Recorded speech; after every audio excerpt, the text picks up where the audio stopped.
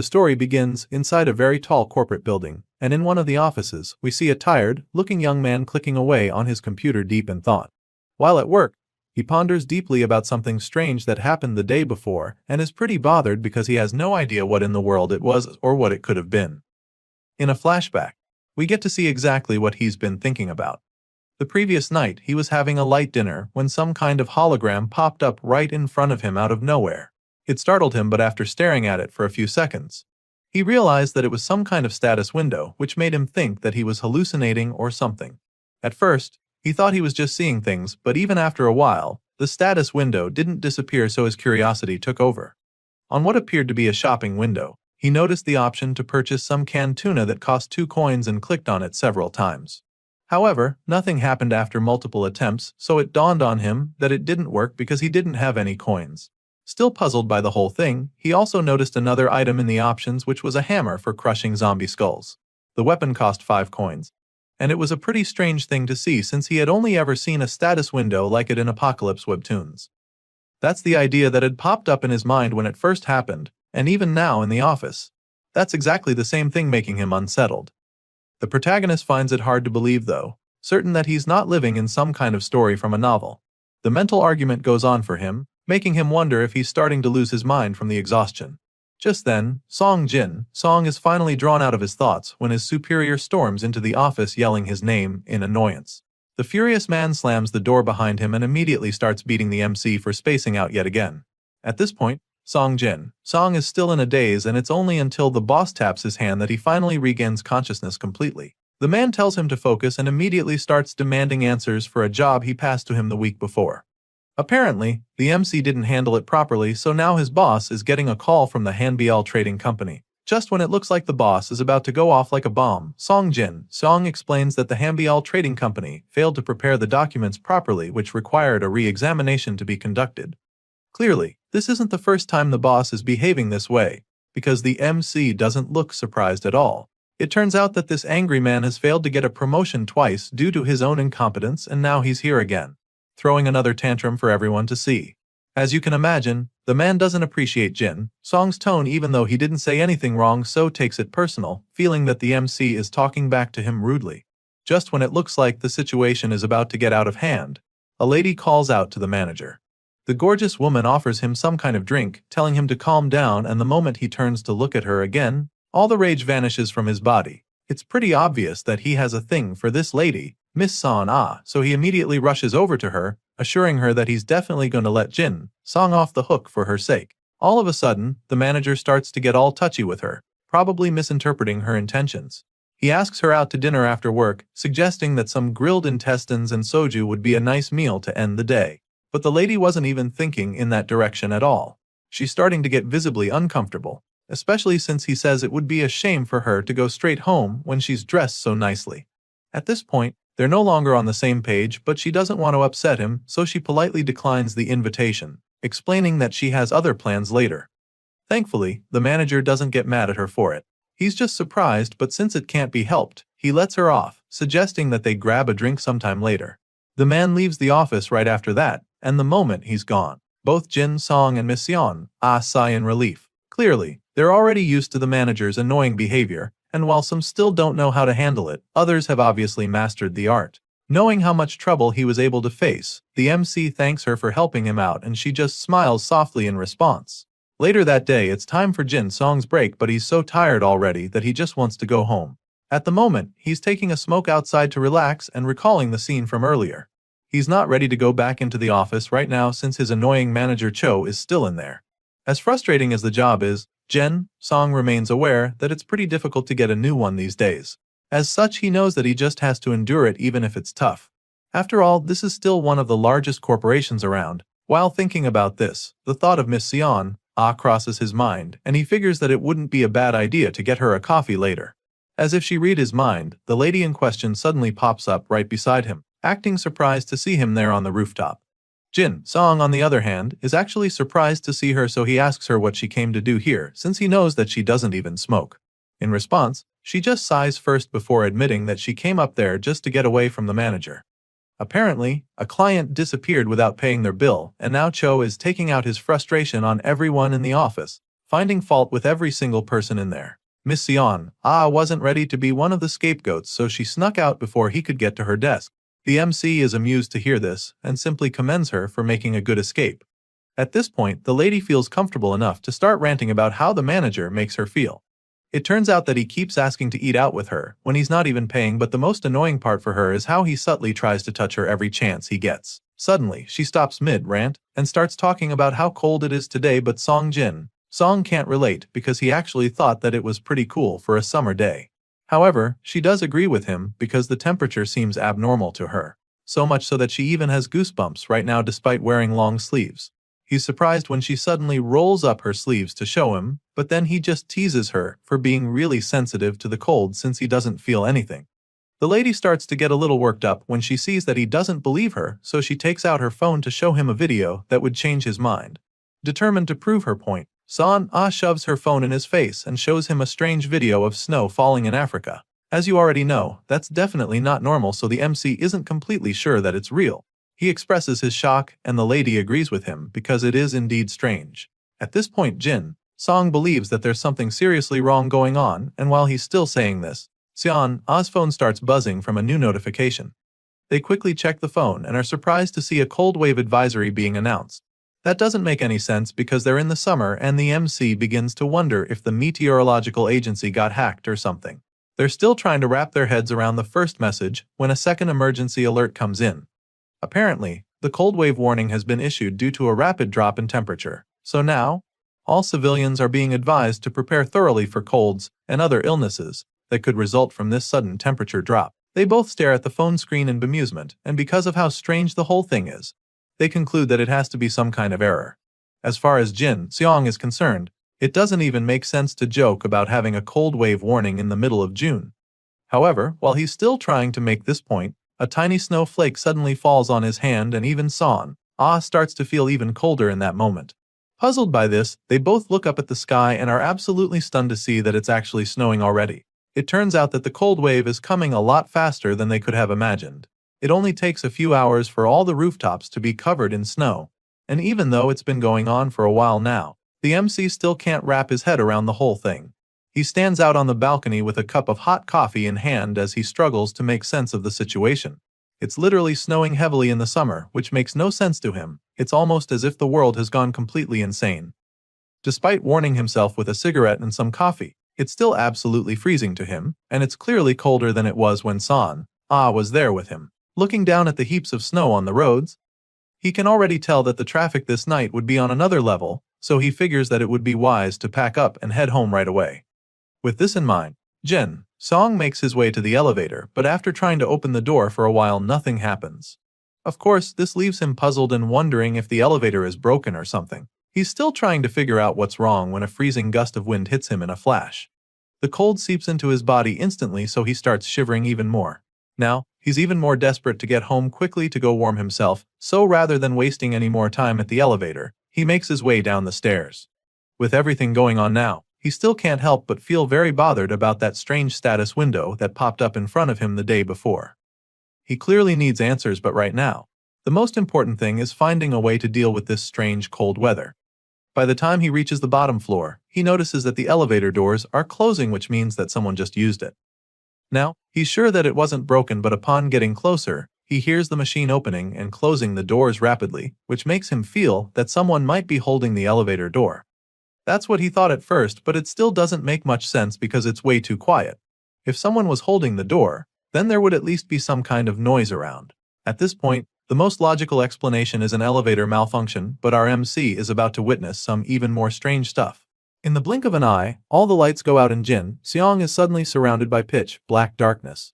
Seeing that there's just been a blackout, our MC begins to get pretty nervous and a lot more desperate to get the hell out of the building. He knows that this is not a good situation, so he decides to forget about packing up. He makes up his mind to just leave, but then all of a sudden, he's startled by an ominous sound of metal scraping in the distance. Song can barely see anything, and now there's a strange sound coming from the darkness, so he's really creeped out. His pupils dilate as he carefully makes his way to the dark office to get his stuff, and that's when he gets even more freaked out. The place is completely deserted, almost like everyone left already, which is pretty strange. He could have sworn that a few people were still in there when he went up to the roof, so the current situation makes him even more nervous. Besides that fact that there's no one else around, he's also very creeped out by the sudden darkness. As he slowly moves along the office, he notices how messy the place is, which is very unusual. It's as if everyone else fled in a hurry, so now, Jin Song is sure that there's a problem. Desperate to calm himself down, he calls out into the darkness, asking if anyone else is there. Of course, there's no response, and that's when that creepy metal scraping sound continues. Jin Song's adrenaline levels spike and he immediately gets into flight mode. Bro quickly takes his backpack and starts to make his way out of the building, knowing that he definitely needs to move as fast as he can. Just as he's about to make a run for it, he senses an ominous figure behind him. He can't see it yet, but there's a zombie-shaped shadow right behind him that's already sending chills running down his spine. Our boy doesn't even bother turning to look at it, he just shuffles ahead to increase his pace. He can clearly sense that there's something terrible lurking in the meeting room ahead, and he's not too keen on seeing it for himself, so he continues on his quest to escape, but then all of a sudden, he steps on something. Jin Song looks down to see the ID card he just stepped on and it's covered in blood. He picks it up and sees that it belongs to one of his colleagues, Kim Hyun-sok. Of course, he's very puzzled as to why it's covered in blood and whose blood it even is. Seeing the trail of blood leaves the MC frozen in shock, wondering what on earth happened in the place. Curious for answers, he decides to quietly follow the trail till he gets to the window of the meeting room. There, he peeks through the blinds and is absolutely mortified when he sees one of his colleagues feasting on the other. They're both covered in blood, which overwhelms Jin Song a bit. The guy is too shaken to even move, and in that split second, the zombie senses his presence and makes eye contact with him. The moment they lock eyes, our boy finally snaps out of his trance, but it's too late because now, the blood-thirsty creature is completely focused on him. The zombie stands up and in the blink of an eye, our boy finds himself standing face to face with the monster. He's extremely terrified now, but the shock keeps his feet tethered to the ground for a while. Thankfully, this quickly changes when the zombie attacks him. As soon as the creature charges at him, Jin Song turns on the jets and starts running for his life. At first, he didn't know exactly what was going on, but now that he's trying to escape death, it becomes pretty clear to him that this might actually be a real zombie. Bro realizes that he's not winning this race, so just as he enters the office, his eyes lock in one of the chairs. At this point, he decides to fight back by grabbing the office chair. With all the power he can muster, he lifts the chair and hurls it at the zombie. He's hopeful that this would at least slow the monster down even if it doesn't kill it, and thankfully, it works. With the zombie now a little occupied with the pain, the MC slams the door before the zombie can get to him, and this seems to have bought him some time because the blood-thirsty monster bangs on the door for a few seconds before stopping. Eventually, the zombie decides to walk away, and when our guy realizes that it's no longer trying to get him, he decides to let his guard down by quietly sitting on the floor to rest for a bit. It's obvious that it was definitely a zombie just now, and this is further confirmed when his phone buzzes in his pocket. He takes it out to see the notification of an emergency alert. Apparently, there is an infection suspected to be a variant of the rabies virus spreading rapidly throughout downtown Seoul. All citizens are being advised to refrain from going outside as much as possible and wait indoors for instructions from the government. As you can imagine, the most baffling thing he picked out from the entire message was the fact that this is a rabies outbreak. He just holds his head in confusion and annoyance as he reads the message, because it sounds like a load of shit as far as he's concerned. I mean, you can't blame him for feeling this way. After what he just faced, he's definitely sure that this doesn't have anything to do with rabies. He's certain that it was definitely a zombie, and the fact that people think otherwise makes him wonder what on earth is really going on. Determined to find answers, he goes through the comment section and reads similar encounters from other people. One guy just saw an old man ramming his head into the wall, and another even got bit a while ago. Sadly, some clueless people on the chat seem to have been bit already, but they don't even know what's about to go down. Seeing all of these messages, Jin Song realizes that the chaos is everywhere, so he begins to wonder if all of this has something to do with that status window from yesterday. With this in mind, he tries to search for answers, but he doesn't find any information related to floating status windows. Clearly, that's a dead end, so he ponders on it, thinking of what to do next, but then all of a sudden, his phone screen gets scrambled. At first, he's confused, but then the whole page goes blank, confirming that the connection has been lost. Once again, he starts to panic because he has no idea what he's supposed to do now that there's no signal. Jin Song is overwhelmed and tired of the whole situation, and to make matters worse, the chilling weather is still an issue. The MC is feeling extremely cold, and he's afraid that he's going to freeze to death before the zombies find him if things continue at this rate. At first, he curled up on the floor for a while, hoping it would help warm him up, but that didn't work, so now he needs a new plan to ensure that he doesn't turn into an ice cube or worse.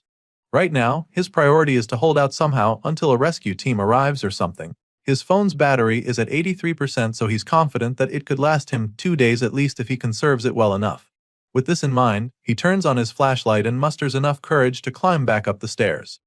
Once he's on the upper floor, he scans the area with his torch, but he doesn't see anyone. There's no sign of life around, so he figures that this is a good place to lay low for some time.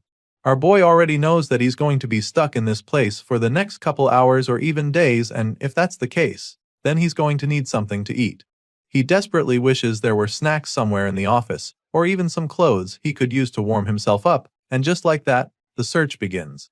He rummages through all the drawers he can access, and he's lucky enough to find a long-sleeve shirt tucked away in one of them. Now that he's gotten some better clothes, the next thing on his agenda is food, so the search continues, and after a while, he is delighted to discover a bag with food, water, and even a blanket in it. It's almost like it was placed there for him, and even though he doesn't know who the owner is, he's deeply grateful to them. Now that he's sorted those two problems out, he goes to the next thing on the list, which is a means of protection. He needs something to use as a weapon in case the zombies come for him, so starts looking and is once again lucky enough to find a golf bag with several clubs in it. Jin Song grins widely when he finds it in the closet because he never imagined that his annoying managing director would ever be of help to him. Our boy retrieves all the stuff he found and wraps himself in the blanket. Of course, he's relieved to have gotten them now, but he's not sure if it's going to be enough to help him survive the next 3 days. It's clear that the real problem is whether the rescue team can even arrive by then. He looks out the window as the snowstorm rages on and begins to worry again. The roads are completely overrun by hordes of zombies, and this blizzard is so bad that it won't be easy for a helicopter to come for a rescue. Right now, Jin Song is afraid that a week might even pass without anyone coming to save him. To make matters worse for him, it's getting even colder despite covering himself up with the blanket. He's shivering seriously, and it's only a matter of time before he chips his teeth with the way they're smashing against each other. Bro brings up the status window again and stares longingly at the page with the winter clothes there. He's desperate for them, but he can't afford it, and he has no idea how he can even get coins. His situation is looking pretty bleak right now, and he's truly afraid that he might not make it, so he just sits there in silence. Jin Song sits in the stairway waiting for help, but just when he thinks he's about to get a little peace, he hears footsteps approaching. Without any hesitation, he shoots up from the floor and grabs one of the golf clubs, determined to protect himself no matter what.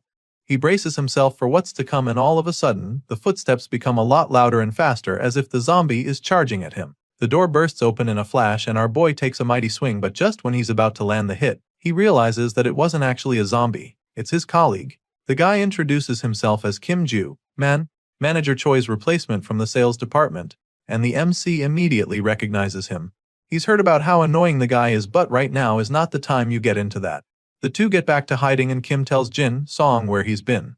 The guy was in the break room when he suddenly heard loud banging on the door from outside, so he quickly locked the door from the inside early enough. Hearing this, Jin Song is curious as to how he got out and made it to this point without being taken down by the zombies. In response, the guy admits that he just burst through the door and ran through all the zombies in his path till he got to the emergency exit.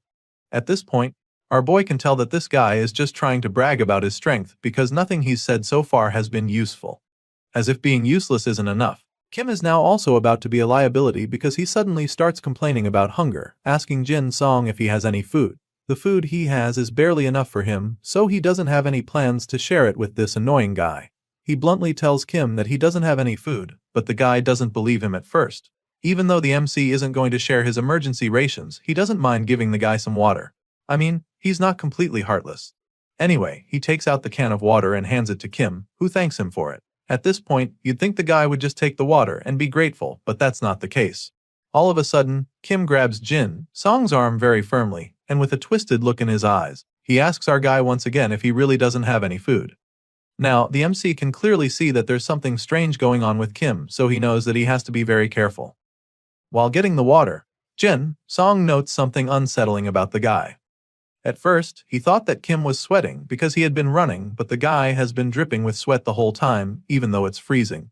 Our boy feels that he might just be feeling too paranoid, but just as the thought crosses his mind, Kim suddenly lunges at him like a madman. Thankfully, he's quick enough to notice it, so slams him in the face with the water flask. He disorients Kim with the hit, lands a powerful kick to the side and sends him crashing into the wall. At this point, Jin Song has his golf club in hand, ready to strike because he's clearly facing a zombie now. Kim was fine just a moment ago, but now, the guy is foaming at the mouth and growling at him with crazy eyes. As much as our boy hates to have to do this, he also knows that he doesn't have much of a choice. If he doesn't take out the zombie, his own life will be in danger, so without any hesitation, he buries the golf club in the zombie's head. This is no longer his colleague Kim. It's now a bloodthirsty zombie ready to infect him, so he can't let that happen. Jin Song pummels the zombie until the whole place is covered in blood. He lands repeated blows to the head till it stops moving. At this point, it's clearly dead, so he can finally take a breather. The MC takes a moment to catch his breath, and then all of a sudden, he sees a status window appear right in front of him. It's a notification confirming that he just earned 1 coin. As you can imagine, he's taken aback by this because he has no idea what the hell is going on. After pondering over it for a while, it finally starts to make sense to him. The only place he's seen anything about coins was on the shopping window. So, he pulls up the shop to confirm, and sure enough, he sees several items that can be purchased with coins. Right now, he has 1 coin, so he can't really afford anything since most of the items cost more than that, including the winter clothes he so desperately needs. Seeing all of this, Jin Song begins to understand what exactly is going on. He realizes that he's probably going to get 1 coin each time he deals with a zombie, and frankly, that's quite disappointing to him. He literally just risked his life to fight and survive that, so he's pretty pissed that all he got was 1 coin. It's a really tough system, as he can already tell, and just thinking about it exhausts him. Jin Song simply falls to his knees, thinking about what his fate is, and that's when he spots something intriguing on the zombie. The MC notices the throbbing bite mark on the decreased Kim's arm and just sighs as the reality dawns on him. Kim probably got bit while trying to run through the zombies in the building, and he clearly didn't even know he had been bit. Our guy can't blame the guy for not even knowing, since he looked completely fine when they first met. It's really crazy that one can already be infected and have no idea. So with this in mind, Jin Song decides that he can't trust anyone by their appearance moving forward. The MC makes his way back to one of the offices to have a smoke and relax a little. While he's at it, he can't help but notice how good this cigarette he found earlier is. He remembers finding it when he was rummaging around the building for useful stuff, and he's really glad he did, because it's the only small comfort he has in this crappy situation.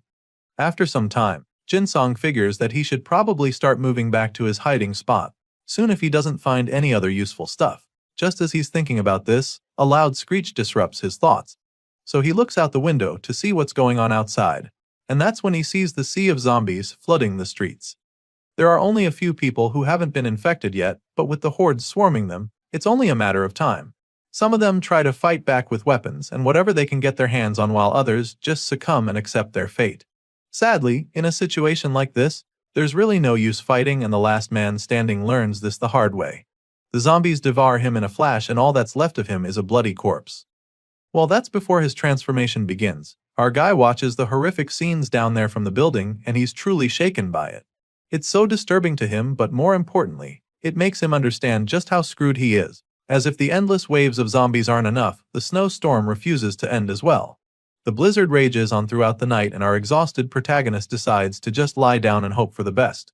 By the 3rd day, there's still no sign of any rescue team coming to save him, and it's not getting any warmer either. On top of that, his phone battery is now at 3%, which means that he's about to be really hopeless in a while. From the look on his face, you can tell that he doesn't really have high hopes anymore. All he has left with him now is 1 bag of snacks and 4 chocolate bars. As you can imagine, the last 3 days have been really frustrating for him. He's spent most of his time just staring out the window to conserve as much energy as possible. During that time, he saw several people attempting to escape from the zombies, and of course, every single one of them turned into a zombie in the end. Seeing such things can really kill a man's hope, and some might even lose the will to fight or keep living. However, that's not the case for our hero. Despite seeing how the efforts of others ended in futility, Jin Song has come to the conclusion that he has to get moving. As far as he's concerned, there's really nothing else he can do if he wants to live. Sure, it's safer inside the building, but staying here like this will only bring him closer to death with each passing day. He decides that he can't keep hiding in one spot staring out the window till death comes for him, so first, he intends to find some trustworthy survivors within the building. Jin Song still believes that there are others like him and that his best shot is finding them. So, with the little energy left in him, he clears out the barricade in front of the office door, prepared to finally walk out. The MC is definitely afraid, but he knows that this is what he has to do. He must find the others and combine forces with them to get out of this building. For now, his main objective is the 6th floor. This is where he wants to begin his search, and to do that, he needs to check if the entrance is blocked like Kim-ju Man said it was. For the first time in days, Jin-song opens the door to walk out, and the moment he does it, something shocking happens. All of a sudden, the power is restored and all the light bulbs come back on. As soon as he sees this, he doesn't even waste a second before running back into the office window to check if it's still snowing. Sadly, when he gets there, he's disappointed to see that the blizzard is still very much there. He looks out and sees that all the other buildings don't have any power.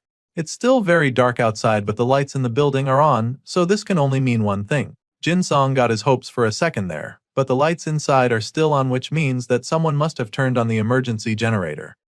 The last time he checked, zombies aren't exactly cut out for stuff like that, so he is convinced that there's another survivor in the building. This is exactly what he's been praying for, and now he has a chance to join forces with someone else, so he dashes out of the room to begin his search. The MC takes all the stuff he needs with him and makes his way to the stairs once again. He knows that he needs to be quick about this little mission, because the lights could go out at any moment, and he wouldn't want to be in the zombies' territory when that happens. With this in mind, he resolves to find the others before the lights go out and makes his way down the stairs. Jin-song believes that the survivor is likely located in either the management office or the security office, since those guys are the ones with access to the generators. The thing is, both of those offices are on the 1st floor, so he'd have to go down a couple stairs, but it's a relief for him.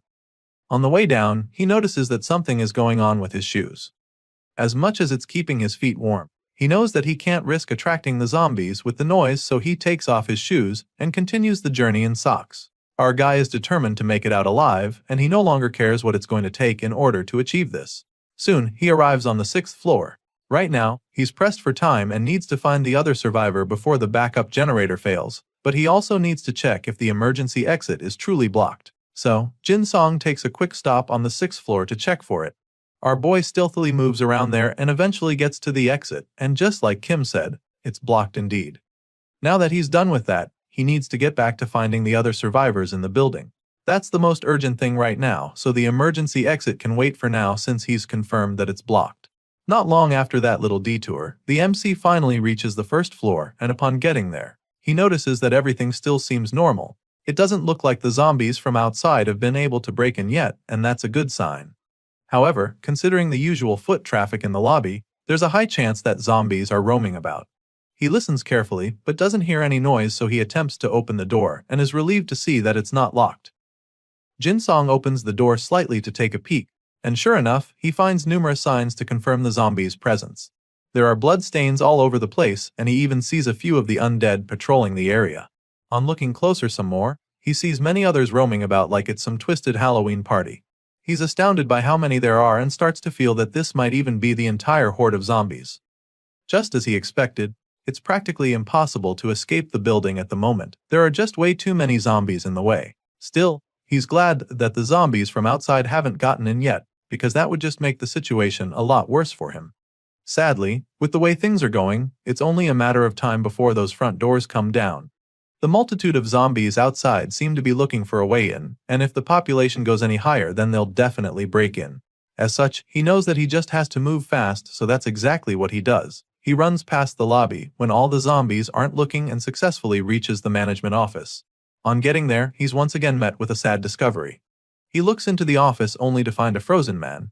He clearly froze to death due to the cold, and Jin is heartbroken when he sees this, because this man was the one who greeted him every morning. Sadly, now he's gone. Jin had always heard how people who die from hypothermia paradoxically remove their clothes, but he never thought he'd see it for himself. There's nothing he can do to help the deceased man now, so all he can do is pay his last respects. He covers the man's eyes shut and prays for him to rest in peace. There's no point staying here and risking getting caught by the zombies. The generators are also likely to fail at any moment, so Jin gets a move on. He hurries down to the other parts of the 1st floor in search of the other survivors. Clearly, nobody in the maintenance room survived this apparent Ice Age apocalypse, so the only place left to check is the security office. The MC arrives in front of the door and just stands there, desperately hoping that he finds a living person in there. As much as he wants to meet with the other survivors, he's also afraid of how they might react to his sudden appearance. Jin fears that they might have set up traps to prepare for intruders, just like how he would set up a barricade if he was in their position. With this in mind, The MC figures that the only way to avoid getting attacked is to let them know that he's not a zombie or a hostile beforehand. The best way to do that right now is to avoid startling them by making any sudden noises. Unfortunately, that's going to be very difficult because any sound he makes right now will probably attract the zombies. Speaking of zombies, some of them are coming his way for some reason. They mindlessly stagger in his direction, making him a lot more nervous. He needs to think fast if he wants to survive this because these creatures aren't exactly easy to defeat. He knows this all too well since he's spent the last 3 days watching them devour civilians like him who tried to be brave. They might have terrible eyesight, but their sense of hearing is extremely sharp, so he has to be very careful. Our guy starts knocking on the door as quietly as he can, hoping that the survivor in there would recognize that he's human and let him in. But that might not work. And on top of that, the low knocking sounds seem to be attracting the zombies to him. Jin starts sweating a lot and eventually decides to take the risk. He can't wait for those inside to open the door anymore, because he's literally a sitting duck out here. Now, he's made his presence known, so he musters all the courage he can to open the door, hoping that he doesn't get attacked by those inside. So, he slowly reaches for the door and opens it as quietly as he can, but he's suddenly met with a big shock when he does this. Jin Song sighs nervously after knocking a few times on the door. Right now, he's not sure what to expect, but he's hoping that everything will be fine if he just opens the door carefully. With this in mind, he slowly opens the door and in the blink of an eye, he's met with a surprise attack.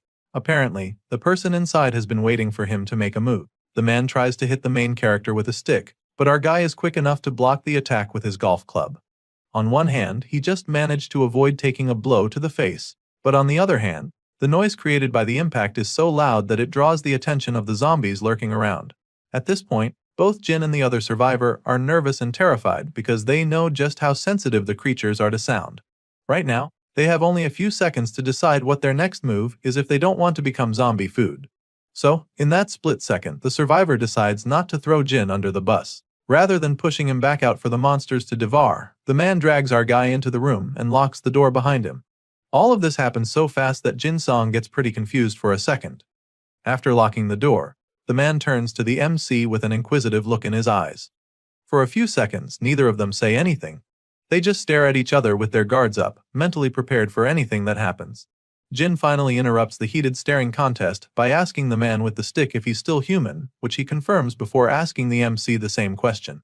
Our protagonist reveals that he's also human, but the other guy doesn't seem to be convinced yet. He still doesn't believe Jin, and you can't blame him for being this skeptical. Seeing this, Jin tries to explain and make the guy understand that they're on the same side. He reveals that he came all this way since the emergency generator suddenly came on because he thought that there might be another survivor. He attempts to go closer, but the N refuses to let his guard down. At this point, Song finally introduces himself as the assistant manager from Sales Team 2, hoping that this would ring a bell. He even shows the man his ID card as proof, but deep down, he's not even sure he can trust the guy. Sure, he's finally found another survivor, but what if the man is infected just like Kim Joo-man? Anyway, after seeing the ID card, the other guy calms down a little and equally introduces himself. Apparently, this is Choi Jae-sung, the development team assistant manager. At the moment, Choi is still covering himself with a big blanket, which is most likely because of the cold weather, but Song can't help but find this suspicious. If Choi wanted to, he could easily hide his own zombie bite by covering it with the blanket. Sure, this is a possibility, but the MC also notices that Choi isn't sweating like Kim Joo-man was. In fact, he looks cold. The man looks pretty chill and well-fed, which makes Song wonder if the guy stopped by the break room at some point, especially since there's a full bag pack sitting in the corner. All those who were infected by the zombies showed an abnormal level of hunger. So, the fact that Choi has enough reason to control himself means that he actually isn't infected. With this in mind, Jin Song concludes that this guy is safe to be around, so he lowers his golf club and attempts to talk to the man. But of course, that's not exactly going to be easy since Choi still doesn't trust him enough for that. He tries to move closer, but the man uses his stick to create some distance between them. Apparently, Choi noticed him looking at the bag and thinks that Jin Seong is trying to steal it. Choi Jae-sung points the stick at our guy while shielding his bag, and Jin realizes that he might have made things worse. Obviously, he wasn't interested in the bag, but Choi is way too paranoid to realize this, so now, the MC needs to figure out a way to fix this. Things could get really bad from here if he doesn't lighten the mood right now. He can't make Choi trust him completely in a heartbeat, but the easiest way to show that he isn't a threat is to put his weapon away, so he slowly returns the gold club to the bag, hoping that would work. He lifts his hands in surrender. thinking this would calm Choi down, but the man keeps staring at him with the same look in his eyes. At this point, our guy isn't sure what to try anymore because he actually thought this move would be enough. Just then, an idea pops up in his mind. Whenever things got difficult at work, they used to smoke together to take the edge off, and knowing how stressed out Choi must be after being cooked up in here for days, he contemplates offering the guy a cigarette. With this in mind, he slowly reaches into his pocket to get it out, and of course, Choi finds this very suspicious. The guy watches his movements closely, ready to swing the stick if Song tries anything funny. Thankfully, it doesn't get to that because the MC suddenly reveals the pack of cigarettes in his hand and stretches it out for Choi to take, asking if he'd like a smoke. As you can imagine, the man is still pretty reluctant to let his guard down, but the offer is just way too tempting for him to pass up, so he eventually lowers his stick. Just like that, the atmosphere becomes less tense as Choi calms down and asks if he can have one of the cigarettes. A few moments later, we see that the two young men are now looking like they weren't ready to pummel one another before. From the look on Choi's face, you can tell that he really needed that smoke. He moans in delight, admitting that he finally feels alive again, while Song just laughs in response, because he knows the feeling. Song admits that he knows exactly how Choi feels, and claims that this is one of the few comforts they have in this crazy situation they've found themselves. He makes this confession, but Choi doesn't say anything, which leads to an awkward silence for a few seconds. At this point, our guy starts to feel pretty nervous and then admits that the reason cigarettes are his comfort is because he's only eaten half a chocolate bar all this whole. Hearing this, Choi decides to loosen up a bit and share some of his food with our guy. Choi suddenly starts opening his bag and Song is stunned when he takes a peek. The bag is really full, which makes him conclude that Choi must have gotten that much from the break room. As far as he's concerned, that's the only explanation, and while he's still pondering on it, Choi brings out a pack of raw noodles. He breaks it in two and gives one piece to our protagonist. Of course, in their current situation, there's really no other choice but to eat whatever is available, so Song gladly takes the noodles from him and starts munching on it. He thanks Choi and becomes really curious about something. Choi said that he was from the development team, so the fact that he got here means that he probably cleared out all the food on the entire second floor. In response, the guy in glasses confirms this, explaining that it's no longer necessary to put food in refrigerators, and our guy completely agrees with him. These two new friends enjoy their uncooked food together, and after some time, Song asks Choi what the situation is like on the second floor. Sadly, the guy reveals that it's not good at all. At first, Choi was trapped in the break room with a colleague. Back then, it was just the two of them, so they split the food in two to manage their resources. However, the other guy kept insisting that they had to keep moving. Choi didn't think that was a good idea and suggested that it would be wiser to wait for a rescue team to come get them. Despite his attempts to make his colleague wait there with him, the guy eventually had enough and decided to leave without him. As you can imagine, the impatient guy was infected as soon as he went out, and just like that, Choi was left all by himself. After hearing this story, the MC suggests that there are probably quite a few zombies on the second floor since he passed there on his way down, and Choi confirms this, claiming that he counted at least 4 of the undead himself. Clearly, Choi also has no choice but to come out since his battery was about to die completely. As such, he was forced to come across the bloodthirsty zombies on his way down, and this makes our guy wonder how he got out without being infected. In response, Choi reveals that he drew their attention by throwing something in the opposite direction. So, whenever they were distracted, he simply took the opportunity to crawl out of their reach.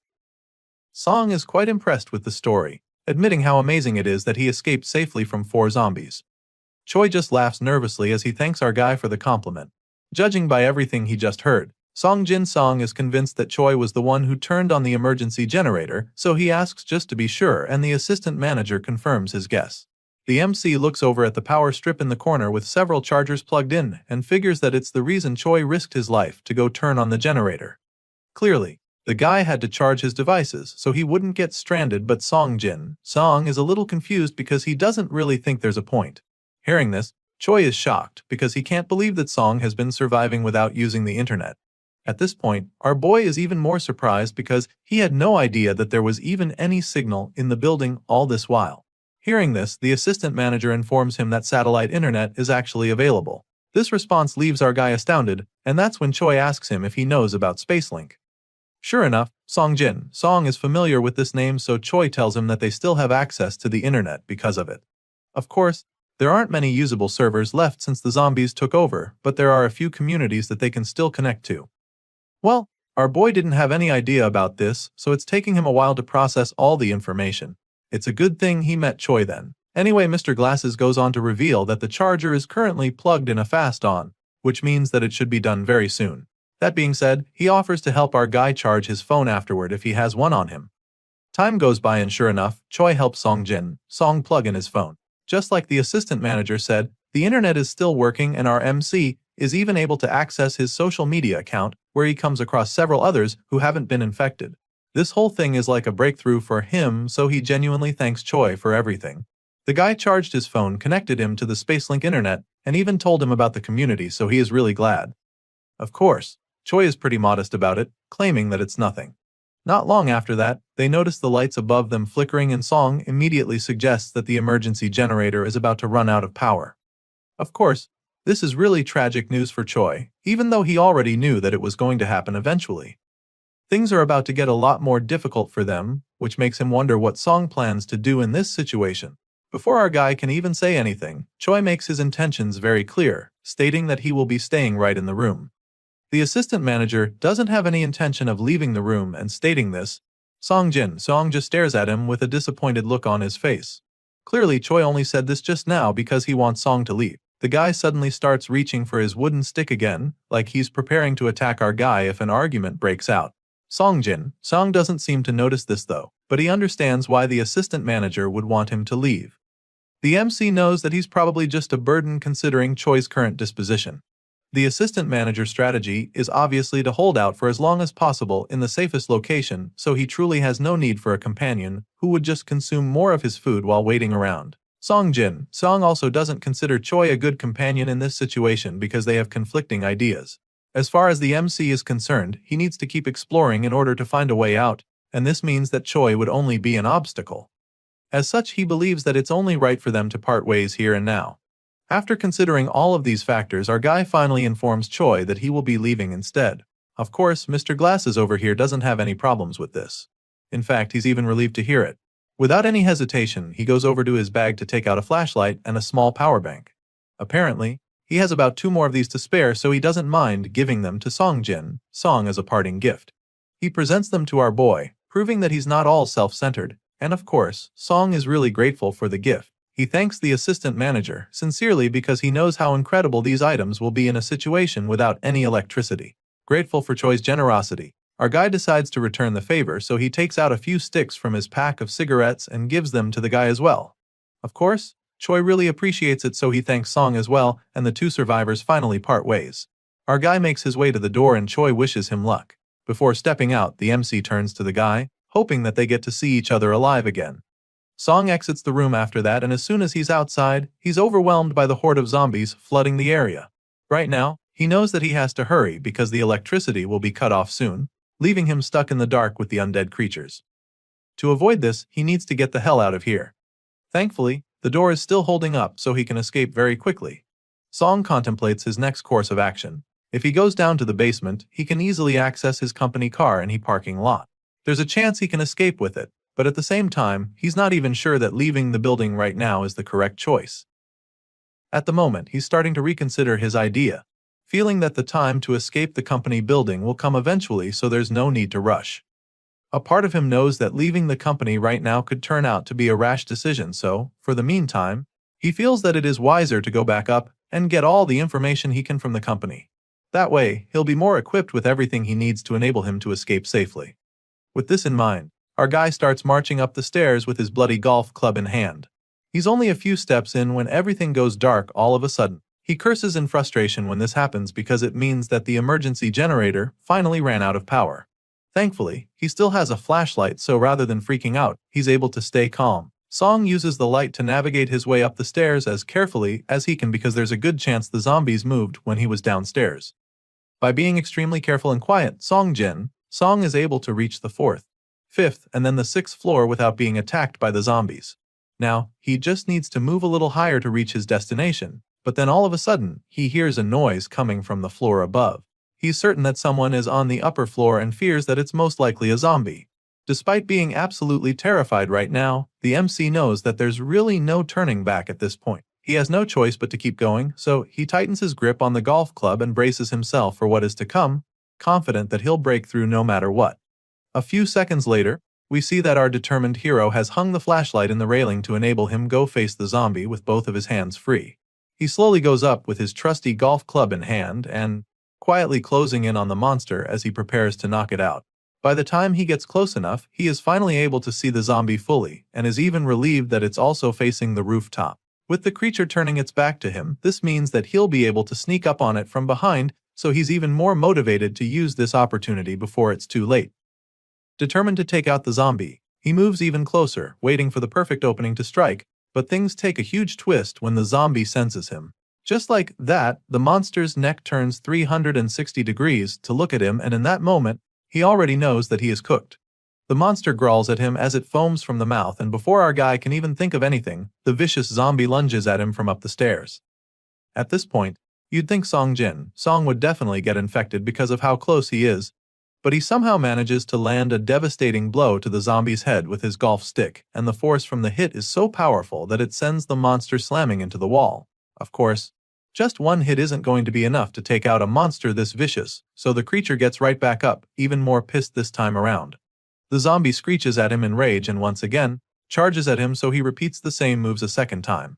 Song knows that this is a matter of life or death, so despite being absolutely terrified, he musters all the courage and strength he can to fight off the zombie. He lands several powerful blows on the monster, desperate to kill it for good, but just as he's hoping that the fight is all over, he sees the creature getting back up. He sees that zombie still moving after everything, and he's already tired of landing hits, but he doesn't have a choice.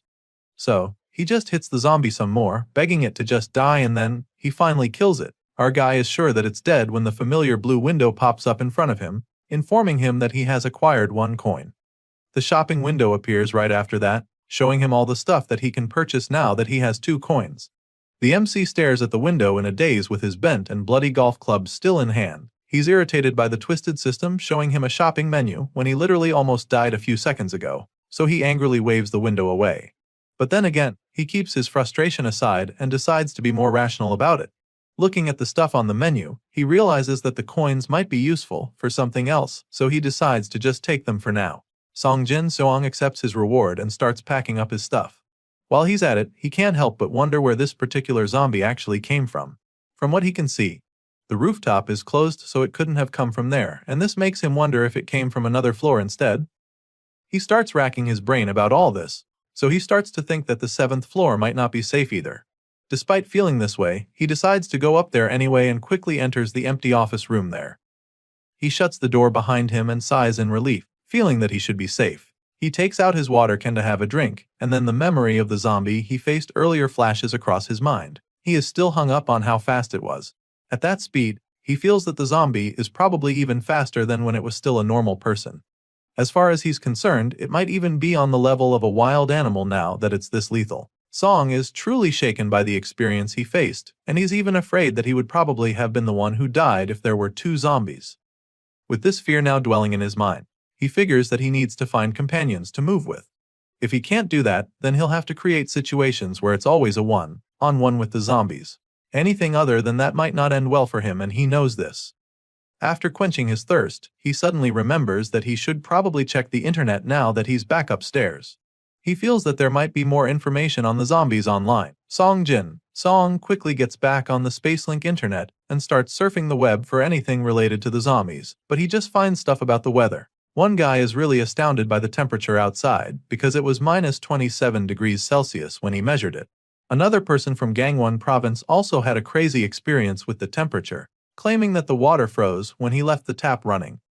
You'd think the last one would be useful information, but it's just still another message from someone talking about how their relatives got infected by a zombie. After scrolling for a while, Song simply gives up because there's really no useful info about the zombies. So, he goes over what he already knows about them. The creatures are sensitive to sound and have somewhat poor sight and smell.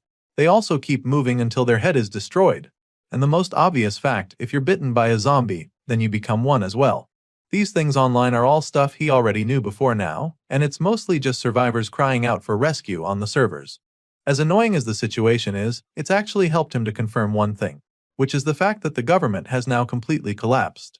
It's now very obvious that no one is coming to save them, and so now, the harsh reality dawns on him. Song finally accepts the fact that he has to survive on his own, by himself in this godforsaken world. The thought runs through his mind just as the harsh cold seeps deeper into his body, causing him to cough violently. Of course, that's never a good sign. Soon, it's day 5 of survival and our guy is literally shaking like a leaf. The cold seems to have really gotten to him now because he's covering himself in a blanket, but still shivering tremendously. For some reason, he still thinks that he hasn't caught a cold yet. Bro claims that he can't let that happen when he's clearly sick already. I mean, you can't blame him for not wanting to accept that he's sick. After all, in this situation, a cold practically means death. Song Jin Song is determined to stay healthy, so he motivates himself to move his body in order to generate some heat. This might turn out to be a bad idea since he'll probably need to replenish the lost energy afterward. Anyway, our guy proceeds to do some jumping jacks to generate heat, and of course, it doesn't take long for his belly to start growling. He's clearly very hungry now and tired too, so he goes straight to one of his chocolate bars. Normally, he would have eaten only half, but right now, his body needs the calories, so he throws conservation out the window and eats the whole thing. After eating, Song takes off his shoes, feeling pretty irritated by the cold. He probably thought his body would have adapted to the temperature by now, but after 5 days of this Ice Age apocalypse, he is now sure that he can never get used to this cold. As such, he decides that it's time to go light, feeling that it would just be cumbersome to move with his shoes on. He drops them on the desk, feeling that leaving them there would be better since it makes less noise. Once that's out of the way, he realizes that he needs to find proper food before things get worse. To do this, he'll need to leave the office for his search. According to Assistant Manager Choi's information, half of the food from the break room should still be there, so now, his mission is to make it there alive and find it. He needs to get to the development team floor and find the bag of Choi's colleague who turned into a zombie. The only problem with this little mission now is the fact that there are probably more than 4 zombies in that area, waiting for their next human victim. This makes things very difficult for him because it's going to be almost impossible to snatch the bag from the zombified colleague without the other undead creatures noticing. The only way to get the bag back now is to take the zombies out one by one. With this in mind, our boy goes into assassin mode. He scans the area to locate all the zombies. The first one is in the Development Team 1 office. There's another in Development Team 2 as well, and then one in the New Business Team office. There should be at least 4 on this floor, but he's only seen 3, which makes him wonder where the last one is. He's confused right now, so he tries to recall what he saw the last time he passed here. There were no bodies on the path from the break room to the emergency exit before. But now, there's one more somewhere he doesn't even know. This makes things a bit complicated, so he decides that the first course of action is to deal with all the zombies he's found. Using his flashlight, he keeps looking around and eventually finds another one in one of the supply rooms. He checks another room and is delighted to see that the non-food supplies are still there, but his quiet celebration is suddenly interrupted when he hears the low growl of a zombie coming his way. Song Jin Song quickly hides to avoid getting spotted, but he also marks the zombie's location. And so, now that he's gotten all his targets, it's time for him to begin the hunt. To set the plan in motion, he hurls a cup across the room to get the zombie's attention, knowing that the mindless creature would run in that direction. Sure enough, when the undead monster dashes toward the noise, Song emerges from the shadows with his golf club and takes a big swing at the zombie's head. The bloodthirsty monster doesn't see him on time, and by the time it realizes that it just got played, it's already too late. The MC buries the golf club in the zombie's head, killing it with a single strike, but the noise attracts the others nearby, and they don't hesitate to come after him. Thankfully, our guy sees them coming from the other room early enough so before they can get to him, he slams the door and locks them outside. Seeing the crazy zombies screaming outside the door, the MC feels so proud of himself because his little scheme worked just as he planned. He smiles with the flashlight tightly held in his teeth, feeling pretty confident. Right now, his hopes of taking them all out are looking alive, but just when he thinks he's winning, a zombie grabs his leg out of nowhere. The moment he feels the hand firmly grip his ankle, he turns around in shock. He looks down at the zombie growling at him, and of course, this leaves him very petrified because being this close to one of them is literally a death sentence. The zombie widens its jaws to do what they do best, and Song's adrenaline level spikes in the blink of an eye. The flashlight falls from his mouth in his panic, but thankfully, he is able to avoid getting bit. Before the monster can get him, he forcefully stomps on its head. He slams it and proceeds to hammer it with the gold club until there's blood everywhere and the zombie stops moving. As you can imagine, even after killing the zombie, he's still overwhelmed by what just happened. It was a very terrifying experience for sure, but it's still not over yet because there are still 2 other zombies waiting outside the door for him. Well, at least they can't get to him now, so he calmly picks up his flashlight from the pool of zombie blood. Now, He's already attracted 2 of them to him, so he resolves to finish this before any more zombies are drawn by the noise. Determined to come out of this alive, he puts the flashlight back in his mouth and charges right out the door. He opens the door and immediately throws a spoon across the office to distract them. Of course, this works pretty well since one of the 2 mindlessly runs toward the noise. The other one is a bit more suspicious about the situation, so if just stands there looking baffled, and this allows our boy to strike. Meanwhile, the other zombie that went after the spoon appears to have a backpack on, and it's probably the one Song is looking for. Our boy attacks the first one and goes after the second one with his golf club like a gladiator. The zombie tries to run away, but of course, the MC is way too locked in to let it escape. He goes after the undead creature with murderous intent, and a few seconds later, we see his golf club bent beyond recognition. The metal stick is completely deformed and covered in zombie blood at this point. The final confirmation that he killed the 2 creatures is the sudden message that pops up, revealing that he just acquired 4 coins. After the crazy ambush he just laid on the zombies, he uses his flashlight to see the bag properly. He almost died while taking them on, but it wasn't for nothing because now he's finally gotten the bag of food he came for. He inspects the dead zombie with the backpack, and that's when he sees how deformed his golf club is now. Looking at it, he can immediately see that he won't be able to use it anymore. It's time to let it go. Song quickly unstraps the backpack and takes it off the zombie corpse. He puts on the bag and is delighted by how heavy it is because that just means there's a lot of food in there. Before leaving, it dawns on him that he no longer has a weapon to protect himself. Going back down to other floors without a weapon would be pretty risky, but he doesn't have a choice, so he figures that it's better to just move quickly. But then again, now that he's cleared this area, he thinks that it might not be a bad idea to search the place some more for something that could be useful to him. Since he's still there, he decides to take a look around. Assistant Manager Choi said that his colleague hid in the break room, which means that the 2 of them probably didn't get a chance to search anywhere else while they were on this floor. Well, our boy has managed to make the place safer for exploring, so that's exactly what he does. He looks around the place, and it doesn't take him long to find some interesting stuff. He finds a pretty good haul, and he's impressed. Just from the desks in Development Team 1, he found a power bank and even nutritional supplements, so he's feeling really lucky.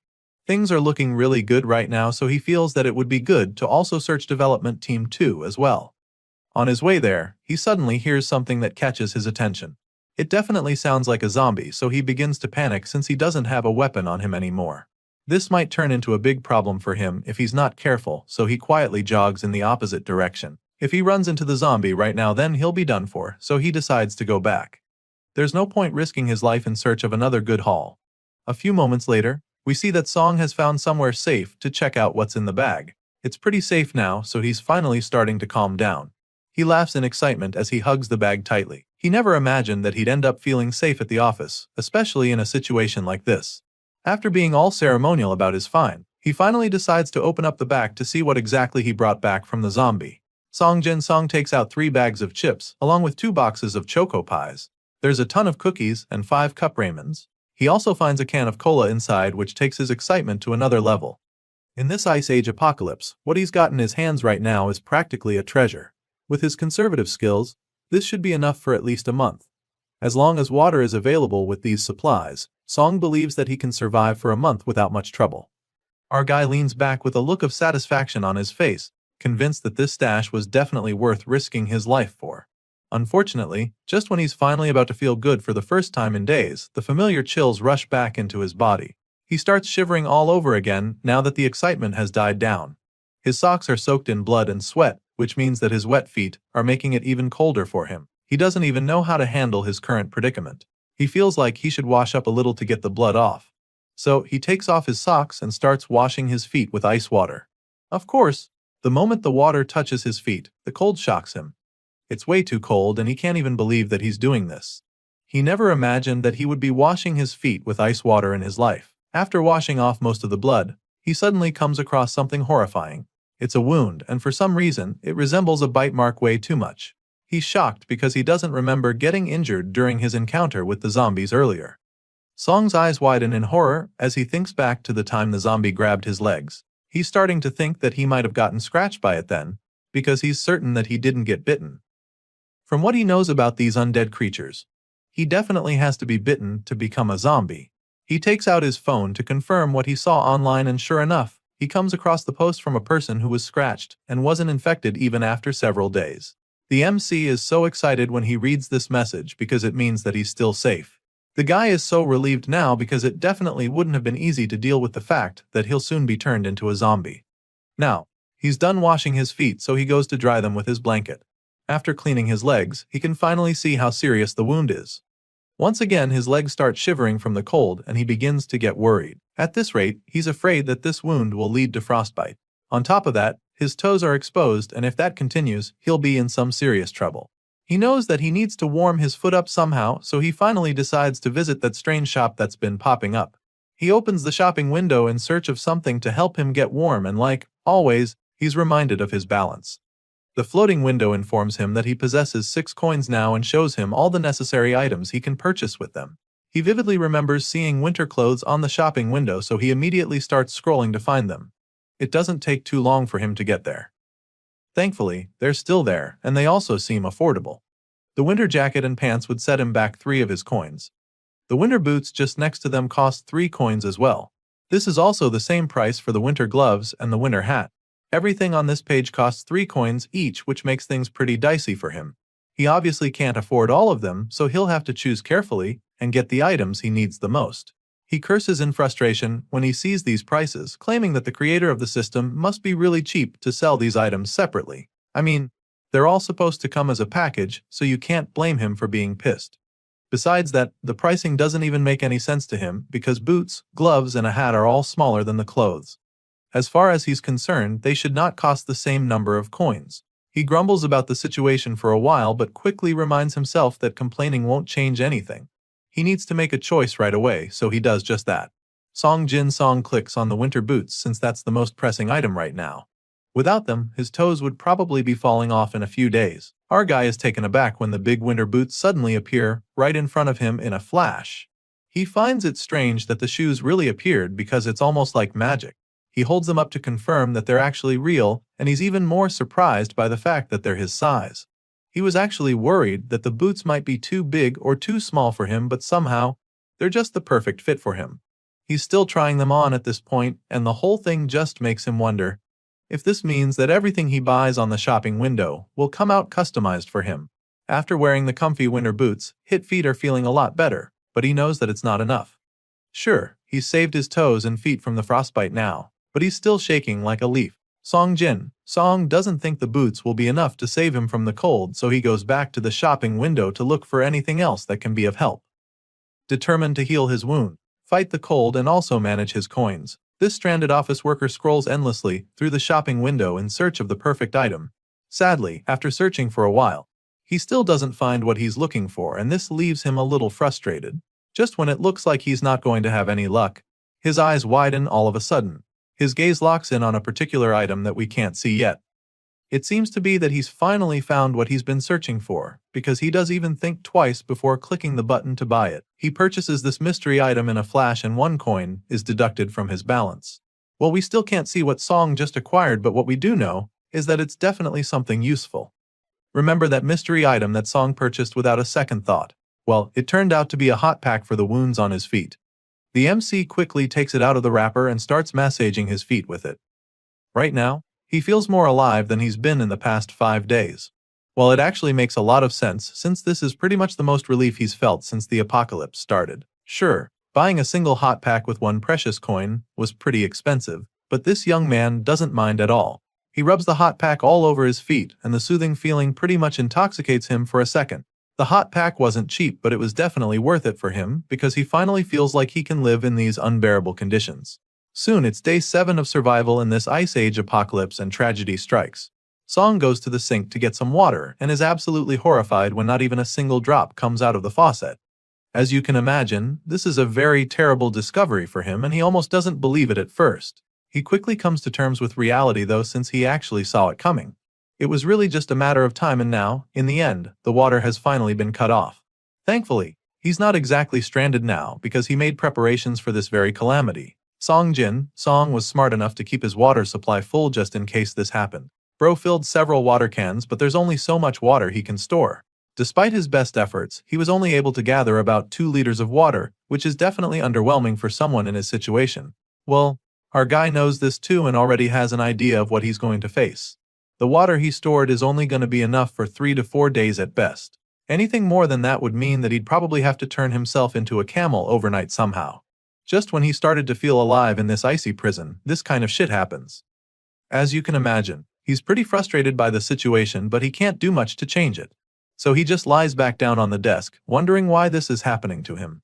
Song takes out his phone to check the servers, hoping to see some good news at least. On the server, a couple other survivors are still communicating with one another. One brave fellow confirms that there are some zombies on the first floor, but still wants to go check out the supermarket across the street regardless. The man takes a frying pan with him as he makes his way out to the street. For some reason, he thinks one metal pan is enough to fight off the zombies. Anyway, he completes his preparation and updates the others on the servers, informing them as soon as he sets out. Song is one of the anonymous members of the chat. So, he asks him if he's really going, so the guy confirms this once again, promising to post again if he survives this dangerous mission. Seeing this, the others just wish him good luck, knowing just how risky it is. Seong remains on the desk after reading all the messages on the chat. Bro looks like he's about to give up any second now, and you can't really blame him. He's probably feeling discouraged after seeing that the number of posts is gradually decreasing. Since he joined the server, the number of messages have dropped quite a lot, so he fears that most of the survivors he met on there are probably now dead. It's a really harsh reality, but he knows that he just has to face it because he can barely see any signs of survivors out the window anymore. Before, he'd at least see a few civilians running around in attempts to evade the zombies, but now, all he can see are the mindless creatures roaming the streets. At this rate, he's afraid that he'll be the last human in the city in a couple of days. This thought lingers in his mind, but at the same time, he forces himself to be positive. Song refuses to think about the worst of his situation, feeling that there might just be many survivors like him in places that he doesn't know about. After all, nobody on the outside knew that he'd been trapped in the company building until he joined the server using the Spacelink internet. The next day, which is the 8th day of him being stuck in this Ice Age apocalypse, Song checks his phone again for updates. He finds 7 new notifications on the server, so he reads through all of them. The anonymous member from the previous day, who was talking to the brave guy, is starting to freak out now. It's been a day since the man set out to go to the supermarket, but he still hasn't posted anything, so it's starting to look like he didn't make it. The zombies probably got him, so when Song sees these messages, he finds it very difficult to remain positive. He had a little hope that the man would actually survive, but the mission proved as difficult as he thought. And now, he's completely certain that there's no way to survive out on the streets. Sure, he still has food and water that can last a couple more days, but he knows that he can't just wait here like this. When the time comes to leave this place, going out alone would mean death, so once again, he makes up his mind to go out and find another survivor. Our guy knows that he needs to get an ally as soon as possible, no matter what it takes. However, there's one glaring problem with this plan, which is the fact that our guy still doesn't have a weapon. He needs a good one if he's going to start wandering around the company building. Song looks over at the golf bag he found several days ago and quickly confirms that there's only one decent golf club left in it. He takes it out to have a look, and after inspecting it, he realizes that it's less durable than he thought. It might look pretty solid now, but it becomes useless after taking down 3 or 4 zombies. Obviously, there's a very good chance that he'll come across way more zombies than that if he truly sets out on his mission again. This means that he'll need something more durable to protect himself with if he wants to survive. And so, he opens that shopping window earlier to see what might be of use to him there. The first weapon he sees is the hammer for crushing zombie skulls. It looks pretty cool, with a spiked end that's pretty menacing, but there's one major problem with this weapon, which is the fact that it's too expensive for our guy. Right now, Song can't afford the hammer because it costs 5 coins to get and he's already down to his last 2. After taking a good look at the weapon again, our guy admits that it actually looks really good. However, this doesn't make him think it's worth it.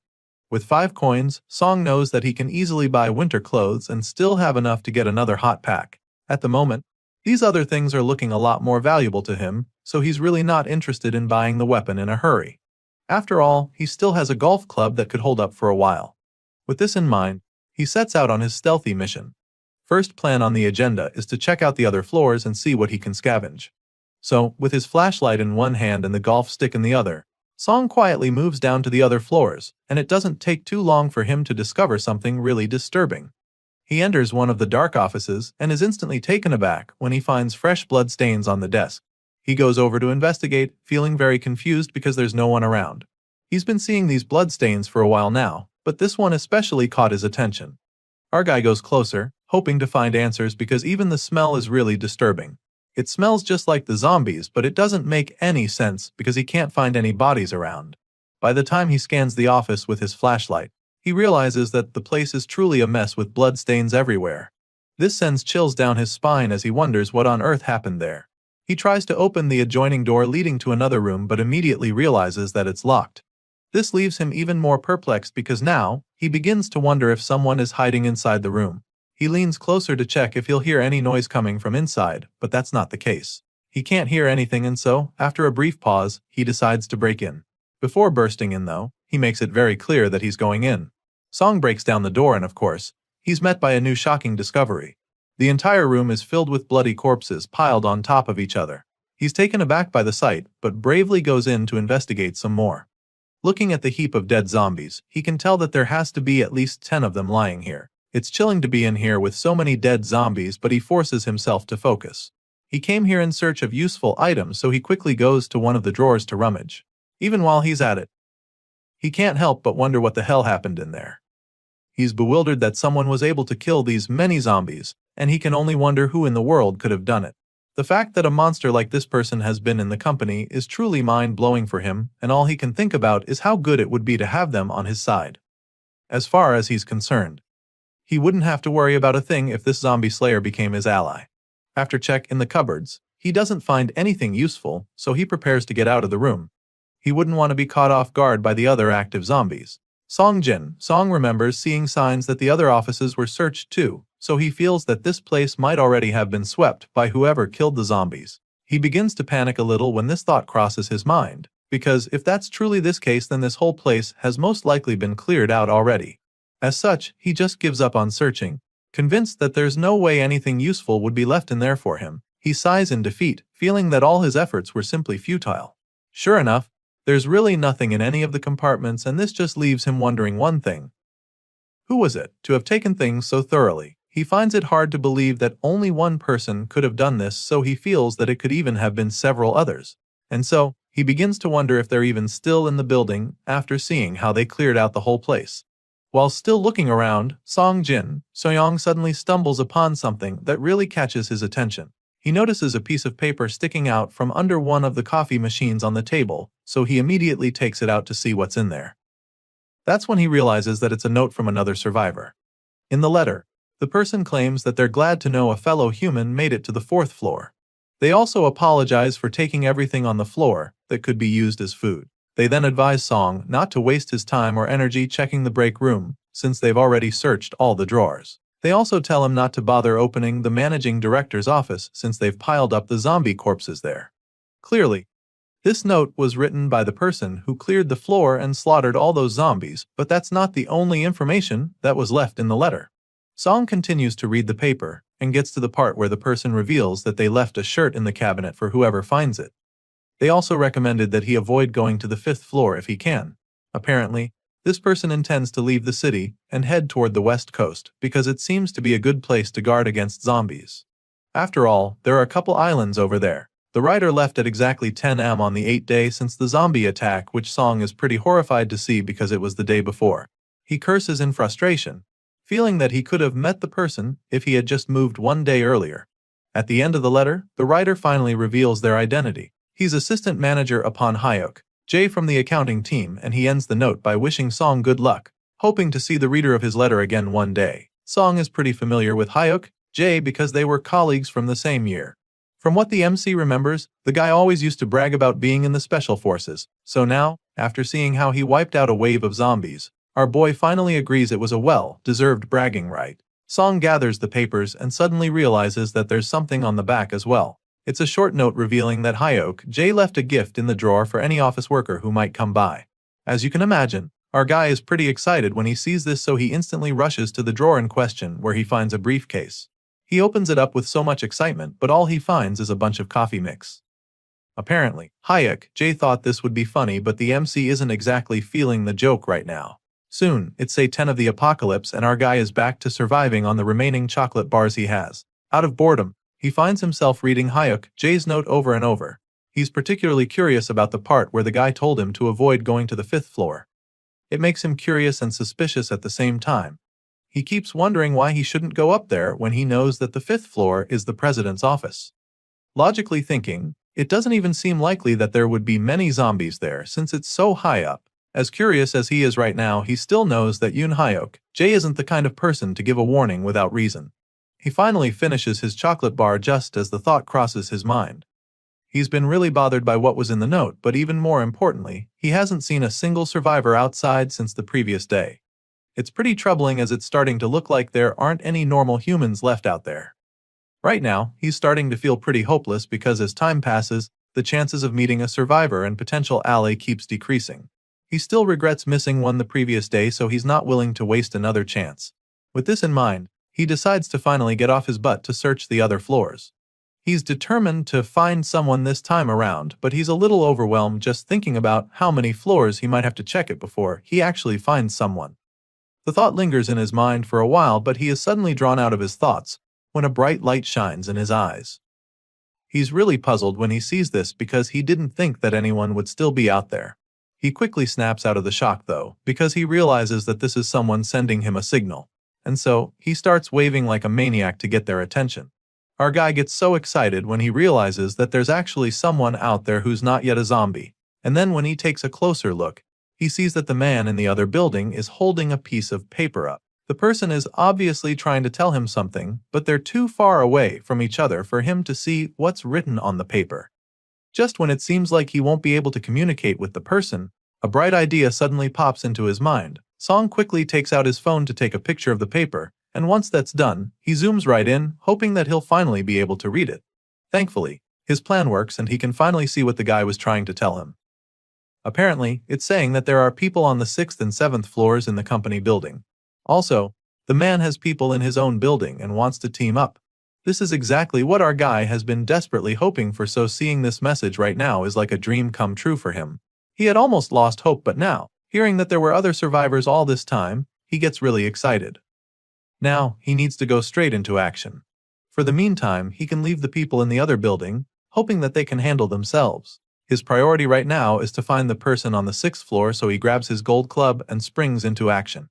Our guy sets off on his mission to get to the 6th floor, but is taken aback when he discovers that the entrance is blocked. He doesn't understand why this is the case, so he starts to wonder if the other survivor saw the message and decided to clear out the place. Either way, he makes his way down to the 6th floor, and upon entry, he calmly makes his presence known, revealing that he's from the 7th floor. He announces that he's an employee at Taezong Trading and all of that.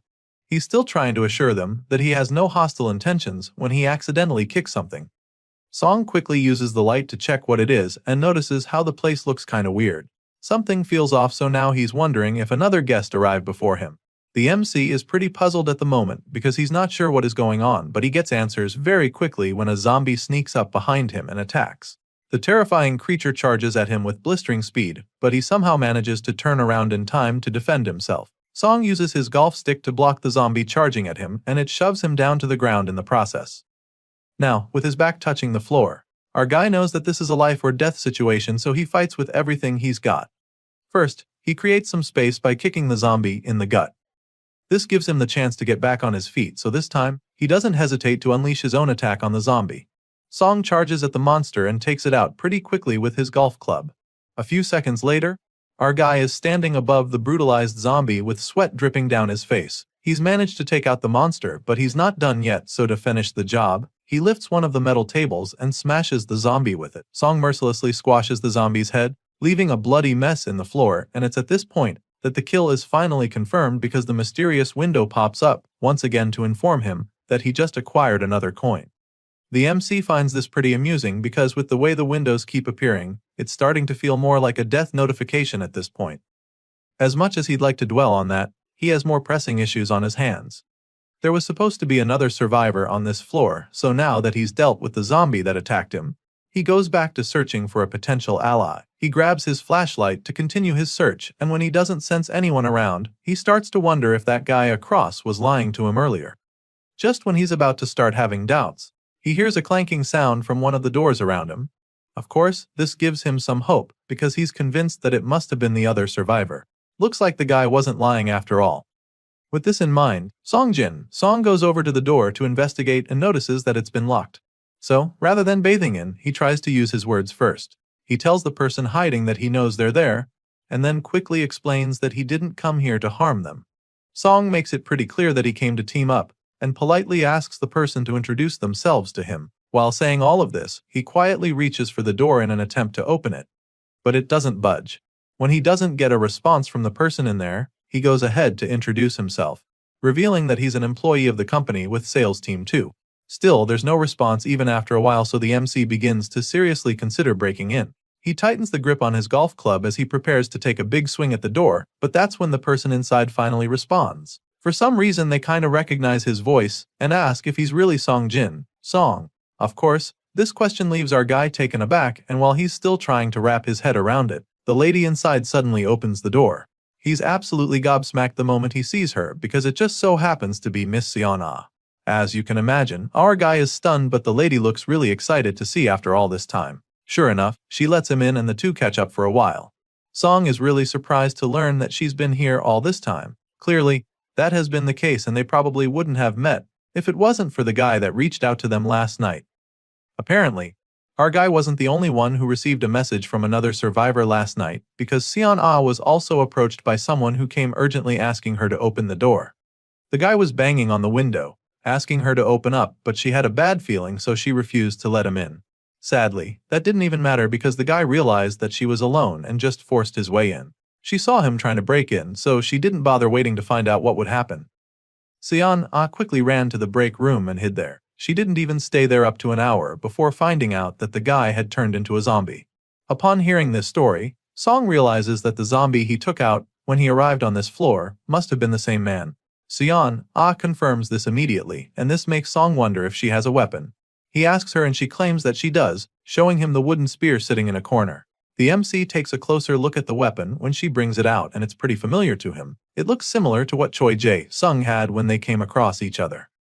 Song asks if it's a mop, and she admits that it is, revealing that she sharpened it herself with a box cutter. Apparently, it's even more useful than she thought it would be, and Song just finds it pretty intriguing as she explains. He can see the blood stains all over the sharp end and figures that she must have dealt with some zombies before as well. Clearly, she knows how to handle herself in this apocalypse, else she wouldn't still be alive right now. However, Song still fears for her. He feels that she's a huge risk because women aren't exactly known for their physical strength, and in a world like this, he thinks that having a lady as his only ally might be a major disadvantage to him. While all of this is running through his mind, the clueless lady criticizes her weapon, wishing that it would be shorter and thinner. Song stares at her with his reservations circling all around in his mind. He knows just how dangerous this apocalypse is because now, they're not being hunted by zombies alone, but by other people as well. In these conditions, having a wrong partner can easily go wrong, so he's afraid that Seon-ah might just end up being a liability to him if he's not careful. After pondering on the situation for a while, he finally decides to continue by himself. He suggests that he'd soon be on his way, but of course, Seon-ah doesn't like the sound of that. Before he can take another step, she grabs his hand to stop him and then looks him dead in the eyes before asking if he's really going to leave her. At this point, Song knows that he won't be able to avoid the difficult conversation, so he just starts by telling her how sorry he is. As soon as he says this, the lady already knows what he's implying, so she starts to panic. She begs him not to leave her, afraid that she won't be able to make it on her own, but Song just pulls away from her grasp and apologizes once again. He's clearly made up his mind about her, so he starts walking away a second time. However, Seon-ah isn't one to give up so easily, so just when he's about to leave, she reveals that she used to fence. She says this in an attempt to change his mind, but the MC doesn't seem convinced, so she assures him that it's true. Determined to prove that she's not a liability, she shows him the bloody wooden spear, revealing that she was the one who cleared out all the zombies on the 6th floor. It's pretty clear that she's not bluffing because she's even ready to show him all the corpses she left behind if he wants, and of course, this leaves Song baffled. The angry lady tells him that he'll regret leaving her behind, and she's very confident about this. The MC suddenly begins to have second thoughts, especially when she informs him that she was a silver medalist in fencing at the National Sports Festival. Sure, it was a long time ago when she was a high school sophomore, but her skills are probably still pretty sharp. After hearing all of this, Song reconsiders his plan, and after thinking for a while, he agrees to team up with her. Not long after that, the two get ready to set out, and Seon-ah brings out a backpack with all the clothes and food she could find in the place. Hearing this, Song asks if she got power banks in there, but she didn't think about that because she thought they would be useless. After all, the last time she checked, the internet was down. At this point, our guy informs her that there's something called Spacelink, explaining that it's a means of satellite communication. Upon hearing this, San realizes that they'll need all the power banks they can find. While finalizing their preparations, Song asks if she knows how many zombies she came across in total. So, she reveals that there were 8, but adding the one our guy took out makes it 9. Just then, Sion finds the power banks, but while she's being all excited about that, our guy is busy trying to wrap his head around the fact that she killed 8 zombies by herself. It's definitely very impressive, so all of a sudden, he's feeling very glad to have teamed up with her. Sion was only able to find 2 power banks in the end, so she puts them in her bag and gets ready to set out. She asks if it's time to leave, but Song notices something strange that catches his attention. There are some weird marks on the door, so he asks her about them. Upon seeing the marks, Sion remembers that the guy who broke in the previous day was trying to smash the door, so she feels that the scratches were from a desk or something. Sure, that's one theory, but our guy isn't convinced. The marks are way too small and precise to have come from a table, so he scans the room for answers and eventually finds the exact tool that created the marks. Upon seeing it, San identifies the vernier caliper in Song's hand. Our guy is really excited to have found it because it's a solid chunk of metal that he could use as a weapon. He's pretty confident that it wouldn't break as easily as the golf clubs, but Sion just points out how short it is. He'll need to get real close to the zombies if he wants it to be effective, but that doesn't have to be the case because San suddenly comes up with an idea. A few moments later, we see Sion holding the newly modified weapon with a sense of pride. She straps the caliper to the blunt edge of her stick to create a longer and more dangerous spear. She hands it over to Song, suggesting that it should be very useful, and he agrees, looking really impressed. As far as he is concerned, this is just great because he can stab with it like a spear and also use it to poke like the caliper. Sion reveals that she made it into some kind of pole axe, pointing out that this is one of the perks of bringing her along. Seeing what she tinkered in just a few minutes, Song genuinely thanks her. When the number of people increases, it's not just the number of people to fight with that grows, but other things like this are good too. Eventually, our guy combines the food in his bag with what San already had, so he believes that they won't have to worry about food for a while. That's a good development, but he can't shake the feeling of confusion when he finds the frying pan with her. He asks her what she's doing with it, and that's when she reveals that she brought it to get a refund but forgot about it. Apparently, she didn't like the color, but at least now it can be of use because Song thinks they can use it to melt snow for water later on. Sion is glad to have teamed up with another survivor, but she still doesn't get how he knew she was there. It was like he already knew she was hiding there before she made it obvious. Seeing her confusion, the MC tells her about the man who tipped him off from the building across. Apparently, San didn't have any idea about this. She didn't even notice the building he's talking about, so Song tells her how the man there signaled him with a light before asking to team up. He shows her the picture he took on his phone, and after reading the part about teaming up, she gets a little nervous. She's not sure if that will be a good idea, and Song doesn't know either. Teaming up with a stranger is definitely risky, and this is what the both of them are worried about right now. Sion is really bothered about that. It's the reason why she desperately wanted to go with Song. She knew that it would be difficult to find someone she can trust, and in the current situation, our guy is the only one she's willing to go with. Sion makes this very clear to Song, and he understands perfectly, so he decides that they're not going to team up with the people across the way. Hearing this, the lady is pretty relieved, so she thanks him for considering her opinion. Now that they've gotten that out of the way, she informs him that their manager might actually still be alive. Song is taken aback by this, but Sion has a very strong feeling about it. Manager Choi is currently on a different floor as far as she knows, because when the apocalypse first started, she was trapped with him on the 6th floor. That was before he ran away though. At first, Sion was in the break room back then while Manager Choi was in the bathroom. The man had asked for her help then, but she ignored him because she was still too scared. It was later that she confirmed that he had escaped, but now, she doesn't know where he went. The manager ran away on the 2nd night from what she remembers. Since then, she's been to the 4th, 2nd and 1st floors, which means that the fat man can only be in 2 places if he's not been turned into a zombie yet. Assuming Manager Choi didn't move, then he should either be on the 3rd or 5th floor. With everything going on, Song can't help but think about the other survivors in the building across. If the people there don't get a response from him and Sion, then they'll probably try to team up with Manager Choi. That won't exactly be a good development, because there's a chance that the other survivors and the manager will come after him and Sion. If they grow their numbers, it's only a matter of time before they infiltrate and overpower these two. Song thinks deeply about this, knowing that it's a likely possibility with the way things are going. It makes him wonder how he and Sion will respond if this happens, but he's not able to figure out an answer. As such, he decides not to bother himself with the external factors that they can't even control. As much as things can go south from here, there are still things that could be considered a silver lining. For starters, he has one more coin now, which means that they can buy some more cold weather gear. With this in mind, Song immediately opens the floating shopping window, where he sees the available items. Right now, he's desperate to get a warm hat because it would definitely make him feel less cold. So, using the extra coin he recently got, he decides to purchase the hat. Now, this would make him pretty comfortable, but it's a different story for Sion, whose feet are already starting to freeze inside her shoes. If she gets frostbite on her feet and can't move, then she'll just become a burden to him. That's the last thing he needs right now, so it's logical in many ways to choose the boots over the warm hat. For this reason, he changes his mind and goes for the big furry boots instead. But just when he's about to click the button, he starts to reconsider his choices. He's reluctant to use his last 3 coins for this, especially since all he can think about right now is how gold he is. Sure, he feels pretty selfish at the moment, but he can't help it.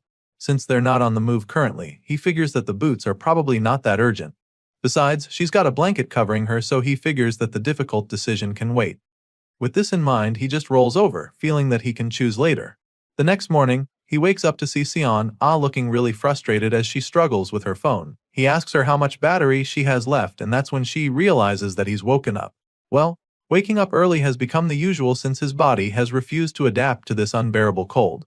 Now that he's up, he asks if she remembered to charge all the batteries she found the previous night. Apparently, the only one she didn't charge is the one that Song left behind, so now her phone battery is at 22%. All of a sudden, Sion remembers that there's supposed to be a solar generator up on the rooftop, so she asks him if he's ever checked it out. Clearly he hasn't, because he didn't even have any idea about that. He'd probably have gone up to use it if he was aware, so he just stares at her in bemusement when she brings it up. The reason she's aware of this is because she was in charge of the solar generator for a little while due to a support project linked with a small business. Back then, they installed it on the rooftop, but it was halted after a flaw was discovered even before it went on sale. Song is pretty curious when she mentions some about a flaw, but she admits that she doesn't even know exactly what happened. Sion does have the details, but she knows that it wasn't a safety issue. At this point, he simply asks her the most important question, which is whether she knows how to operate it. Thankfully, she does, since she was in charge of it for some time. Hearing this, our guy suggests that they go check it out right away. Shortly after, the two make their way to the rooftop where the snowstorm is still raging. They manage to force open the door even with the heap of snow there. It wasn't easy, but they did it, so afterward they take some time to catch their breaths. Now, Song looks up, asking if the solar generator is really up there, which she confirms once again. From our guy's experience, there's usually a temporary ladder attached to one of the metal platforms, but he can't find it right now. Thankfully, Xian spots it in time and then shows it to him. They go over to it, but Song immediately realizes that it's stuck. The ladder isn't coming down despite his best efforts. The ice must have frozen the ladder up there, so Song suggests that they'll just have to climb up like that. It's definitely not going to be an easy climb, and the lady isn't even sure that Song can go up to handle it. He doesn't say anything when she asks him, which suggests that he can't, so she volunteers to climb up and asks him to hold her up. Of course, he doesn't mind helping her, so he jacks her up on the count of 3, and she floats up to the top with ease afterward. Song watches her climb so gracefully and starts to see the athleticism she was talking about earlier. After a few seconds, he calls out to her, asking if she's seen the solar generator. At first, she doesn't see anything, but after a little digging through the snow, she finds the big solar panels lying there, so she lets him know that she's seen them. Sure, it's not very big, but she's still pretty excited to find it still there in good condition. Since it's small enough, she can take it apart to bring it down, but she'll need Song to catch it to avoid it getting damaged. Our guy assures her that he can handle that, so she slides down the first solar panel to him. Of course, he's in place and easily catches it. Song then passes the second, third, and fourth one to him. He catches all of them, and shortly after that, the lady comes back down to help him set them up. It takes time a while, but they eventually mount the panels for the generator. It was pretty tough, so they're both panting by the time they're done. From the look of things, Song thinks they should be done, and she confirms this, stating that the installation is now complete. It should normally be installed outside, but they can't do that with all the snow settling on the panels. It's fairly bright enough so Song wonders if the efficiency will be high with all the clouds in the sky. From what she remembers, the generator could charge a phone to 50% when the sun shines brightly. But that's if they collected power for half a day. Sadly, the sun is barely out right now, so they'll have to wait a while to see any results. Our guy plugs in the phone at 1%, and by the next day, they come back to meet a pretty underwhelming battery level of 9%. As you can imagine, this is extremely disappointing. Apparently, the voltage is so low that the estimated charging time is 12 days to get to 100%. And so, the MC doesn't even know what to think. As you can imagine, Song and Sion are pretty disappointed when they see the extremely low battery level. The lady can't believe that they could only get 8% of battery life after charging the phone overnight. She's not the only one feeling this way though, since Song is also really pissed that they went through all that trouble the previous day just to get such a poor result. His thoughts are suddenly interrupted when he notices Son rubbing her cold feet against each other to get some warmth. As much as he wishes so much that he could solve all of this, he knows that there's actually nothing they can do since the sun isn't even out yet. The lady claims that she actually expected something like this, but even at that, it still feels really disheartening to see it unfold like this. Sure, right now things are looking pretty bleak, but our guy believes that there's still hope. After seeing what happened, he feels that they can be positive because he's actually learned something new from it. Of course, Sion is very curious when she hears him say this because she has no idea what he could be talking about. She expresses her curiosity, and that's when he reveals that he knows where they'll go after they leave the office. At first, the lady doesn't understand what he means by this, but then in a flash, it suddenly clicks for her. Apparently, her guess is absolutely right because for some reason Song plans for them to go to the company's warehouse next. He's convinced that by doing so, they'll be able to find a good number of tools needed for survival along with some more food to keep going. After he breaks down the plan to Sion, she assures him that she's very much in support of the idea. Great, they're on the same page, but there's one major problem holding them back, which is the fact that our guy doesn't even know how they're supposed to get to the warehouse from the office they're in. If the car GPS doesn't work, then they'll have to find their way with just a phone, and there's already a glaring obstacle with this method, since they don't have enough battery life for that kind of mission. Song is pretty stumped at this point because he's not sure if it would even be wiser to draw a map on paper instead. He ponders deeply on the matter, but Son quickly interrupts his brainstorming session by telling him that he shouldn't even be bothered about that. She walks over to him and of course he's taken aback by what she just said. Song turns around to look at her with a look of bemusement plastered on his face, and that's when she informs him that the company house is actually close to her house. That being said, she knows exactly where the place is because she used to see it often whenever she was out for a walk. Son explains all this to the MC and assures him that he doesn't have to worry about finding his way there. Of course, this is amazing news for our guy since he was already beating himself up about it. He's relieved when she tells him all this and starts confessing how glad he is to have met her. Obviously, that makes both of them because even the lady was starting to feel hopeless when she was still all alone, but now that she has a goal, she feels a lot stronger. Looking back now, Song realizes that it was a really good decision to team up with San. The lady has proven to be very useful in such a short time. She knows how to do a lot of things and takes on the hard work. Even now, he can tell that her feet must be freezing, but she's never once tried to take his boots, which he finds really impressive. With all of this in mind, he finally decides to get her those winter boats he's been contemplating on. All of a sudden, he calls out to her, and when she turns to him wistfully, he asks her what her shoe size is.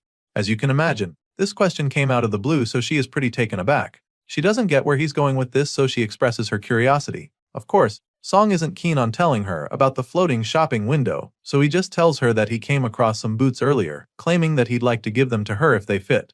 Siana said that she wasn't cold the other day on the roof, but our guy knows that it's probably not true. He offers to get her the winter shoes and without any hesitation, she excitedly reveals that she's a size 230. Seeing the look on her face, Song is relieved that she's happy. Still feeling all excited, she asks if she can go with him to get the shoes, but he quickly tells her that he'll rather go by himself.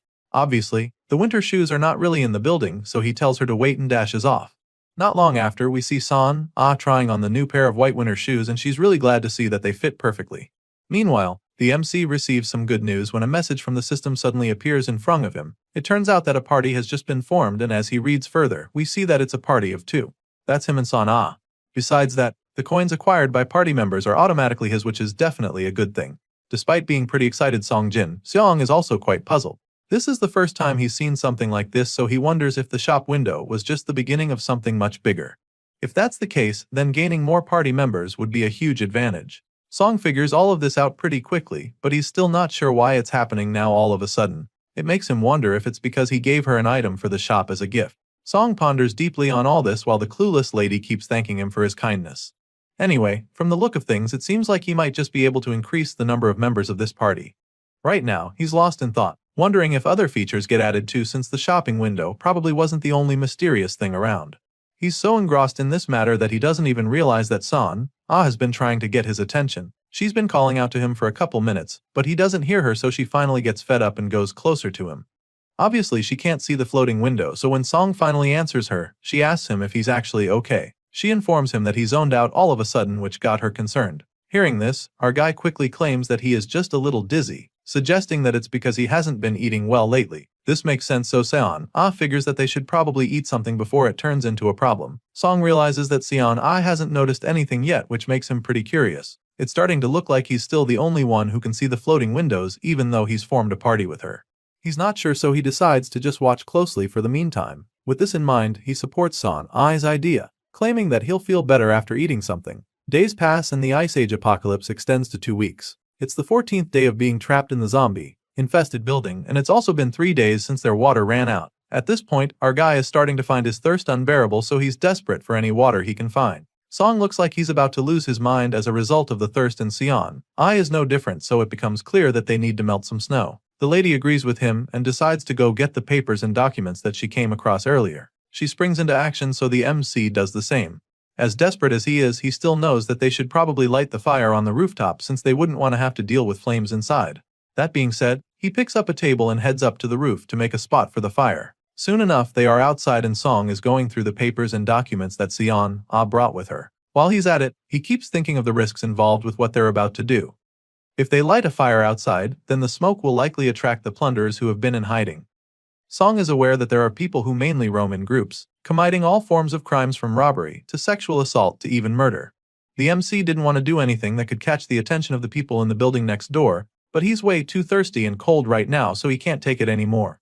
That being said, he creates a decent spot and finally starts the fire by lighting up the papers. As you can imagine, the heat from the flames is absolutely amazing to the both of them. It's so surreal, and Song is still really excited that they managed to achieve this. As for Seon Ah, the warmth from the fire makes her feel alive again for the first time in days. Soon enough, the snow that they gathered begins to melt, and so she happily informs Song that they now have water. It doesn't take long for the pan of ice to be filled with water, so the two of them get their little cups and start drinking. As soon as Song takes his first sip, his eyes widen in amazement because he realizes how long it's been since he has warm water. Seon Ah is so delighted as well because she had forgotten that this kind of warmth even existed in the world. After a while, she tells Song how glad she is that they didn't give up, and our boy just says the same thing. Things are really starting to look up from here, so our guy suggests that they keep working together this way, hopeful that they can make it to the end of this apocalypse. The story continues on the morning of the 15th day since they got stuck in the company building. Seon Ah is the first to get up, so she tries to wake him up too. For some reason, she's panicking, so Song is pretty startled when he wakes up. She tells him that he needs to get up, so he asks her wrong, and that's when she points to something in the distance. Apparently, the people from the other building sent them a message. All the sleepiness vanishes from Song's face when he hears this, and then he asks his partner what exactly the message said. At this point, Seon Ah reveals that the other survivors on that side appear to be coming to them. She explains this to our guy, leaving him in a daze, and then spells out the exact words they used. They literally said that they're going over to the company building to join Song and Seon Ah. Our guy immediately gets up from the ground when he hears this and curiously asks her when she saw the note. Apparently, she saw the message a few seconds ago and came to wake him up right after. She believes that they left there after confirming that she has seen their message, so now she believes that they're on their way already. As far as she's concerned, it's only a matter of time before they go out on the street in an attempt to come join them. As you can imagine, our guy doesn't like the sound of this at all. The survivors from the other side must have seen the fire last night and now think that Song has a lot of resources in the company building. Right now, he can't be sure if the other survivors are friendly or if they're actually plunderers, so he doesn't trust them. He makes this very clear to Seon Ah, and they both decide not to join the people from across the way since they don't know them. The both of them decide to stay on their own, feeling that it could get dangerous for them, but sadly, this decision isn't theirs alone to make. All of a sudden, Seon Ah spots the people from the other building out on the street. The guys are armed with weapons and their faces are masked, which is really bothersome for our guy. Seeing that the guys are outside already, it's clear that they have to act quickly, so he suggests that they pack their things before the visitors get to them. Meanwhile, downstairs, the armed survivors make their way into the company building, brutally running through all the zombies in their path. Our guy can sense it when they're in the building and finds it shocking that they're moving this quickly. They're fighting the zombies very systematically, and so, it's just a matter of time before these intruders catch up with them. At this rate, the armed survivors would get to them in 15 minutes, so the MC packs his things to get the hell out. After grabbing his stuff, he checks on Sa-an-ah to see if she's done, but she's not. Meanwhile, back outside, the other survivors suddenly begin to get overwhelmed with the number of zombies that are coming after them. They're severely outnumbered, and it becomes clear that they can't keep out all the monsters, so they decide to run for their lives instead. The intruders take a break from fighting and burst through the glass doors of the building to escape the zombies. Of course, when our guy sees this, he begins to panic even more. He curses in frustration because now the other guys are going to reach them even sooner. Desperate to escape, he turns to check on Sa-an-ah again. He asks if she's okay when he sees her crouched down to the ground. Apparently, she gathered everything already, but she wasn't able to carry the big solar panels. Sure, they need the panels for energy, but right now, it's only going to slow them down if they try to carry them, so Song tells her to leave them behind. Of course, the lady is reluctant to do this since the panels are the only power supply they have. However, our guy insists that survival comes first. So, after contemplating for a while, she agrees with him and decides to move out. The two grab their stuff along with their weapons and make their way out to the stairway. As soon as they come out, they realize that the other survivors are already coming upstairs. Sadly, now they have another problem because they're not sure if they should go up to the rooftop or down to the lower floors. It would be easier to go up to the roof, and it will also be easier to defend themselves at first. However, if this drags on, they could get stuck up there and the cold would put them at a serious disadvantage. Our boy can already foresee some of the problems that could come with being stuck on the roof, so he decides that it's wiser to go down to the lower floor. Song and Sa-an-ah make the way downstairs despite the risk of coming across the intruders. They make it safely to the 6th floor and immediately begin to make preparations.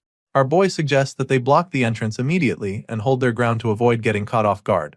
Of course, Sa-an-ah is ready to give her all, so they both stand guard at the entrance and brace themselves for what is to come. At the same time, the intruders keep advancing and their footsteps are getting a lot louder to the MC. Song tells her to get ready, and that's when he hears the railings vibrating. It's clear now that the intruders are even closer than before, so it's just a matter of time before they find them. Sa-an-ah can see everything going on, so she doesn't even need our guy to tell her that the intruders are checking the place in search of any other survivors. At the moment, the armed men are on the 4th floor, tearing apart the entire place to find something. When they don't find anything there, they move up to the 5th floor. Song can sense this, so he knows that the intruders will be on the 6th floor any moment now. Song and his partner have already barricaded the door to prepare for this. They're waiting there for the men to come in, but they're shocked when that doesn't happen. All of a sudden, they can't hear the noises anymore, which leaves them baffled. Song doesn't get why the intruders aren't coming up anymore. The lady can also sense that something feels off, so she begins to panic as well, and while she's still trying to figure out what's going on, the whole place starts to vibrate. Glass shattered all over and the quaking sends our guy falling to the ground. After this happens, Sa-an-ah is even more confused. She turns to check if Song is okay and the MC does the same, asking if she's fine. They get back on their feet, hoping to find an answer for what just happened, and the lady suggests that it could have been some kind of explosion. Of course, it seems likely, so this makes Song panic. There are only 2 of them, so he doesn't get why the intruders would even bother with explosives. At that moment, he suddenly remembers the note he found days ago, warning him to avoid the 5th floor. All of a sudden, pieces of the puzzle start falling in place as several memories run through Song's mind. He remembers Sa-an-ah telling him that she thinks the section chief is still alive. He remembers that she said that the manager would either be on the 3rd floor or the 5th.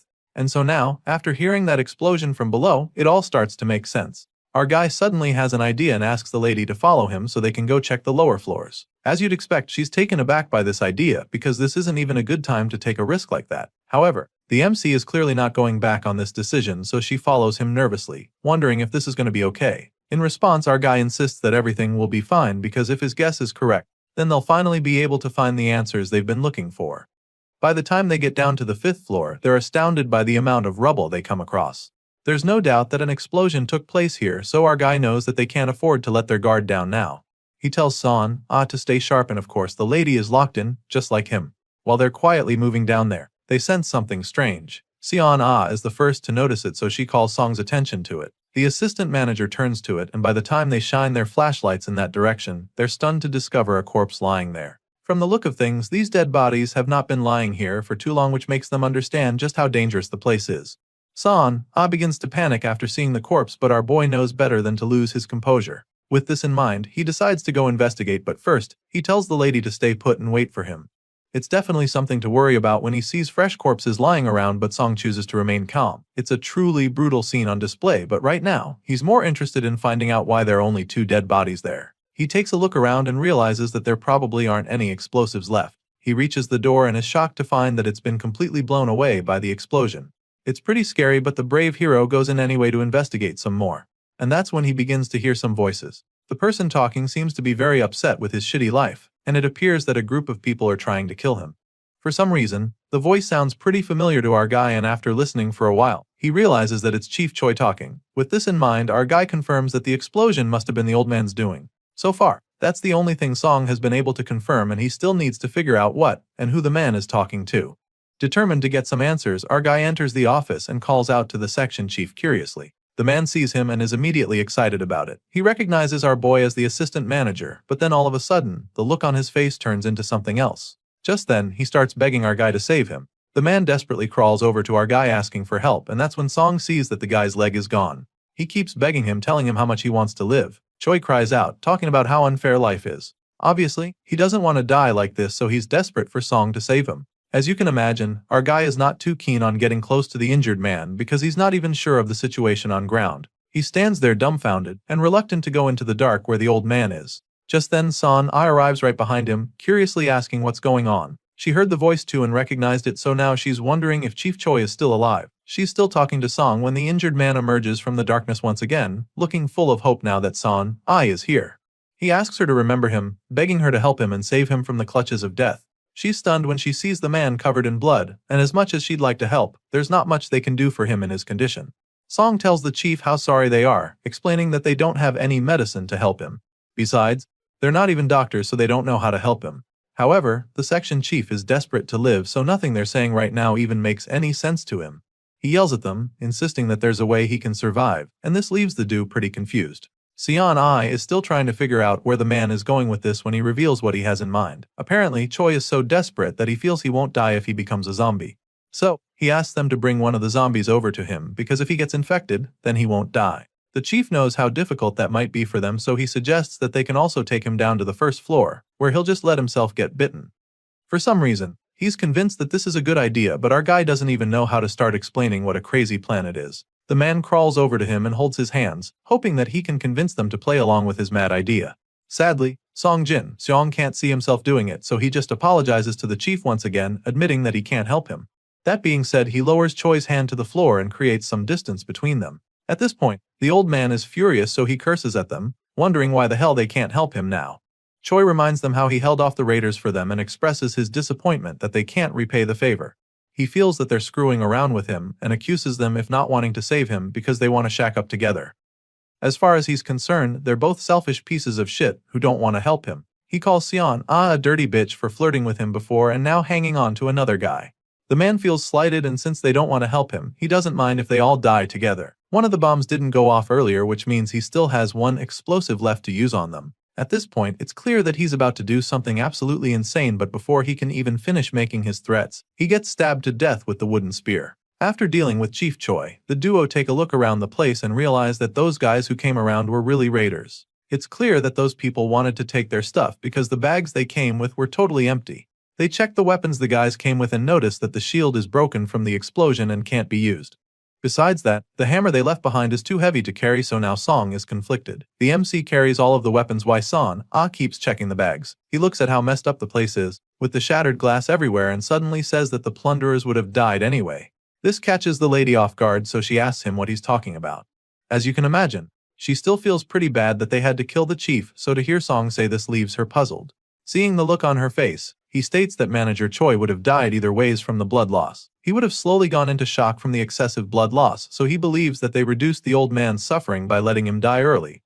That being said, he assures her that there's no need to feel guilty. As far as Song is concerned, this is the best way things could have gone for them, because even if they helped him to become a zombie, they'd still have no choice but to kill him. It's pretty harsh, but it's the truth and a reality that they have to get used to. Son Ah stares at him, looking all dazed, but then after a while, she breaks the silence and agrees with him. She feels that he's absolutely right, and so she stops feeling bad about what happened.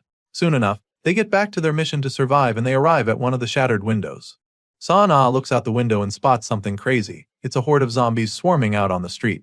Later on, Song checks his phone for updates on the situation, wondering if anyone else felt the explosion. It was pretty huge, so he feels that the others should have sensed it too. Sure enough, they heard it, and they're also aware that it came from the Taesung Trading Building, which is where our boy has been since the apocalypse started.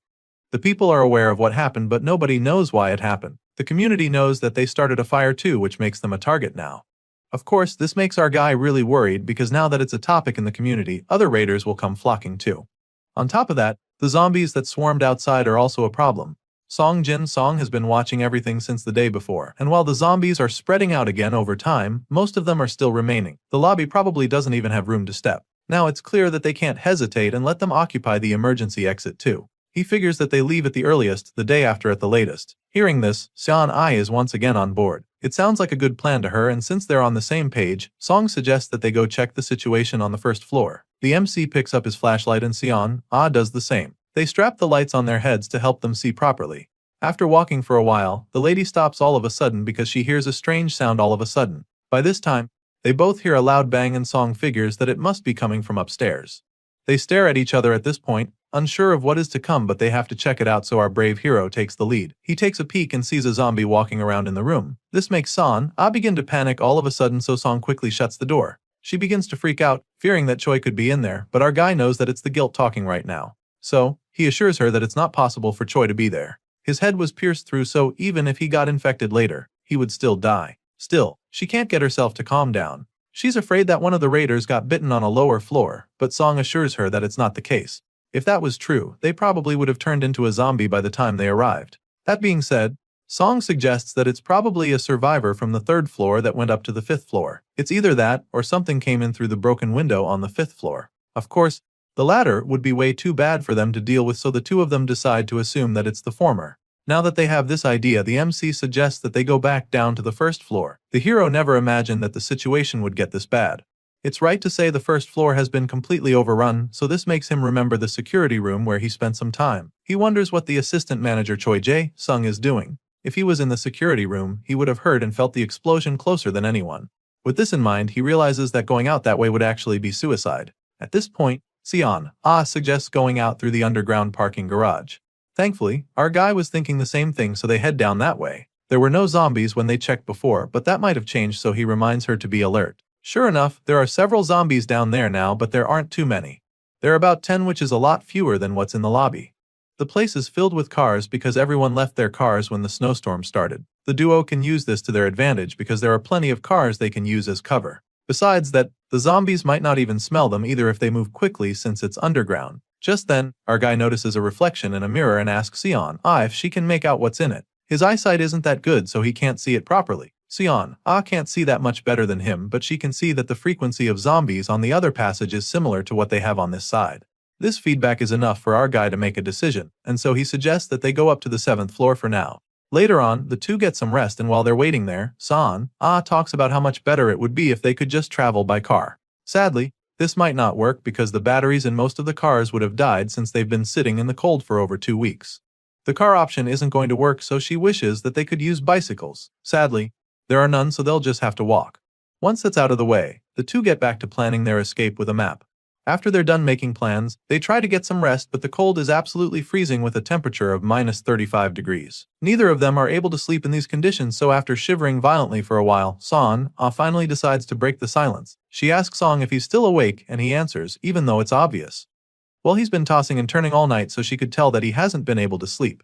Besides the cold, she can sense that he's worried about something and feels that it's probably because he's been thinking about the person on the 1st floor. He's worried about Jae-sung and he admits it, so Seon-ai tells him that he can go bring the guy if he wants. However, the MC doesn't take this offer because he knows that doing that could endanger their lives. Right now, she's his only ally in this apocalypse and he can't risk losing her. But then again, he just feels bad because Jae-sung seemed trustworthy. Hearing this, Seon-ai admits that it's unfortunate that the person is someone he trusts. She reminds him that there will probably be more dangerous situations once they go outside, insinuating that they hold on to anyone they can trust. As soon as our guy hears this, he asks if she'd be okay if Jae-sung joined them, and she assures him that she doesn't mind. Hearing this, our guy gets on his feet like he's just made a decision and quickly picks up his phone. He tells her that he's going to use his phone for a while, so she can turn away if the screen is too bright. Seon-ai doesn't mind, of course, so she gives him room to do so. Song opens his chat with Jae-sung and sends a message, asking the guy to meet up with him at the emergency exit on the 1st floor at 6 a.m. if he is planning to escape the building. The next day, which is 17 days since the apocalypse started, our boy and his partner get ready for the big move. It's 5:40 am and Song is anxiously waiting to hear from Jae-sung. There's still no response from his fellow assistant manager. He's disappointed when he sees this, but Son reminds him that they might be waiting for him at the emergency exit, urging him to go with him and stay positive. So, they too make their way down the building from the 5th floor to the 3rd, and finally to the 1st floor. By the time they get to the emergency exit, there's no one else there, which just confirms what Song has been worrying about. Still, they wait for a while, and 3 minutes after the appointed time, they're still not joined by anyone. Seon knows that this is important to him, so she asks if he'd like to wait a while longer. Of course he does, so they wait for 2 more minutes, and by the time it's 6:05 am, there's still no one that comes around. Now at this point, it's time for our boy to make the difficult choice. By the time Songjin, Song and Seon make it to the exit on the ground floor, it's pretty clear that no one else will be joining them. Our guy was really hoping that their other colleagues would see the message and come on time, but seeing that nobody else is there, there's nothing they can do about it. They just have to keep moving before the zombies get to them. Before setting off, they look out the glass door and notice a lone zombie wandering outside.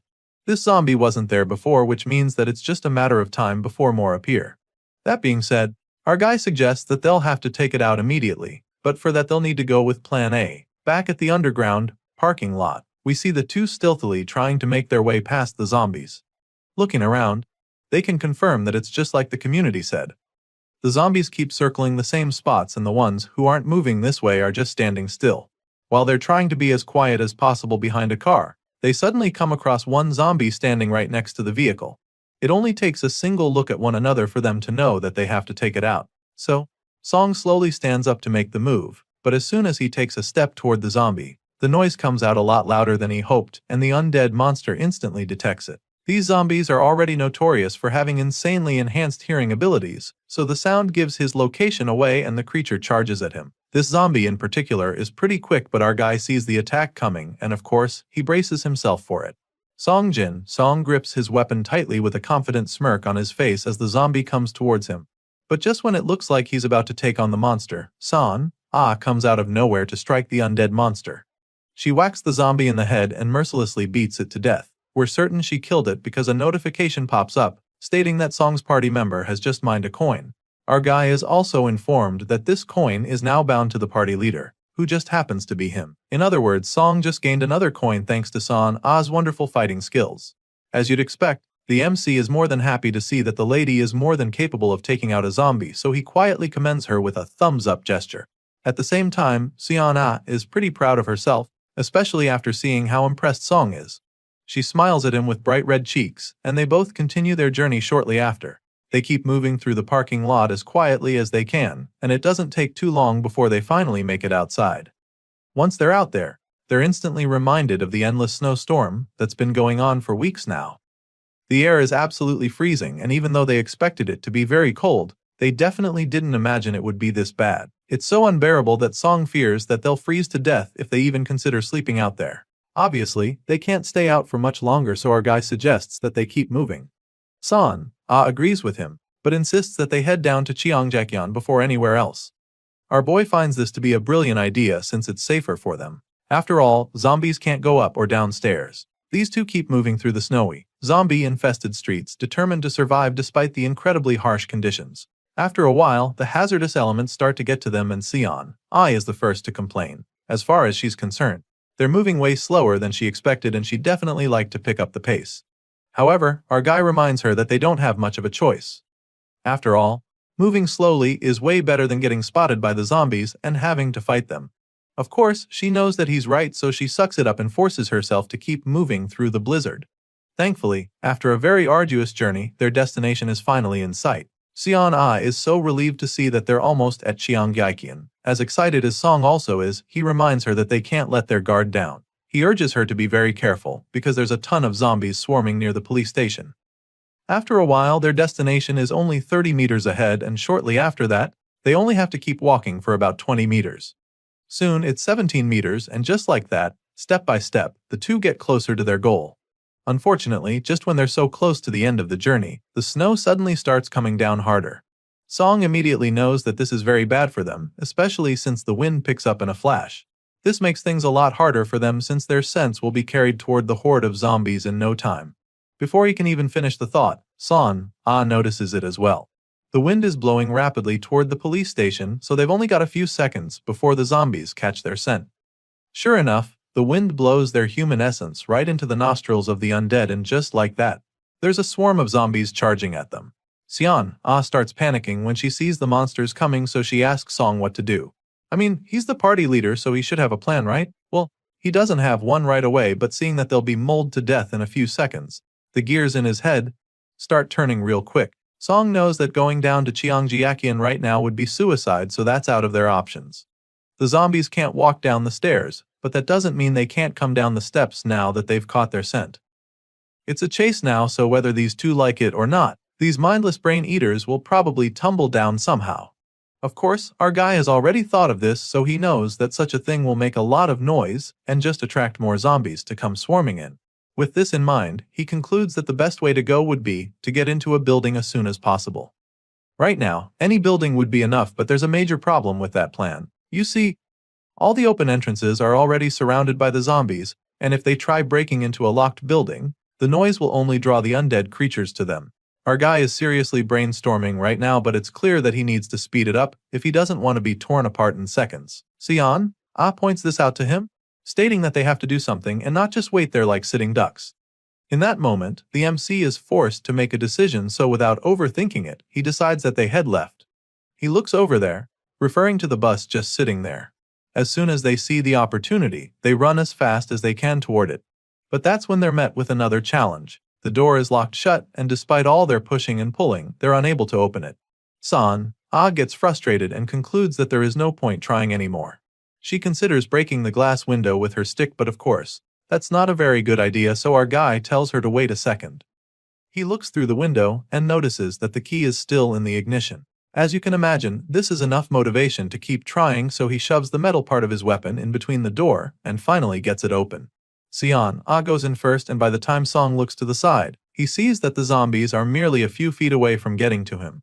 Thankfully, he gets into the bus before they can reach him, and then uses his stick to keep the door shut.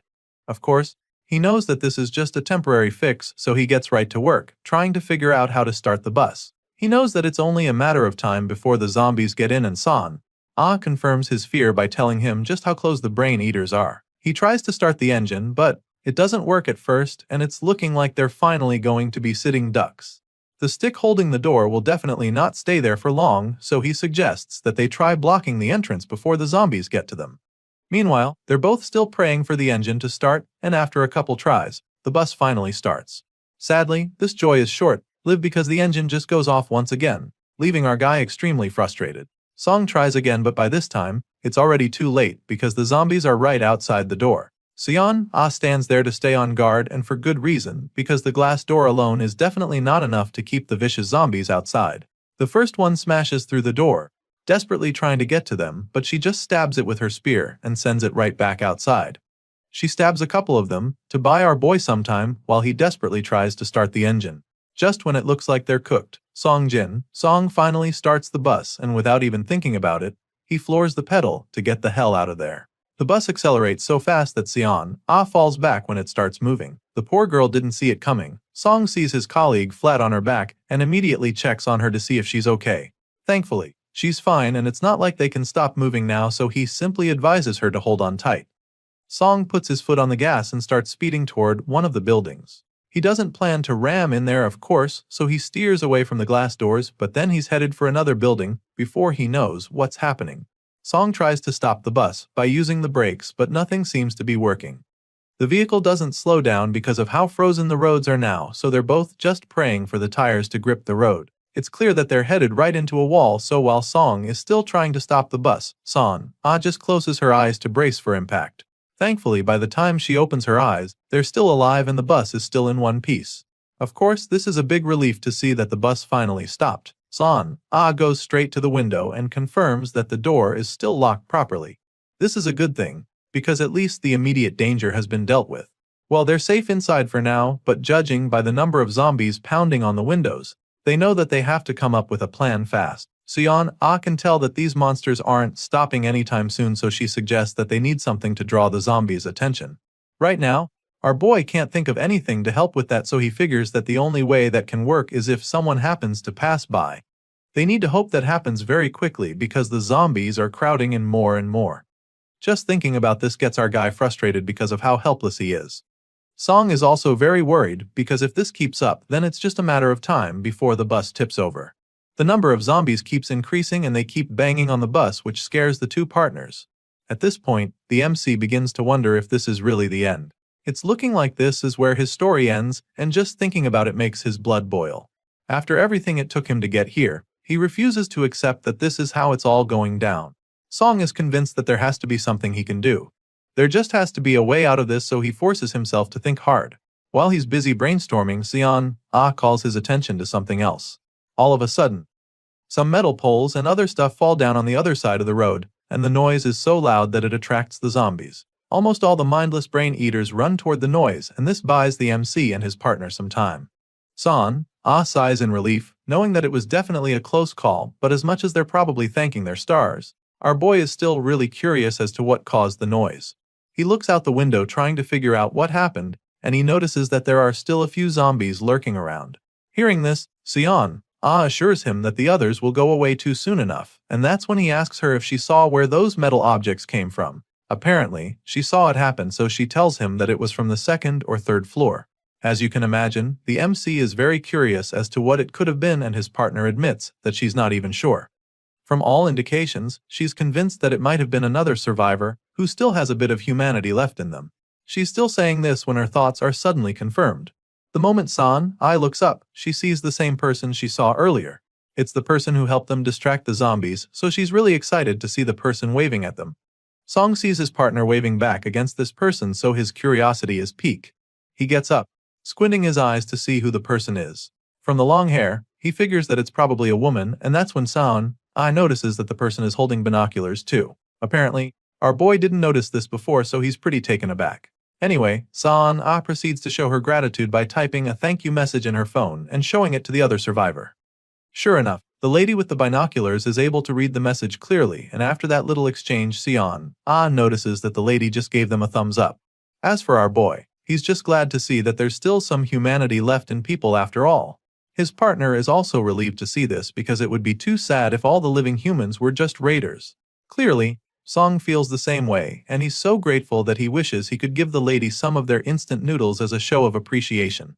Well, he quickly learns that they don't even have any noodles anymore, because Sion quickly reminds him that they're all out. Bro forgot that he had already eaten all of his rations before now. They both joke about their lack of food, and after sharing a good laugh, Sion asks if he thinks that there'd be ramen in the distribution warehouse. At least that's what she thinks. Song is convinced that there should actually be food there, so he suggests that the first thing they do when they get there is to eat some ramen, and of course, Sion is all for that idea. The two office workers are forced to wait in the bus throughout the day, and soon, the sun goes down, so they just sit at the back of the bus, shivering in the cold. Song notices that San is feeling unwell, so he checks up on her, but she's surprised that he's even still awake. Sure, he's awake and he also looks sick, but he's more concerned about her, because she's completely pale right now. He looks outside the window and sees the wind still blowing strong, and this is obviously not good for them. He thought that they would be fine inside the bus, but now he can see that these thin windows can't keep out the freezing cold. Later on, San wakes up again and he realizes that the cold woke her up. He's definitely worried about her, but she keeps assuring him that she'll be fine. Song takes her hand and realizes that her body is absolutely freezing. Her lips are blue and she's been shivering nonstop since earlier. It's not like he's doing any better though, but he's just worried about her. Song can see the confusion on her face, so he tries to explain to her why they need to warm up. If they don't do that, then they won't be able to move properly. Sure, she gets what he's trying to say, but besides starting a fire, she can't think of any other way for them to warm themselves. After hearing this, our guy goes quiet for a while as the gears in his head start turning again. He brainstorms for a few seconds and then finally decides that they have to light a fire. As you can imagine, this idea sounds strange to her because they're literally inside a vehicle. She can't believe that he's even serious for suggesting that they start a fire inside the bus because they'll literally suffocate for sure. Well, Song already knows that this is a possibility, so he explains that this is why they need a vent for the smoke. Song knows that it will be too loud if they break a window, and of course, that will just attract the zombies to them again.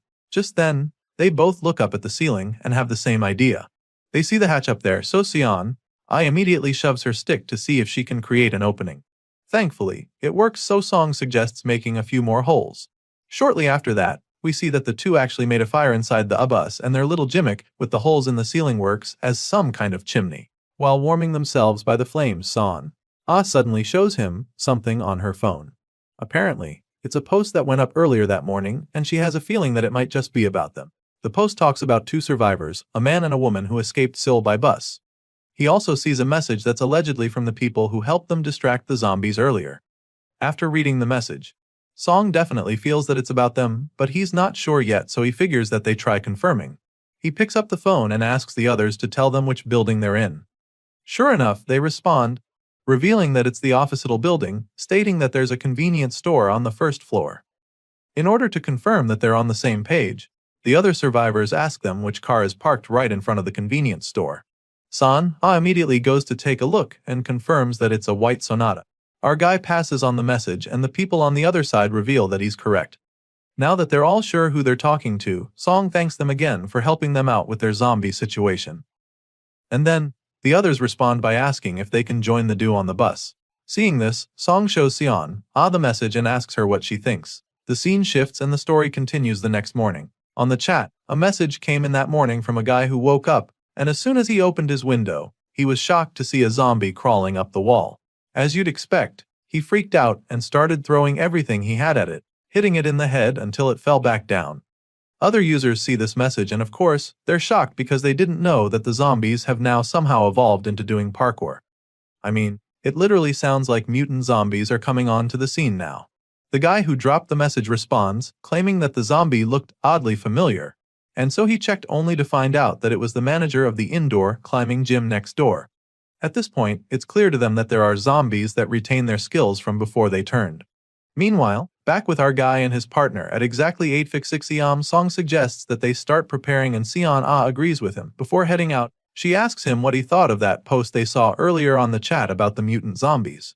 He claims that he actually expected that something like that would be the case, but Son is surprised to hear this.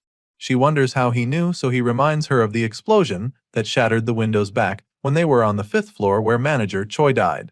Son realizes that the zombies that got up there probably made it there by climbing the walls. Anyway, they come out of the bus back into the road where the zombies are still roaming all over.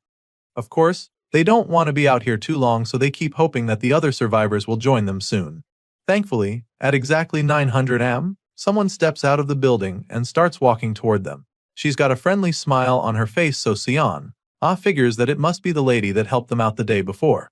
For someone who's been trapped in this apocalypse, the woman looks really good, so Sion can't help but feel jealous, especially when she sees the padded jacket she's wearing. Song sees it as well and begins to think that they should also get some winter clothes like that. His partner feels that this lady must be so kind and she can't wait to team up and become a trio. Unfortunately, her hopes are instantly dashed when a zombie flies out of nowhere and bites the new girl in the neck. It happens so fast that they can't even believe it. Even the girl is too stunned to move, and while the others are watching in horror, the zombie proceeds to feast on her. It's truly a gruesome sight, but they can't even gasp or scream in horror, because that would just make them the next item on the menu. To make matters worse, the potent smell of blood fills the air immediately, so Song knows that it's just a matter of seconds before the other zombies swarm the place. He covers his mouth to stop himself from making a sound. And even though he feels bad for the new girl, staying here just puts them at risk, so he decides that they get the hell out of there. He starts walking away, but Sion doesn't move a muscle. He realizes that she's not following him, so he turns around to call her, and that's when he sees that she's still in a daze. She keeps staring at the poor girl getting devoured by the zombie, so he pulls her arm to get her attention. Thankfully, she finally spans out of the trance and urges her to move on despite what just happened. After all, it's the only thing they can do if they want to survive. Eventually, Son comes around, and from the look on her face, you can tell that she's probably never going to be the same after what she just witnessed. The both of them continue their journey and eventually make it to the subway.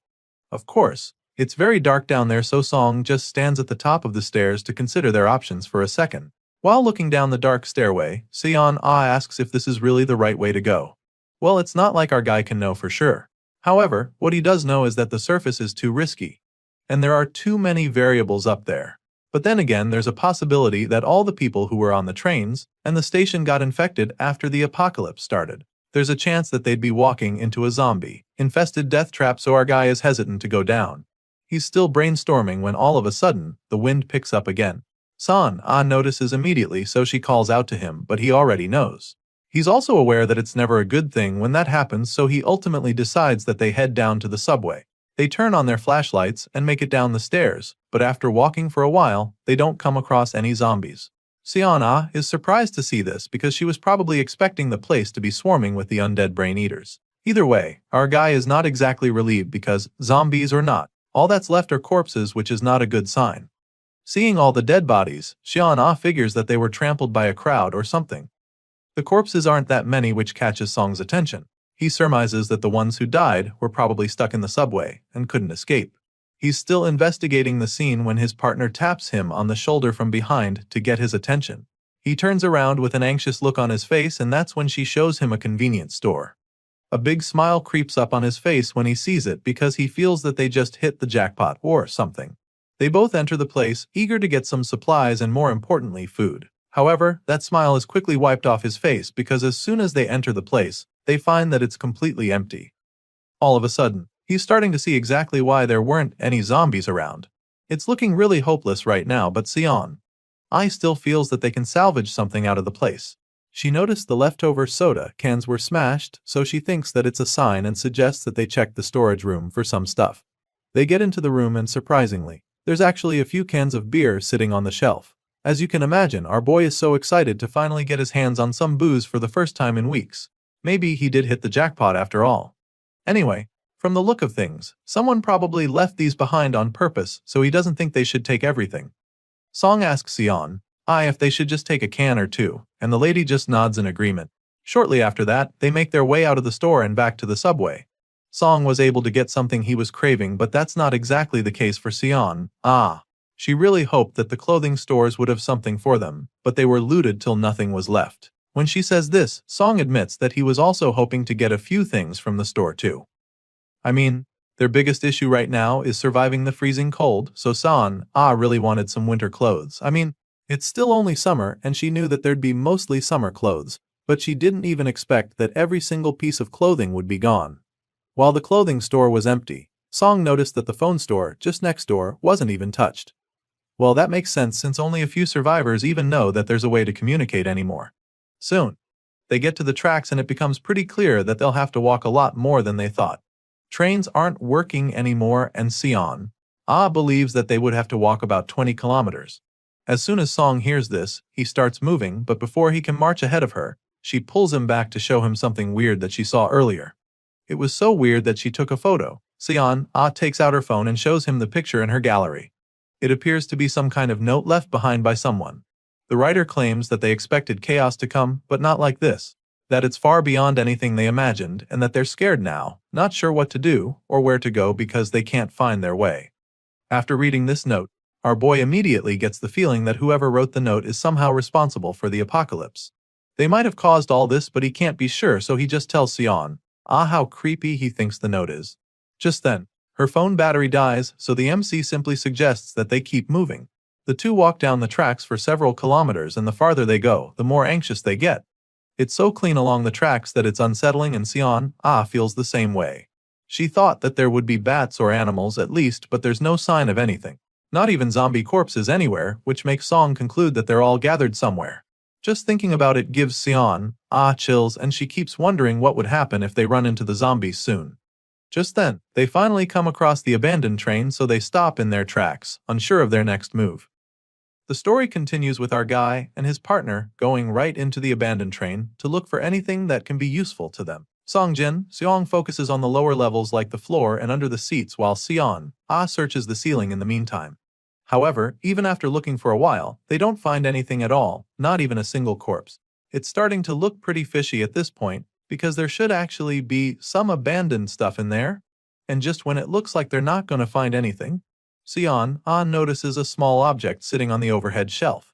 She quickly calls Song's attention to it and then brings it down, revealing the box. Our guy comes around to see, and by the time she opens the box, they both discover that it is a kitchen knife sitting in there. It's still pretty shiny with no rust, suggesting that it's quite new. Despite being pretty confused by the whole thing, Sion inspects the knife without hesitation. She notices that the blade is a little short but admits that it's sharp enough, feeling that it will be useful. It turns out she's not the only one who found something, because our guy suddenly reveals that he also discovered something over in the other compartment, so he opens his backpack to take out the item. Song hands it over to her and she immediately recognizes it as a Bluetooth speaker, but she's not exactly sure why he took it. So, he explains that it could come in handy later when they're trying to lure the zombies. Shortly after finding the knife and the speaker, the duo resume their search inside the train car, but they don't find anything at all and start to realize that they should probably have come here sooner. At this point, it's looking like there's nothing else that can be of use to them in there, so Song suggests that they head out and keep moving.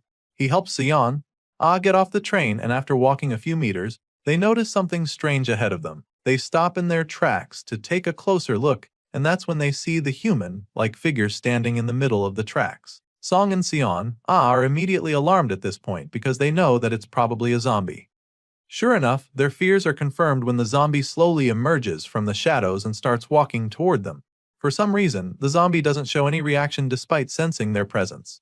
It just keeps staring at them, which leaves our boy pretty confused and anxious. Besides the fact that the undead monster is standing in their way, Song is even more worried by the sheer size of the thing. The zombie is so huge, and he's almost certain that it is at least 2 meters tall. But while he's still trying to wrap his head around his bug, the zombie is Sion. Suddenly reveals that she recognizes the zombie. Apparently, she knew the man before he got infected, so she immediately tells Song that the guy they're looking at used to be a pro baseball player from the KBO. Song isn't too surprised when she says this. In fact, it makes a lot of sense because it explains why the zombie is so huge. And so, he suggests that they avoid the guy as best they can. With this in mind, they keep moving forward, and by the time they get close to the zombie, the big guy has already moved to the side. This allows them to quietly walk past him, hoping that they do not get detected by him. Sadly, despite moving as silently as possible, the zombie somehow senses them. He probably perceives their scent and turns to face them. He still can't see them, but he definitely knows they're there, and so our boy begins to panic a bit. They're still hoping they can safely pass, but this hope is quickly dashed when the zombie turns to them, with an ominous glint in his eyes. The moment Song sees this, he just curses in frustration, knowing that the sneaking game is over. The huge zombie charges at them, so Song tells his partner that they have no choice but to follow the same plan they used the last time. Thankfully, Sion knows exactly what he is talking about, so she understands what she needs to do. The lady gets out of the way while our guy stands his ground to face the first wave of attacks. The zombified sports star runs toward him, and he's instantly blown away by how fast the guy is. Still, he remains unfazed and braces himself for the clash. He points his weapon at the beast, but it doesn't slow down, and in a blink of an eye, the office worker finds himself standing face to face with the vicious zombie. The undead creature growls at him, so he stabs it in the chest with his wooden spear, and even though this isn't exactly going to do much damage, it's only a distraction to allow his partner to take over from there. With his spear buried in the zombie's chest, he gives Sion the signal, so she comes in swiftly to deliver the finishing blow. Before the zombie can even realize what's going on, she whacks him in the head with her golf club. She hit the zombie so hard that the metal stick practically snaps in two. The zombie yells in pain, but it's not enough to knock it out. By this time, the lady is beginning to panic because her only weapon just got broken in two, and all she has left is a short metal rod. Meanwhile, the zombie very quickly recovers from her hit and turns to her with a menacing look on his face. The zombie growls, and before either of them can think of their next move, the undead brute charges at the lady. The zombie shoves Sion with so much force that it almost sends her flying.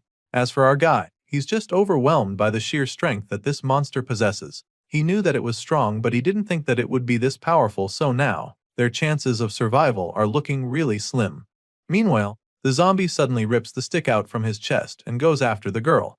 From the look on the zombie's face, it's clear that he's ready to rip her apart, but Sion is also prepared to fight back. She decides to use the broken metal rod in that moment, and as the monster begins to move erratically, she takes the opportunity to stab the zombie in the back of the head. This time around, her strike packs a lot more sting and does enough damage to send the zombie falling headfirst. The force from the fall causes the zombie's skull to crack open, killing it in an instant.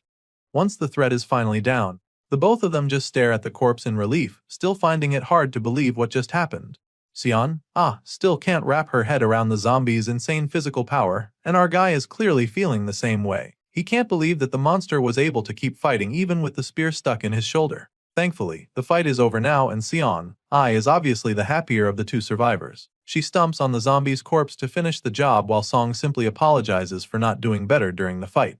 Of course, she doesn't blame him for not taking the monster out on his own, so she assures him that there was really nothing more he could have done. That aside, her major concern right now is figuring out how to handle the issue of their broken weapons. For starters, her golf club has been reduced into a small rod, so she considers attacking it to the wooden spear from before. As you can imagine, our guy feels that this is a great idea. The wooden spear's top is wore down already, but her metal stick is still pretty sharp. Together, he believes that they'll make up for each other's weaknesses and the piercing power will be even greater. That being said, she proceeds to start tinkering, and after a while, she reveals the new and improved weapon. Seeing this, our guy is pretty impressed, but he also reminds her that they can't be in one place for too long. They took a break while she was fixing the weapon, so now he feels it's time to get moving again, and Sion agrees with him. A couple hours later, we see that the two survivors are getting pretty tired again. They've been walking for a long while, and Sion is starting to get a little frustrated because they've passed 5 whole train cars and didn't find a single useful thing in any of them. The whole thing is really killing their vibe, and Song is now very certain that someone else must have swept through the trains before them. As discouraging as it all seems, the lady still has high hopes. They can't stop moving even if they wanted to, so they just remain positive because they'll soon be at Sinseol Dong Station. Just as she says this, they both hear a loud bang erupt from the darkness ahead of them. It's clearly an explosion, but the MC can't even begin to imagine what could have caused it. All he knows for sure is that they shouldn't head that way. And so, without thinking too much about it, he grabs Sion's hand and urges her to run the other way as fast as she can.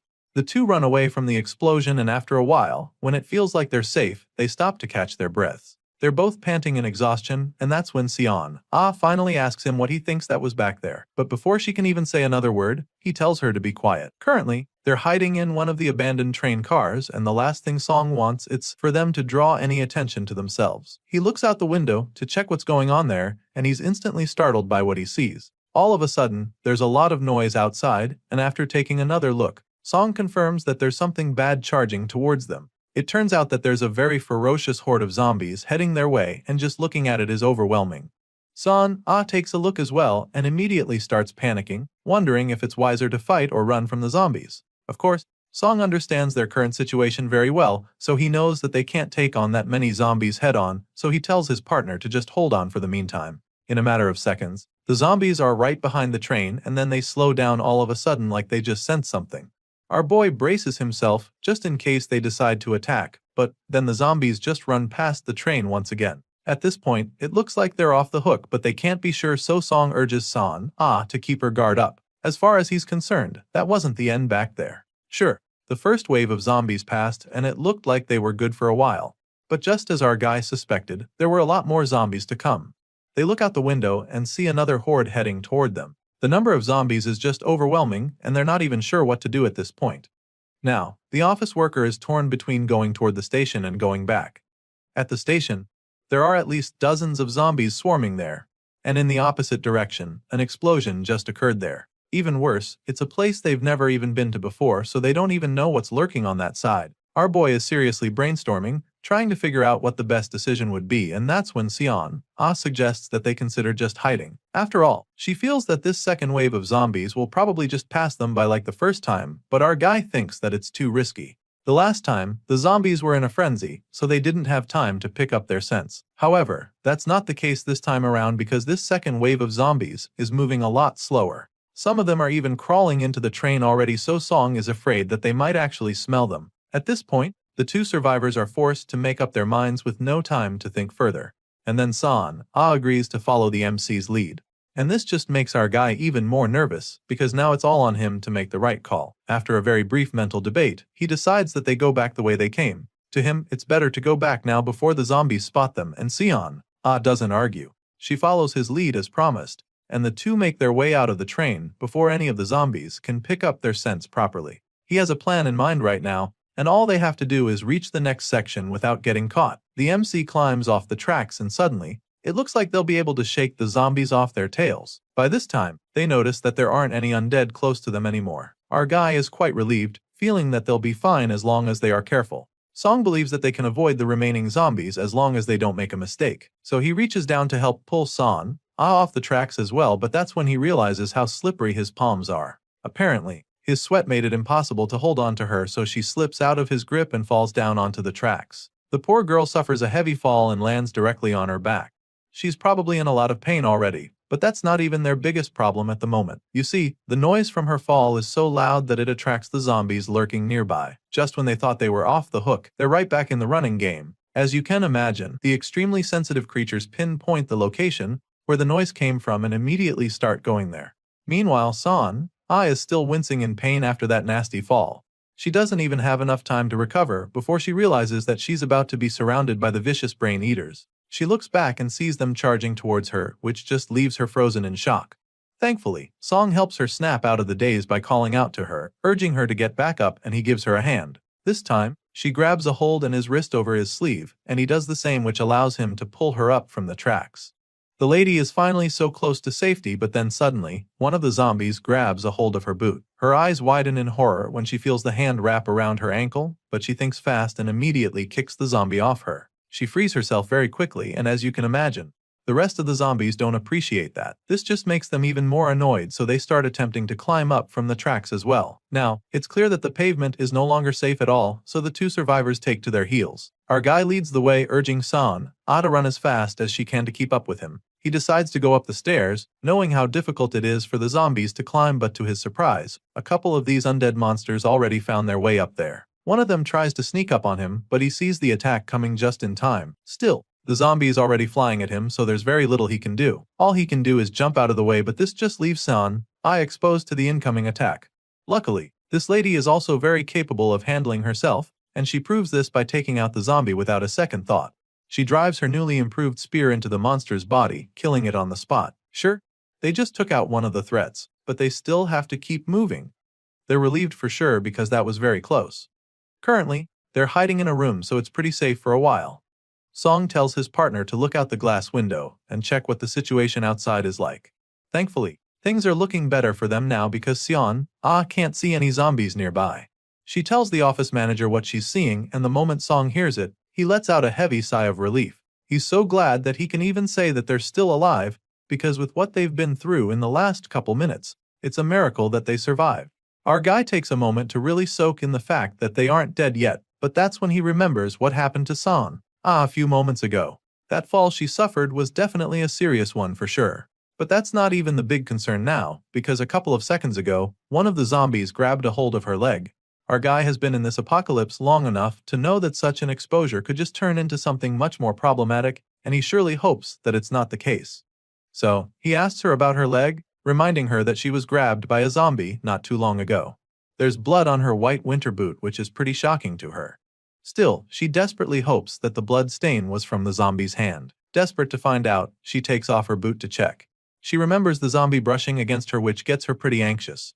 Of course, our guy can see that she's scared, so he offers to help her take a look and find out what their fate really is. San shows him her food after taking off her winter boots, and he immediately begins to inspect. Song looks really hard, and he does indeed find something. It's pretty clear that she got scratched by the zombie, and our guy is very relieved about this, because he knows how much of a problem it would have been if it was a bite mark he just found.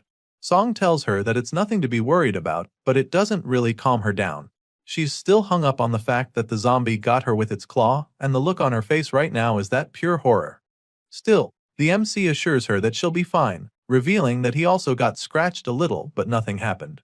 At this point, the girl desperately asks if he's sure of what he's saying, and once again, he assures her that she will be fine. Hearing this, she finally calms down, admitting that she thought it was already the end for her. This scratch mark that somehow resembles a snake bite appears to be swelling a bit, which is pretty normal, so R helps her attend the wound. Afterward, Sion admits that she feels a lot safer now that he's disinfected it, and Song is just grateful that they were able to find a first aid kit a while ago. Sadly, the box is pretty lacking, and it makes the MC conclude that the manager who handled it was very careless. There's no saline, no alcohol swabs, or even coagulants in the first aid box, but still, he admits that they're even lucky to have gotten their hands on it in this apocalypse. After all, he didn't even expect to find a lot when the other scavengers have taken almost everything of use. At the moment, it appears that the last group of scavengers to get here didn't exactly take everything. Sure, they took almost anything that can be considered food, but it still looks like they only skimmed through the place, so our guy is pretty positive. After cleaning San's wound for her, he tells her to just rest for a while, and then proceeds to continue his search. He rummages through all the stuff there, and it doesn't take too long for him to find something truly useful. It's literally a key, and even though he doesn't know what it opens yet, he's now very sure that there's still stuff for them here. Song Jin. Song is feeling very lucky now that he's got the key because this means that he won't have to worry about where to sleep tonight.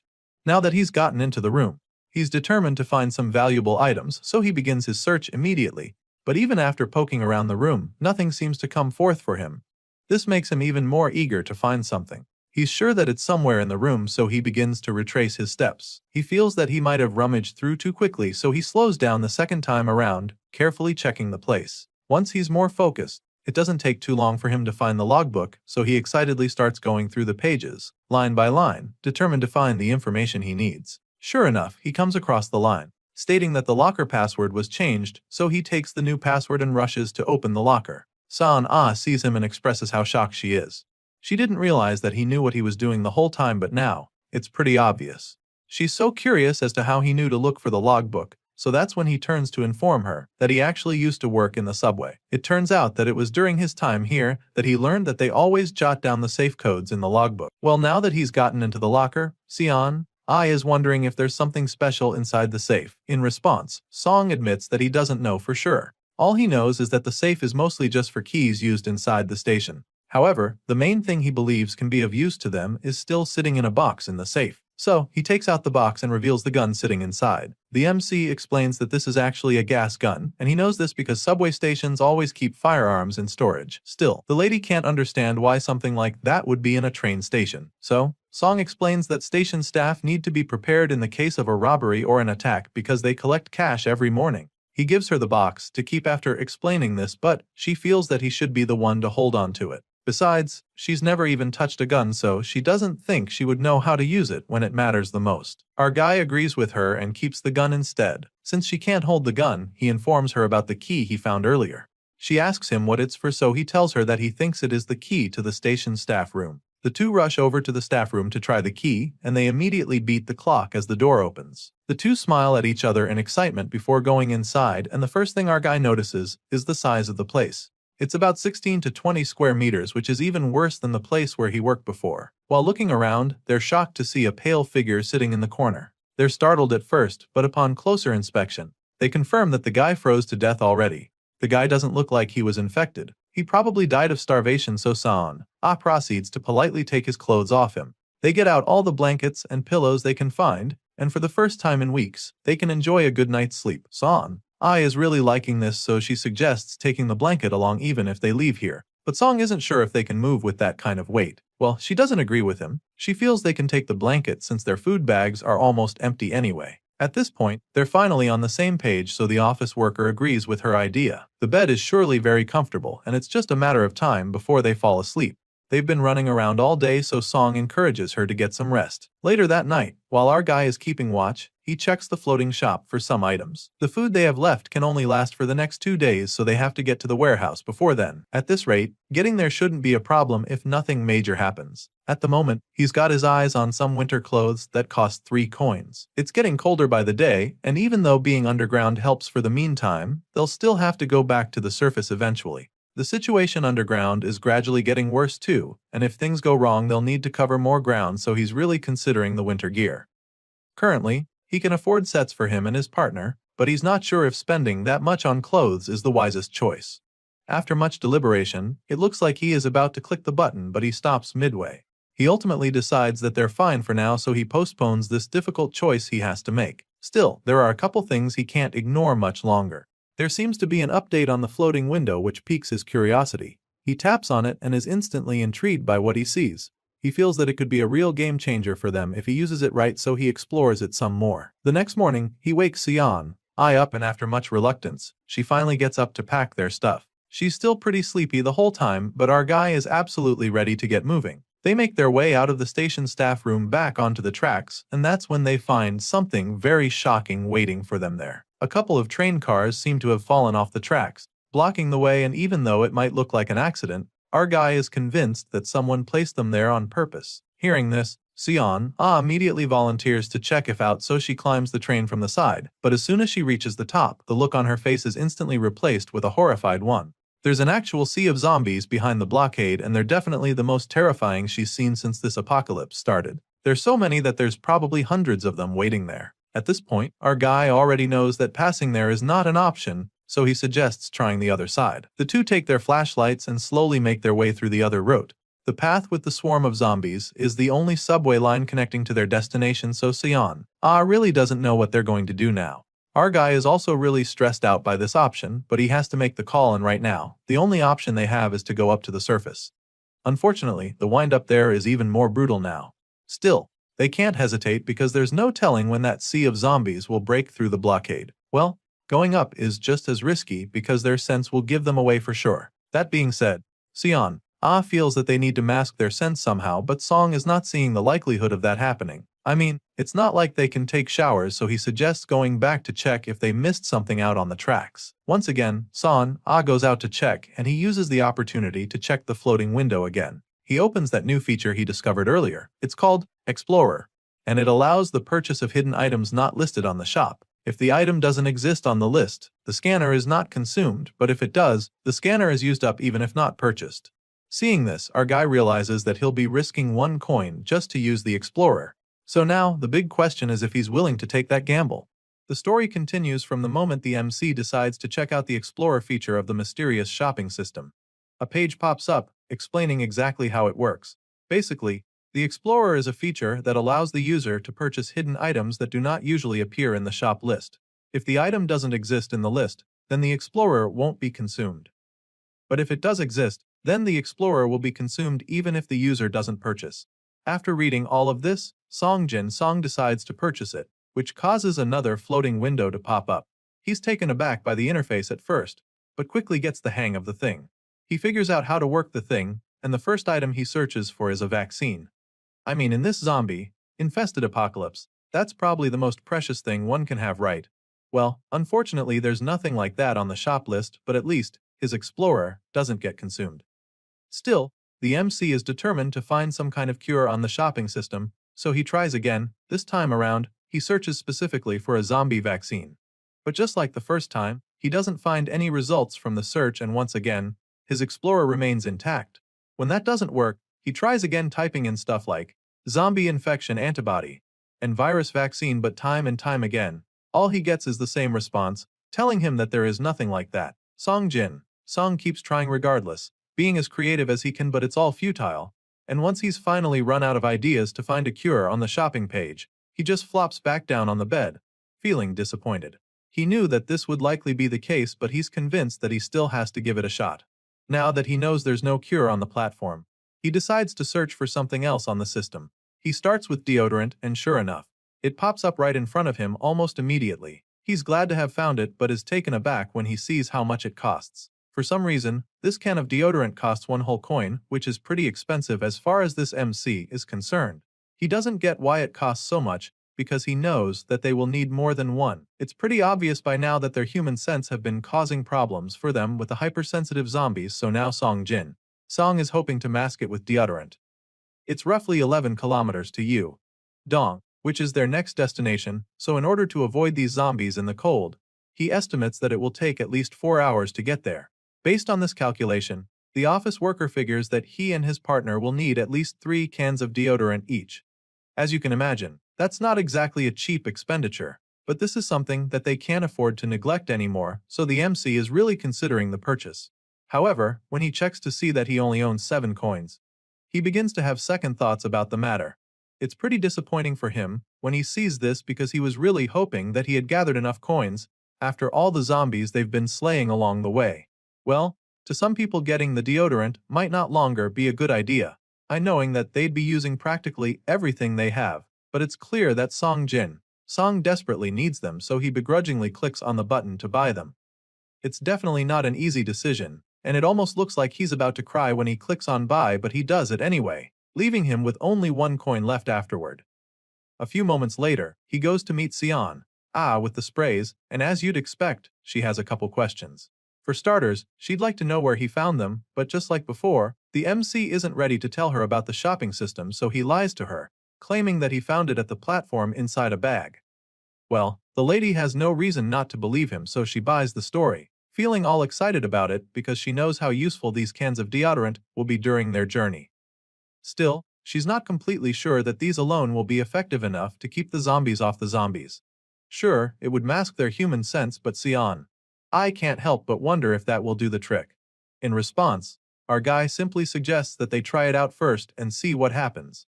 As far as Song is concerned, that's all they can do, and if it doesn't seem right, then they can always come back and strategize. The MC explains this to his partner, and she's all for it, so they begin to cover themselves with the deodorants. They help each other spray their bodies and other stuff like their bags to really hide the scent. After spending some time doing all that, Song asks his partner if she's ready to get a move on. Claims that she is, so the two office workers head back out onto the freezing subway. They begin their journey, and after walking for a while, they reach the signpost telling them exactly how far their destination is. It's definitely not an easy walk because not only is the freezing weather making it difficult to breathe, but the snow has piled up so high that walking is equally a hard task. The MC huffs and puffs with each step and suddenly gets the feeling that they might encounter zombies soon, so he suggests that they pace themselves. Of course, I agrees with this idea, so they both pick up the pace, but shortly after that, the wind speeds get higher, making it almost impossible for them to see anything ahead of them. Usually, this would be the time when they begin to panic, knowing that it's just a matter of time before nearby zombies catch their scents. They've been in that situation more times than they would like to do, even though they're wearing a heavy amount of deodorant right now. The lady can't help but panic when she spots a zombie lurking around. At first, she's pretty nervous, but then after a while, the zombie still doesn't sense them around despite the wind trying to rat them out. At this point, they're a lot more relaxed but also curious, wondering if the deodorant is actually working or if something is wrong with this zombie in particular. Song and I slowly move closer to the zombie, curious to find out just how well this deodorant works. The two get pretty close to the zombie, anxiously waiting to see what happens, and then all of a sudden, the undead creature jerks and turns around to face them. The MC is alarmed by this, but he stands his ground, especially since this zombie doesn't seem to know exactly where they are yet. At the moment, he's not sure if they've been caught, so he remains brave as he grips his weapon tightly in case he needs to use it. However, this zombie just keeps turning around in confusion without actually figuring out where they are. It's like it knows something is there, but unlike before, it can't make out where or what it is. After watching the confused creature turn in circles for a while, the MC decides that it's time to get a move on. Clearly, this zombie couldn't get them despite being a few feet away, so it's starting to look like his genius plan is working. I is really excited about this, so she tells him, and he just suggests that they keep going with this momentum. Now, they're sure that the deodorant can actually make them invisible the zombies, so all they have to do is make the best use of this hack. The two continue their journey until they get to some kind of mall. Out of all the shops there, notices only one place that looks like it's still intact. It's the Taekyung gun shop, and even though it looks really enticing, she knows that it's probably already being occupied by raiders. And if that's not the case, then the gun shop owner might be the one in there, guarding the place from zombies or plunderers. Our guy agrees with her on this, confirming that the shop is most likely loaded with guns and gunpowder. With the right kind of defense, that place is a no-go area for zombies and raiders, and since he knows this already, he decides that they save the gun shop for next time. After all, whoever is in there is probably heavily armed. They keep moving forward, and then they suddenly get to another place that's familiar to the MC.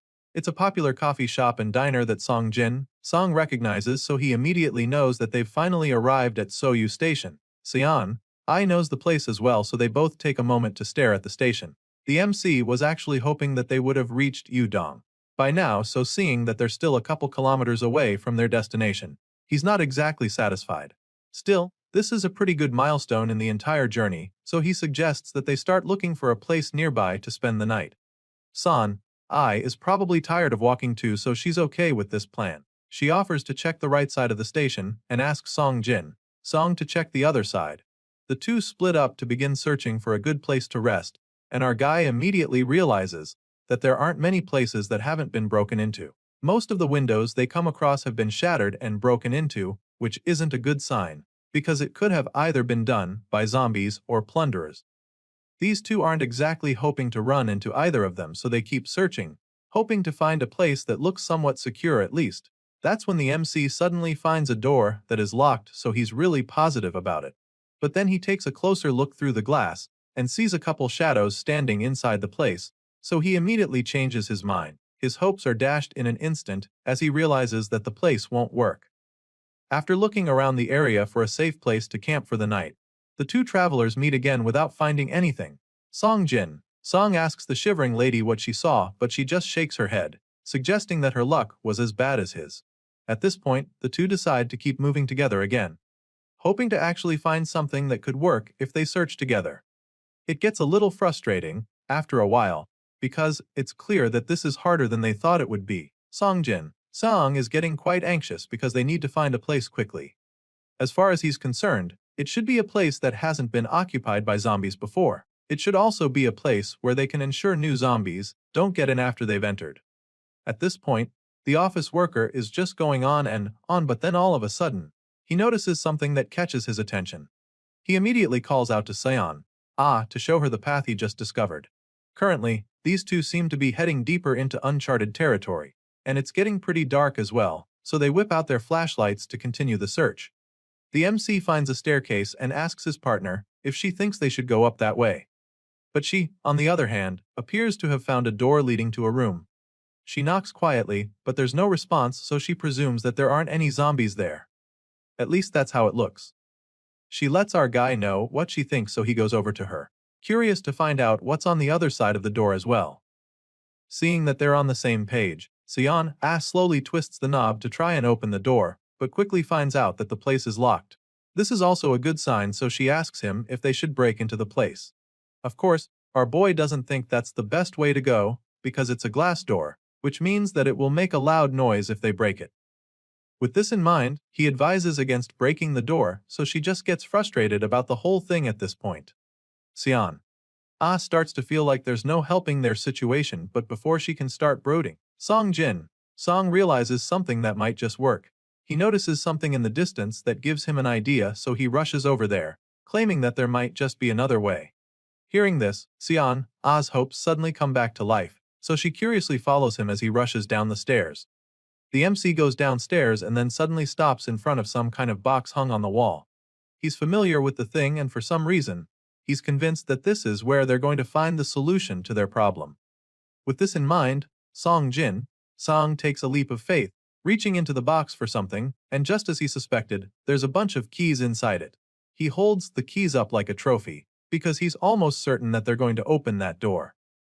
Meanwhile, his travel buddy just stares at him in amazement as he jaw drops to the floor.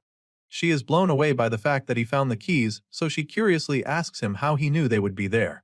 Well, it turns out that the office worker somehow noticed earlier that the cafe's operating hours were quite long.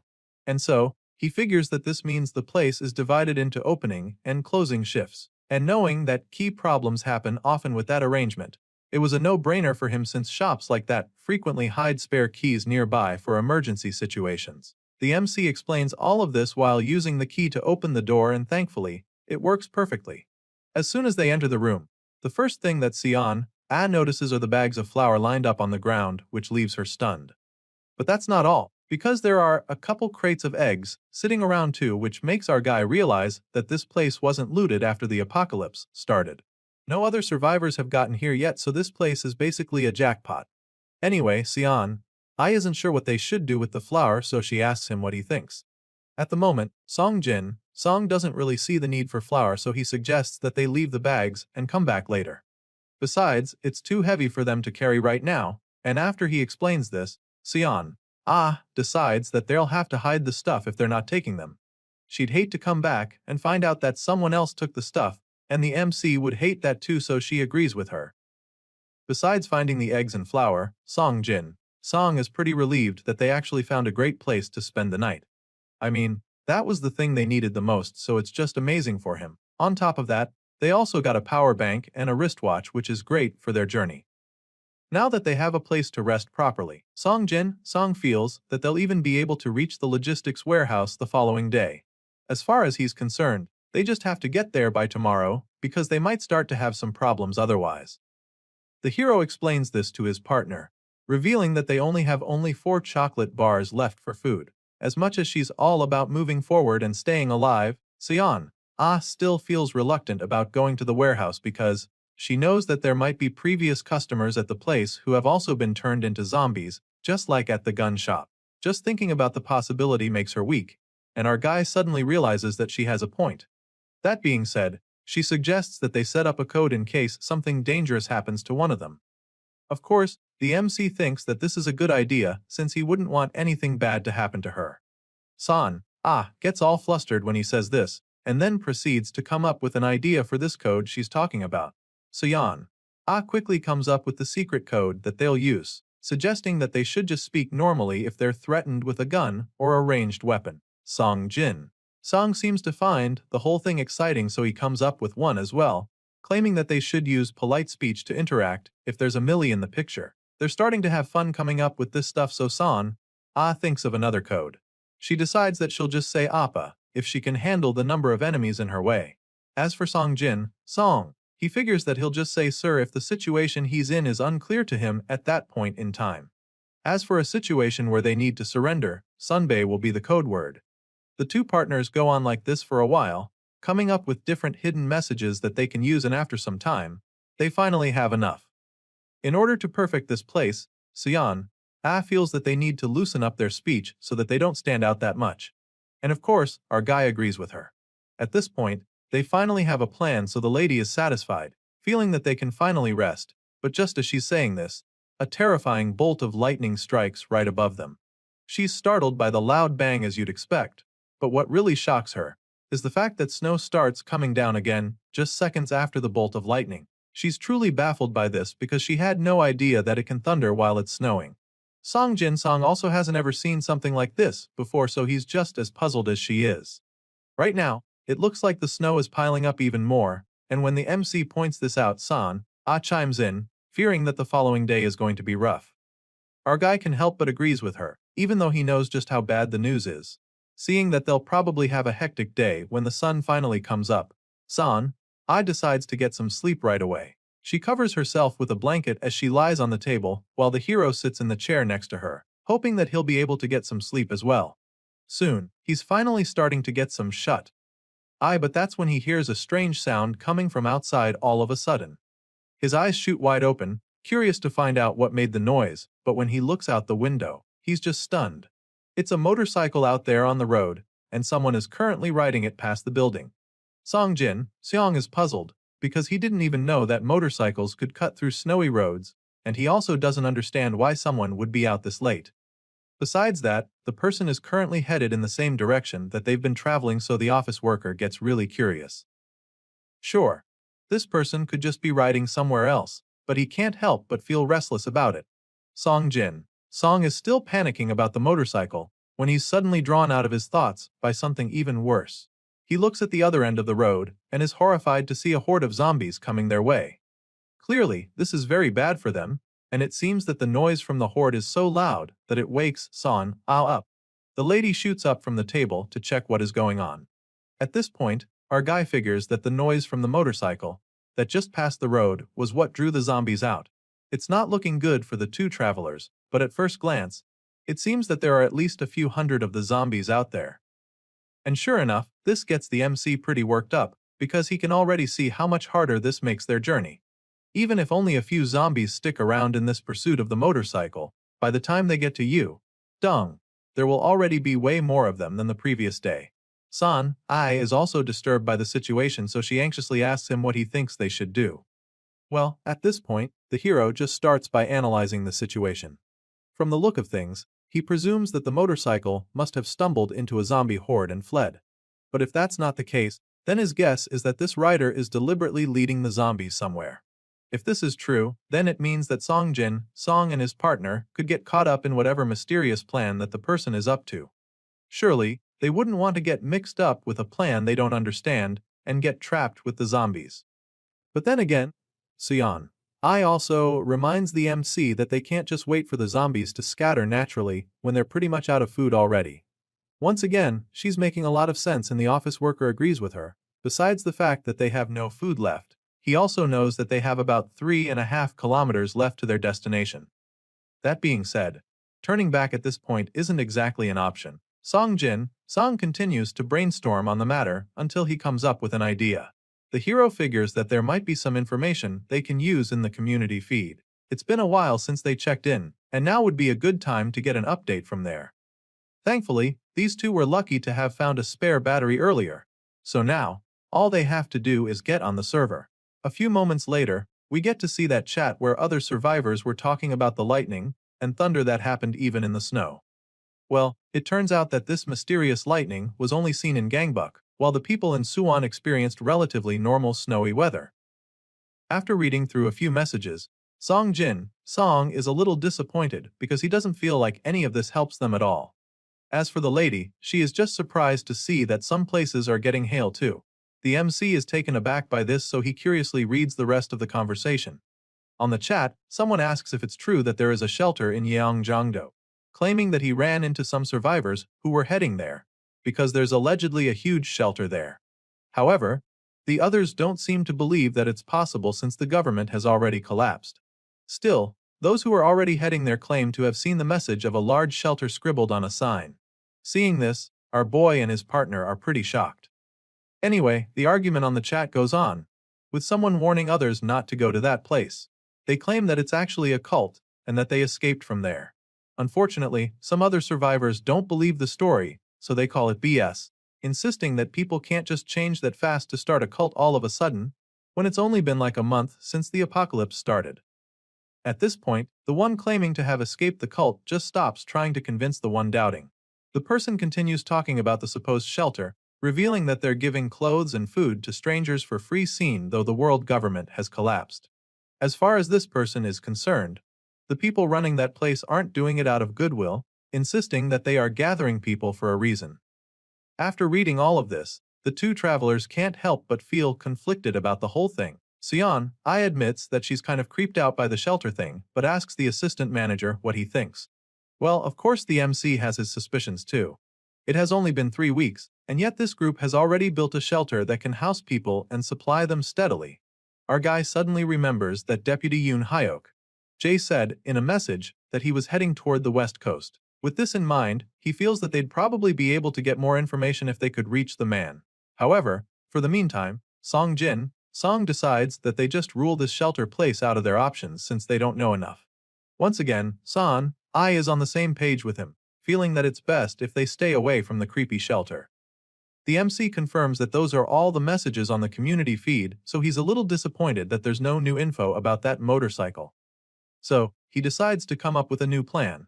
Song decides that they stick to their original idea, which was to head for the logistics warehouse.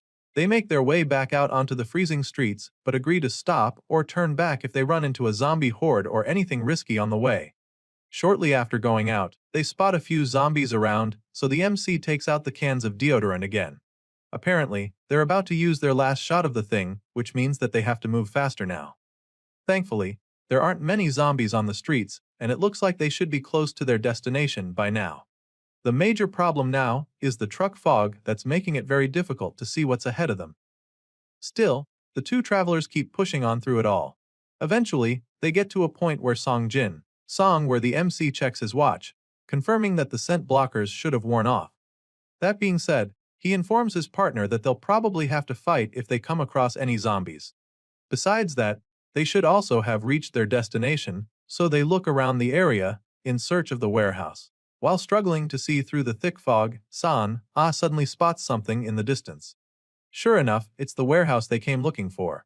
It's way bigger than our guy expected, which is a good thing because it means that they shouldn't have to worry about supplies here. With this excitement, rushes to the door and tries to burst in, but after pulling on it a couple times, it still doesn't budge, which leaves her pretty confused. From what she remembers, this place used to be open all the time, so she doesn't get why it's locked now.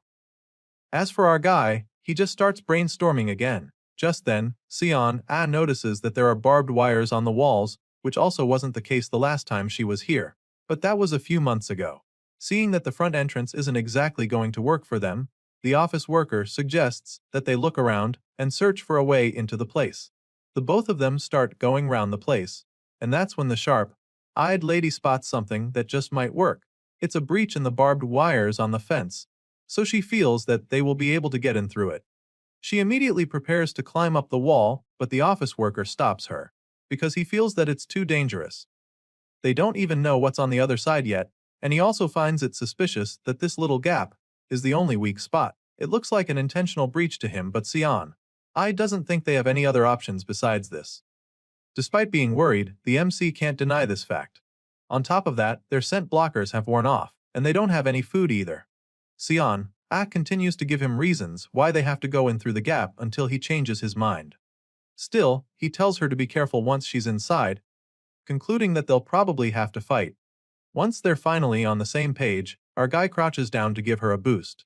The athletic girl runs up and floats up to the top of the fence in a flash. She takes a moment to scan the surroundings and concludes that there's no one around.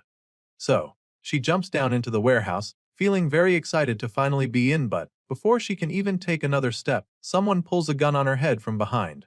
This guy must have hidden really well for Sion not to have seen him because he practically emerges from the shadows and orders her to put her hands up. At this point, the girl just freezes in horror because she's in a real pickle. At this point, it's not looking good for Sion at all. The stranger keeps the gun pointed at her head and proceeds to seat at her with his free hand.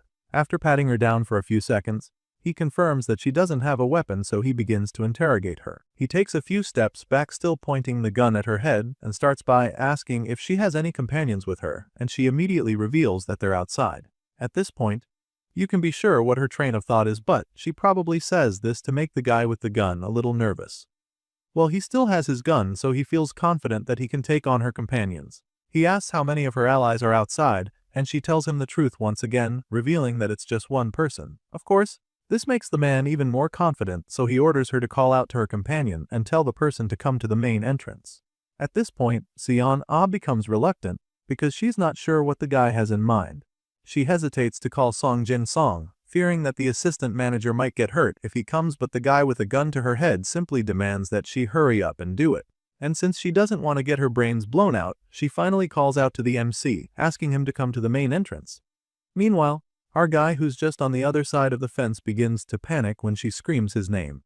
He already had a strong feeling that someone was in there, so he feels really bad because this hostage situation could have been avoided. Well, it's already too late for that now, since his partner is already trapped in there with God knows who. So now, the MC starts brainstorming, determined to figure out a plan. He starts by analyzing her manner of speech and confirms that it's informal. Based on the code that they made the previous night, this means that the other person in there must have a gun or a long-range weapon. Besides that, he also remembers that she called him Jen Song alone, and this means that she's currently faced with only one threat there. With this in mind, the hero is a little bit relieved because he knows that he can handle one person. Knowing all of this, he proceeds to check his backpack for something to help with the plan that's already formulating inside his brain. While he's ransacking the bag, Son calls out to him again, urging him to answer because right now, the guy with the gun might think she's lying or something. At this point, the MC takes out a gun from the bag and finally answers his partner, assuring her that he understands. A few moments later, they all make their way to the main entrance, where the lady is still being held at gunpoint. The kidnapper still hasn't seen Song Jin Song face to face yet, but he can sense that someone is outside the fence. So, he demands that our guy drop all his weapons and come forward. Of course, he wouldn't want to piss off this armed stranger, so he takes out his spear and shows it to the guy through the gate, displaying his readiness to cooperate. Now that Song Jin Song is here, he can confirm that the captor is one man with a gun, just as he thought. With this in mind, he continues to wave the spear in front of the gate like a white flag, but the guy with the gun demands that he drop the weapon immediately. Sure enough, the office worker complies and tosses his spear into the snow before showing his empty hand. Now that he's dropped the weapon, the gunman orders him to come out from behind the wall and reveal himself. Well, this is where things might get tricky for the MC, because he still has a gas gun in his other hand, and he definitely wouldn't want the kidnapper to see it when he's still got Sion at his mercy. Our guy is torn at this point, not sure what he should do. Even if he tries to attack this man, the gas gun with him only has a short range. In order to be sure he'll actually do any damage, he needs to close the distance a bit more. The issue now is that he can't exactly go any closer because if Song Jin Song moves further, the other guy will see the gun. Eventually, the office worker comes up with a plan. He tells the captor that he's put down his weapon and asks for his companion to be set free. He makes it look like he's harmless, claiming that he can't do anything anymore without his weapon, and it seems that the guy with the gun actually decides to let her go. He grunts right after listening to everything that the MC says, and then orders Son to move forward. Our boy hears footsteps coming and realizes that the guy is actually letting her go, so he braces himself for the next part of his plan. The office worker patiently waits for them to get close enough, and at the perfect moment, He comes about to strike. Song pops out from behind the fence and tells his partner to duck so that he can get a clear shot. Of course, the athletic girl crouches down at incredible speed so the MC is able to pull the trigger on his gas gun. The other guy is so stunned by all of this that he can't even react and ends up getting shot in the eye. In the chaos, he fires his gun as well, but since he can't even see anything, he just shoots without aiming.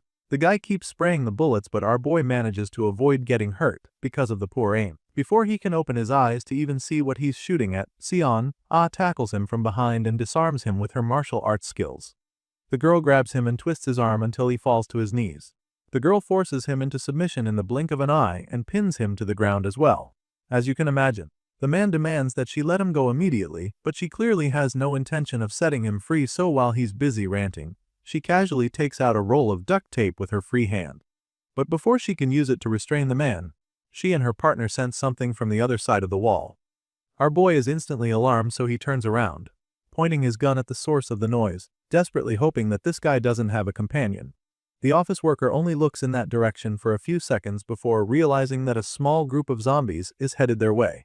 Apparently, these mindless creatures are coming over because of the gunshot noise, and it's definitely not good for our guy, because he's still locked outside the warehouse.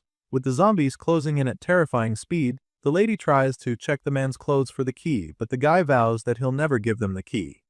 He refuses to cooperate and even starts yelling at her to get away from him. All of this just makes things worse for our guy, who is still out there, exposed with the same zombies that can hear all the shouting. Sion gets pissed at this point, so she warns the man to stop messing around and just hand over the key. While she's trying to force the man to behave, we see that our guy is already surrounded by the zombies. All he has to defend himself now is the spear, and the odds aren't exactly in his favor, so he calls out to his partner, wondering what the holdup is for. On the other side of the gate, the lady doesn't look like she's making any progress because the stubborn man still refuses to tell her where the key is. Since he refuses to cooperate, she stops trying to work with him and just starts beating the shit out of him. After a few kicks, she somehow finds the key on his body and excitedly dashes to the gate to open the lock. While she's struggling with the padlock, we see that our boy is already in the middle of a brutal fight with the pack of zombies. I mean, he's not going to let himself die like this, so he uses the spear to take out all the zombies that come close to him. He slashes them one after the other, determined to stay alive, but then all of a sudden, he's forced to face a brute in the mix. This one is the biggest zombie in the horde so far, and it charges at him with murderous intent. Even though he's a little terrified, he stands up to the beast and holds his own against it. For a while, our guy is able to avoid getting hurt, but then after striking several times without dealing any significant damage, it becomes clear that he will not be able to take down this one. The zombie charges at him like a runaway train and slams him to the floor before he can do anything. His spear seems to be useless against this monster. It's so strong that it disarms him and knocks him down, but just when it looks like he's about to be done for, San opens the gate and shouts for him to come inside. The office worker runs into the warehouse as fast as his legs can carry him, and then San slams the gate once he's in, leaving all the hungry zombies locked out. The two partners just stand there, watching as the hungry zombies growl at the gate. Sure, they're in the warehouse now and the gate is shut, but they're also trapped in, and if these zombies don't go away, it would only be a matter of time before they force their way into the place. With the zombies now unable to get them for some time, Sion doesn't think twice before jamming the lock on the gate. She uses the key to make sure it's secure and then turns to Song, asking him if he's okay. She desperately hopes that he wasn't hurt in any way, and he asks her the same question before assuring her that he's alright. Once they're both certain that they aren't hurt, the assistant manager flops down to the floor to catch his breath. He's pretty relieved that the zombies didn't get to them, even though they're still hanging around. He's pretty convinced that these creatures gathered around after hearing the gunshot, and in order to avoid pissing them off any further, he suggests that they head inside the warehouse proper. But before they can do that, they'll have to deal with the injured man on the ground, who is still groaning in pain. Right now, he's almost crying like a baby because of how bad his eyes are hurting. Apparently, he still hasn't recovered from the blast of the gas gun our guy used on him. The MC watches the guy roll on the ground for a while, and decides that they'll take the man inside with them for the meantime. Sure, he threatened them with a gun and almost killed Song, but the office worker doesn't feel that he deserves to be left out here with the vicious zombies. Thankfully, Sion isn't heartless either, so she agrees to take the man in with them. Even though she was the one he threatened with the gun and treated like a hostile, the lady goes over to the man and helps him get back on his feet. He's not exactly a paper plate, so she struggles a little to pull him up, and right after he finally stands up, the MC is shocked by the face he sees. It turns out that the red-eyed man with tears running down his face is a colleague from the office building. This man happens to be assistant manager Choi Jae-sung, so the MC is really shocked to see him here. A few moments later, once they're inside the building, they help Choi relieve the pain in his eyes, and once he can finally see properly again, he puts on his glasses.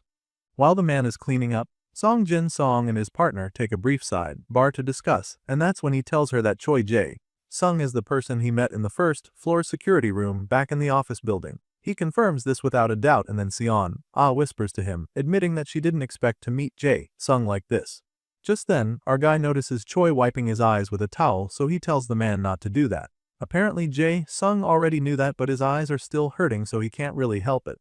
Choi's eyes are still watering seriously, which just goes to show how bad it is. Seeing this, the MC starts feeling a little guilty, so he apologizes. The gas gun is quite potent, so he can already tell that the effect will probably last for a few days more. At this point, Choi just sighs, knowing that he's screwed for a couple days. Thankfully, he's not mad at our guy for it. I mean, if they had just said something beforehand, they wouldn't have had to fight at all. But then again, Choi admits that he was the one who attacked first, so he can't really complain about it too much. He started it. The guy puts a kettle on the stove, probably to prepare something for his new guests, who are grateful for his hospitality and understanding. Choi Jae-sung just smiles in response when he hears this and then brings the kettle over to serve them some warm tea. He pours it into 2 cups, and then gives it to his guests, who are really appreciative of it. I mean, in this freezing weather, having something warm to drink is probably a luxury to them. They thank him for the tea and start sipping immediately in order to warm themselves. Choi Jae-sung sits with them to do some catching up, and our guy starts the conversation by asking him when he got to the warehouse. The man reveals that he arrived at the place 3 days earlier, admitting that he came here because he saw that the warehouse has solar panels. Seon is so shocked when she learns that solar panels are here too, because she can still remember how useful they were back when they were still in the office building. She seems pretty excited to hear this, and so Choi goes on to tell her more about them. It turns out that he was even installing the solar panels earlier in the morning when he spotted the 2 of them for the first time. Song Jin-song and Seon are shocked to hear this because they probably didn't think that anyone saw them outside. Well, Choi reveals that he did and goes on with the chatter, telling them how he had installed them on a window downstairs. Unfortunately, the ones downstairs weren't getting enough sunlight, so the efficiency was way too low for him. And so, he was moving the panels up to the roof, and that was when he spotted them. Seon has quite some experience with solar panel installation, so she knows that it must have been really difficult for Choi Jae-sung to do anything up on the roof when it was snowing. At this point, our guy just smiles as he stares at her. From the look of things, she looks pretty comfortable here, despite how she was when they first got in. Seeing how reluctant she is to leave anytime soon, the MC is glad because it looks like everything worked out well after all. Anyway, back to the conversation between her and the other assistant manager. Choi Jae-sung admits that it's not easy with the snow when working up on the roof, and this is why he was trying to figure out a way to cover the panels with a glass wave. After all, they have plenty of materials here in the warehouse. The guy explains this to Song Jin-song and his partner, so this gets the MC a little curious. Since there are a lot of materials over here, he wonders if by any chance there are enough supplies in the warehouse as well. Hearing this, Choi Jae-sung simply starts by confirming that there are quite a few materials like building frames here. At least, this he knows for sure, but in the food department, the guy admits that he truly isn't sure what the situation is. As far as he's concerned, it's a little uncertain, and he explains this to them. As soon as she hears this, Seon figures that this issue might be because the warehouse where food is stored is at a different site. Apparently, the food supplies aren't here, and Choi Jae-sung confirms her guess. The man goes on to tell them that he actually went to check, but by the time he got there, he discovered that the ceiling had collapsed under the weight of the snow. In other words, he found that the second warehouse where the food is stored is currently buried under several feet of snow. That being said, Choi admits that he just scraped together what he could salvage from the area. It's not exactly the kind of news that our guy was hoping to hear upon getting here. But then again, Choi reminds them that the food will most likely still be good for a long time. It's all buried under snow and frozen, so it won't get spoiled. With this in mind, the guy suggests that they should have enough time to retrieve plenty of the food later once they have the equipment and manpower for the job. He's convinced that they don't have anything to worry about, so Song Jin-song is relieved to hear all this. Now that the details about the food situation are all sorted out, the MC proceeds to ask the host something else. He apologizes in advance for suddenly changing the topic, and then with a straight look on his face, he asks Choi if it would be alright if he and Seon stayed at the warehouse with him. He knows the kind of man that Choi Jae-sung is, since they spent some time together in the office building back when the apocalypse started. Mr. Glasses over here isn't exactly famous for sharing his space or his resources, so the MC knows he shouldn't expect too much from him. Sure enough, Choi is left speechless for a second, making it seem like our guy's request doesn't really sit well with him. In this apocalyptic world, it's finders keepers, first come, first served. Of course, Jin, Song and Seon could just overpower Choi and take over the warehouse, but our guy knows that it would be a lot easier to defend this space if they form a friendly relationship and gain another ally. Surprisingly, after staying quiet for a while, Choi Jae-sung tells them that he'd prefer that they stay. He says this with a pretty genuine look on his face, which gets our guy and his partner really excited. Song is probably shocked by this response, especially after his experience with Choi several weeks back. Well, I guess the apocalypse changed the guy. While the MC is still taking it all in, Choi goes on to admit that he was even about to ask the two of them the same thing. Apparently, he's enjoying their company so much that he might also be looking for a new alliance. After what happened today and how they easily overpowered him at the gate, he had to rethink a lot of things. I mean, bro had a gun and they still managed to tie him up, so it definitely made him reconsider his choices. Right now, he has lost the confidence to defend this place all by himself, and he knows for a fact that more people will keep coming here, because he's already run into a few. Sure, he was able to ward those guys off, but if he sends these kind guests away now, it would only be a matter of time before he is visited by other people who will overpower him, and well, they might not be as friendly as Jin, Song and Seon. If he's alone, he'll definitely lose this place someday and he doesn't want that. So for a trustworthy person to suggest becoming allies, the timing is just perfect to him. Choi explains all of this and then stretches his hand out so that they can shake to their new alliance. Seeing this, our guy starts by thanking the man for trusting him. Just then, Seon points out something that is bothering her. She recently noticed that the zombies from earlier haven't gone away yet. This is the same horde that attacked when they first arrived, so Choi is shocked because he expected the zombies to have dispersed by now. The man is pretty puzzled at this point because he's not sure why they're hanging around. His thoughts are interrupted when Jin, Song asks him how he got the gun he pulled on them. Well, it turns out that Mr. Glasses over here took the gun off a dead police officer who had killed himself earlier. The man probably didn't want to be turned into a zombie, so he took that drastic measure.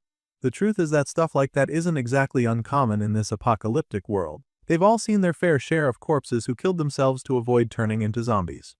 Anyway, Choi Jae-sung kept the gun for self-defense, but then in the end, he somehow started using it for much more pointless reasons than he expected. At this point, our guy curiously asks the man if there are any bullets left in the gun. Sadly, there's none left, and Choi Jae-sung reveals this, leaving the MC quite disappointed.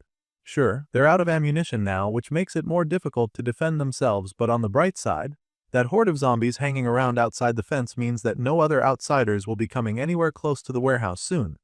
Well, I guess they can call it a blessing in disguise, at least for now. Song jokes about it for a second, but then all of a sudden, his stomach grumbles loudly, which is pretty embarrassing for him. His cheeks turn bright red after it happens and Choi is shocked at it. The guy gets all worried as soon as he hears the grumbling noise and then asks the MC if he really hasn't eaten anything yet. The guy didn't know they were starving that badly, so he takes the initiative to get something for them to eat. The guy prepares a pot of noodles for them and it looks really good. Because of how hungry they are, the ramen looks like it's calling out to them, and Son can't take her eyes off it either. The two hungry travelers keep watching the pot of noodles boil over on the stove, and when Choi sees how excited they are, he offers to make some more for them if they want some more, even though most of the food supplies are buried under the snow. Choi assures them that he has more than enough packs of ramen at his disposal.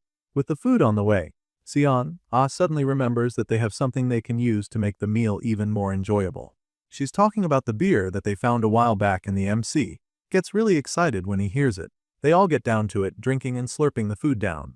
Seon is having such a good time right now. She can literally feel the broth seeping into her soul. Just then, Choi suggests that they have a toast before the beer freezes, and they're all for it, so the three of them toast to new allies and this killer ramen. Later that evening, after eating all that food, Seon tells them how full she is, and Jin Song completely understands because it's been so long since he ate this much. Eating something hot has warmed our guy up, and it's such a nice feeling, which makes him feel that it was definitely worth pushing through that blizzard. Their bodies are warm, their bellies are full, they have a place to lie down, and it's peaceful. What more could they ask for? As the Ice Age apocalypse rages on, Song Jin, Seong and his new friends continue to hide out in the warehouse. Even though they tried drinking hot tea and all that, the warmth is leaving his body faster than he expected. Obviously, he's not the only one going through this, because his travel buddies are also shaking like leaves. Seon finally gets fed up with it, so she asks Choi Jae-sung if he knows of any heating system in the building. After all, he's been in here the longest, so if anyone knows where a heater is, he'd be the one. Sure enough, Jae-sung knows where the heaters are, but there's one major problem, which is the fact that none of them actually work. With the electricity cut off, it's not exactly shocking that nothing works in the building, and this just takes them back to square one. Song can no longer bear the cold anymore, so he's convinced that it's been getting colder than normal recently. He points out his observation to the others, and the man in glasses immediately says the same thing. Apparently, he actually read something about it on the community board, where he saw that the weather has been holding steady at -30 degrees. And you don't need to be a genius at science to know that it is fatal for temperatures to drop that low. It's definitely something to be worried about, so Song asks Choi if there's anything they can bring in the building to generate some heat. Since the heaters are practically useless, he figures that this is the best way to go, but Seon immediately reminds him that their company doesn't handle electronic products. As soon as she says this, Choi Jae-sung reveals that there was a brazier in the warehouse the last time he checked, and he feels that they might be able to use it as a heater before they freeze to death. The MC's face lights up the moment he hears this, and Son is just as excited as he is. Our guy pops up eagerly asking if there was firewood as well, but Jae-sung sadly reveals that there was no wood there. He actually did search for it, hoping that he could use it, but it was all futile. This is disappointing, of course, but the office worker is determined to make it work. His hopes are up now that he knows there's a brazier, so he believes that they can just go out and find some new wood. At the same time, he considers another option, so he curiously asks whether there were any clothes in the warehouse too, but things aren't looking good in that regard either. Jae-sung informs them that there's not much wood among the supplies and reveals that most of the clothing he found has a lot of plastic in it too. At this point, Son suddenly chimes in because she just got an idea. She informs the two men that there's literally a forest right behind the building, and they're pretty shocked when she says this. Apparently, they had no idea, and so now that's looking like another option they can use. Ash goes on to suggest taking wood from some trees. They're probably dead from the cold, so she believes that they would be good for firewood. It's starting to sound like they've got a plan, and even Jae-sung is sounding really positive. The man feels that they should be able to get the wood when they find a way out later, so he offers to go get the brazier right away. Right now, they're all on the same page, and Song is excited to get things in motion, so he tells the guy in glasses that they should get right to it. So, without wasting any more time, he grabs his backpack and follows Jae-sung to the place. On the way, he tries to recall all the details Mr. Glasses told him before. From what they discussed, the first floor has daily necessities except food, and the second floor is where the clothes are. Jae-sung confirms this and goes on to explain how items like the utensils they use today and other toiletries are also on the first floor. The MC is delighted when he hears this because he can finally brush his teeth after a while. On the third floor, that's where they can find bulky daily necessities like laundry drying racks, and the fourth floor has the kitchen supplies. He explains all of this to Song and the MC interprets this to mean that they won't have to worry about pots, kettles, or knives anymore. Sure, he now knows where the utensils are, but they still have a problem. Apparently, the kitchen knives there have short reach against zombies, so that's a drawback as far as he's concerned. Moving on, the guy with the glasses explains that the fifth floor is mostly full of office supplies. Things like pencils, ballpoint pens, stamps, and notebooks are what can be found there. And as soon as our guy hears this, he can already tell that they probably won't need to go up there much since they're practically useless against the zombies. Finally, Jae-sung tells Song about the basement, which doubles as the parking lot, but right now, our guy seems to be more concerned about the winter clothing stock. Thankfully, Jae-sung knows where they are. He admits that there's quite a lot piled up on the other side of the warehouse and suggests that they go pick some out after getting the brazier. Of course, this plan sounds really good to Song, but he'd also like to know if Jae-sung knows anything about where the shoes are. Hearing this, the guy in glasses explains that there weren't really any shoes when he checked. It's so bad that he's been layering lots of socks on his feet, but admits that it's uncomfortable wearing bigger sizes because of that. Apparently, Jae-sung originally wore a size 270, but hasn't had much luck finding his size recently. Just then, our guy purchases some winter boots from the store with the last 3 coins he has. Whenever he purchases something like this, it always amazes him how the thing just appears right where he wants it. And right now, he wants it in his backpack. He quietly buys the boots and starts peeking into his bag, which Jae-sung finds surprising. The guy doesn't understand what he's looking for all of a sudden, so he asks our boy if something is wrong, but Song Song just responds by taking out a pair of winter boots and asking him if he'd like to try it on. As you can imagine, the guy is taken aback when he sees the boots. He's so confused because he can't even understand how it's possible for anyone to still have them in such good condition. Of course, Song isn't planning to tell the guy about the secret shop he has been using, so he simply tells Jae-sing that he had extra shoes with him. Without hesitation, the guy in glasses tries on the boots and is so amazed that they fit him perfectly. He thanks the MC for the gift and Song just encourages him to enjoy the shoes and wear them comfortably, informing him that they have pretty good insulation. Hearing this, the guy just thanks him once again. And in that moment, Song receives a notification informing him that he just got another party member. Apparently, this gesture earned him a new member on his team, and this new development comes with some perks. Now that he has 3 members in his party, he can earn even more coins than before since coins obtained by his teammates are automatically monopolized. At this point, Song pretty much confirms his earlier theory. He wasn't sure before, but now, he's convinced that giving gifts really does add the recipient as a party member. The 2 men continue their journey through the building and soon arrive at their destination. Jae-sung tells our guy that the brazier they're looking for is just around the corner, and sure enough, they soon find it sitting in a dark corner. It looks like it's in really good condition, which makes things even better, so they pick it up without hesitation. On the way out, Jae-sung reveals that there are others too,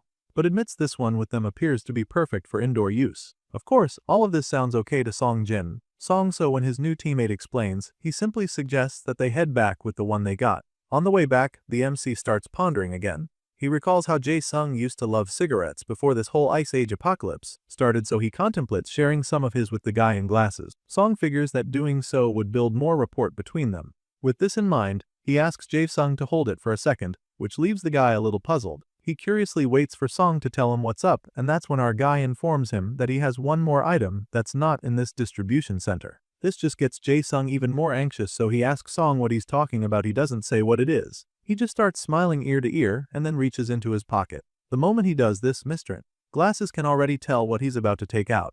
His guess is spot on because our guy reveals a pack of cigarettes and hands it to him. Jae-sung is so excited when he sees this because he hasn't been able to smoke even once since this zombie invasion started. The MC takes out 3 sticks and hands it over to Jae-sung, claiming that it's his way of paying back for the ramen they had earlier. For the first time, Jae-sung thinks that 3 sticks is a lot. He didn't think that the MC would even spare more than one in this situation, but our boy doesn't mind at all. He reminds Jae-sung that they're a community now and makes him understand that he is happy to share his cigarettes. Hearing this, Jae-sung is so touched. The guy probably never thought that he'd cherish a couple sticks this much before, but here he is, clutching them to his chest like they're his most prized possession. Remember when Song thought of doing this to build rapport?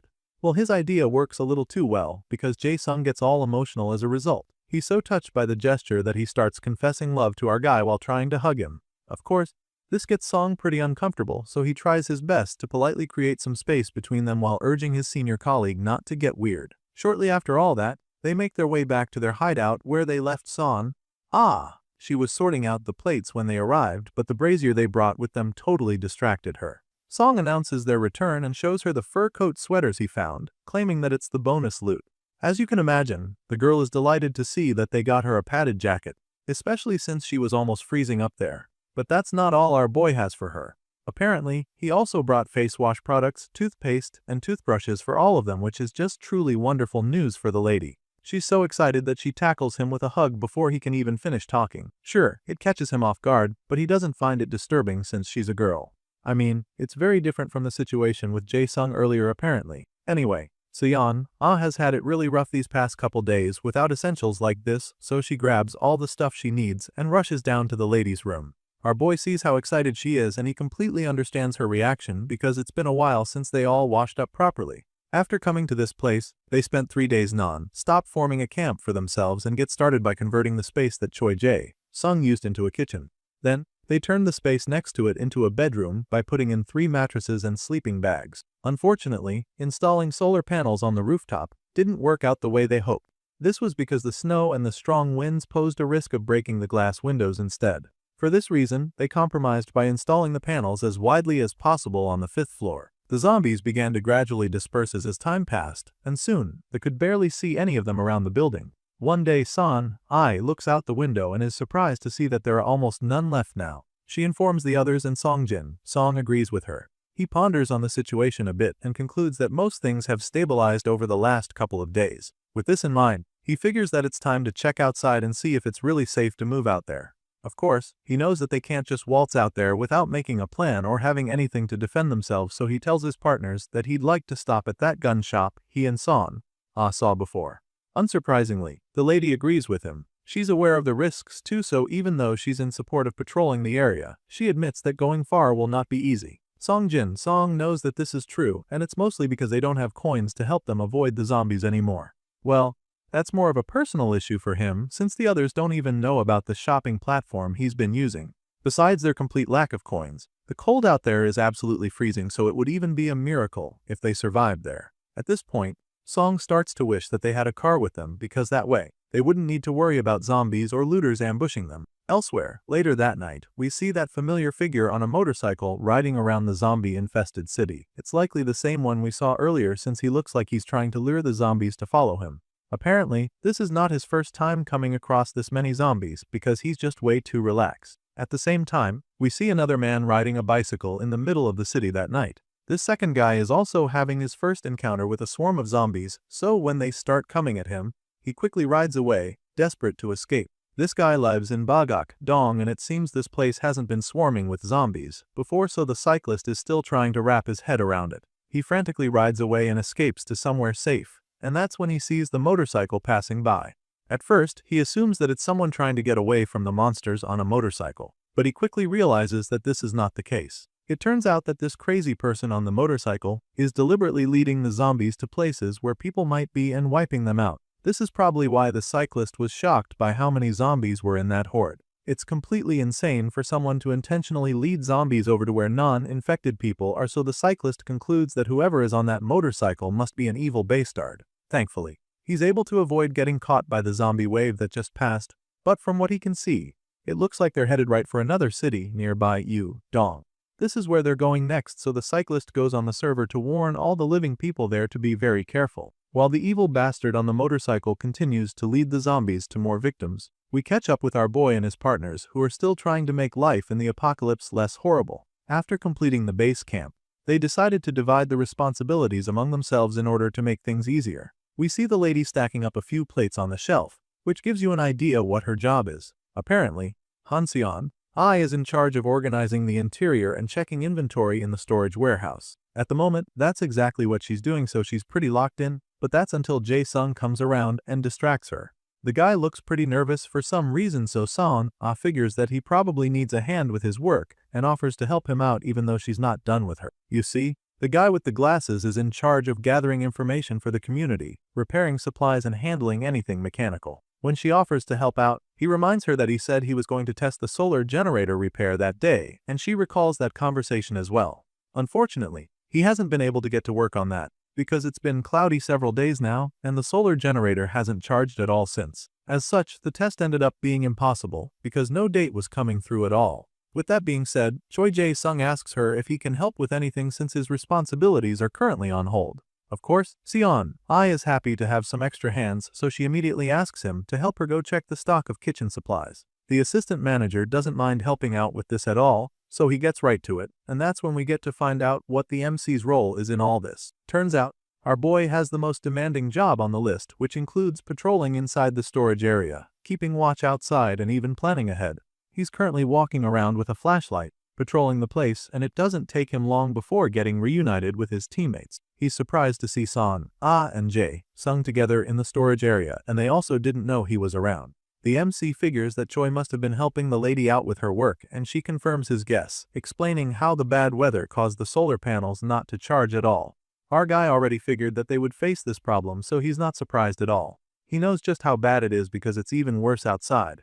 If it was just cloudy and a bit dark, they probably wouldn't have any problems, but the fog is so thick that they can barely see anything out there. Hearing this, Seon begins to wonder if they really don't have a backup plan. She asks if they still have any power left in there, but Choi explains that they're all out.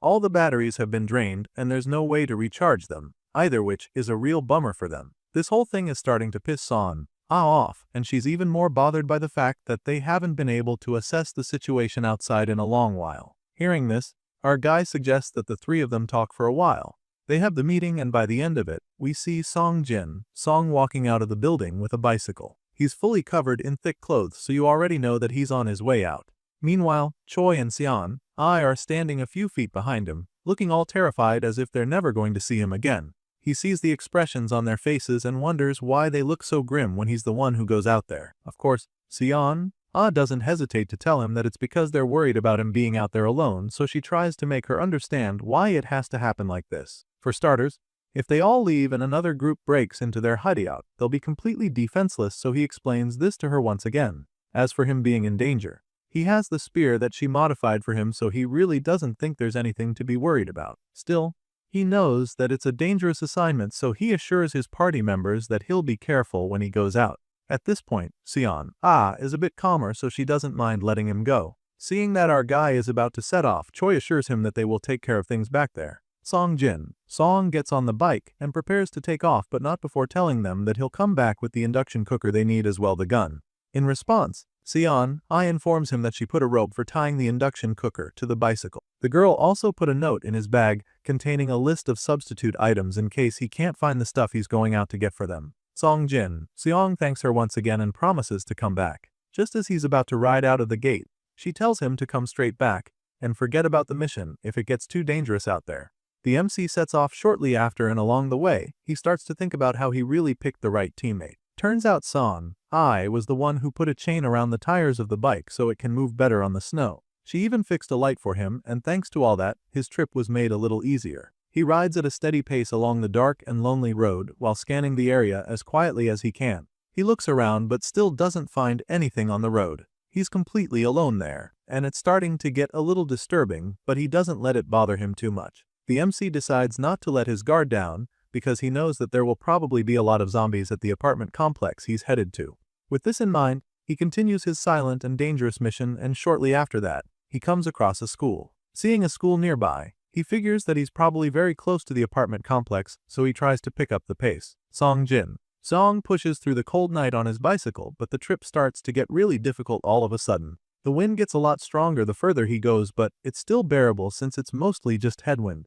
This just makes him want to get the hell out of this snowstorm, so he pedals even faster. Just as he picks up the pace, he senses something that catches him off guard. All of a sudden, our guy perceives something like exhaust fumes, and at first, he probably thinks that his nose is playing tricks on him. But the strong smell lingers and it becomes very clear that he is not hallucinating. He slows down a bit to figure out what's going on, and that's when he confirms that these fumes resemble something coming from a beat-up car. His eyes widen in shock as he comes to this realization, because has no idea why on earth a running car would be in this area. There shouldn't be anything in this part of town except the zombies, so Song starts panicking, and that's when we get to see the motorcycle rider from earlier. At this point, the office worker also starts to hear the engine sound, and he quickly identifies it as the sound of a motorcycle. The noise starts getting really loud just then, which means that whoever is on Hatbike is coming right toward him. He looks back to see what's really going on behind him, but all he sees is the bright flash of light beaming back. The light is getting even brighter at this point, and the sound is much louder than before, so the office worker starts to have a really bad feeling. The fact that a motorcycle is running loudly in the area means that it's only a matter of seconds before all the zombies come out to follow it. Sure enough, he starts to see the deadly monsters coming out of the shadows. He tries to get away from the loud noise and a few zombies that are emerging from the darkness, but in this dark and cloudy night, he can't really navigate properly. And so, he needs up riding straight into a horde of blood-thirsty brain eaters that are also coming right toward him. By the time he can see them clearly, they're already way too close to him. At this point, he just stops in his tracks so that he can properly scan the area around him, and that's when he sees that the monsters aren't only in front of him. In the blink of an eye, Song gets himself surrounded by the zombies, but they don't appear to have sensed his presence just yet. His eyes almost pop out of his head when he sees just how many there are, but he can't waste any time feeling sorry for himself. He immediately starts brainstorming, determined to figure out a plan to escape. He's already confirmed that the motorcycle must be the same one that was leading the zombies the last time. He actually saw this same thing happen a few weeks back, but probably didn't imagine that he'd get stuck in the middle of it. Anyway, now it's pretty obvious that he has to make a run for it while he still can.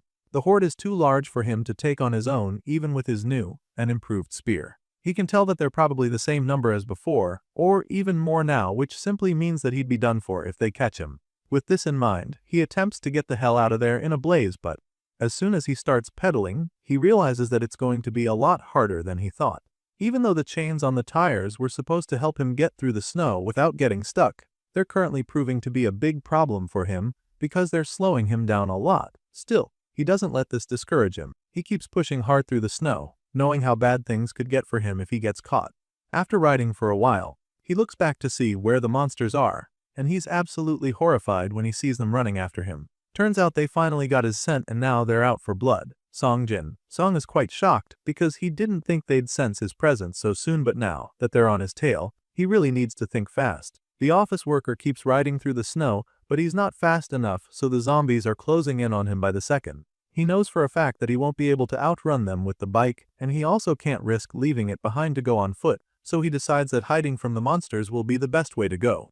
But now, the big question is, where on earth is he going to hide from these vicious monsters chasing him? While trying to avoid getting caught, our boy keeps brainstorming and eventually decides to hide somewhere that he already knows, and right now, the only place coming to mind is the school he passed by not too long ago. He can't make it to the apartment complex in time without getting caught by the zombies, so the only safe option now is that school. With this in mind, Song continues to pedal as fast as his legs can take him and then heads back to the school. As soon as he's close enough to the building, he hops off the bike like a stuntman and races to the main entrance door, but when he tries to go inside, he realizes that the door is locked. At first, it just feels like a bad dream because this was his best shot at escaping the zombies, so now things are looking really bad for him. Regardless, he's not just going to sit there and wait for them to come and rip him apart, so after trying to open the door a few times, he decides to try something else. Song runs round the school to the side where all the windows are and attempts to get in through there. Unfortunately, even after trying over and over again, none of them burst open and he starts to really panic.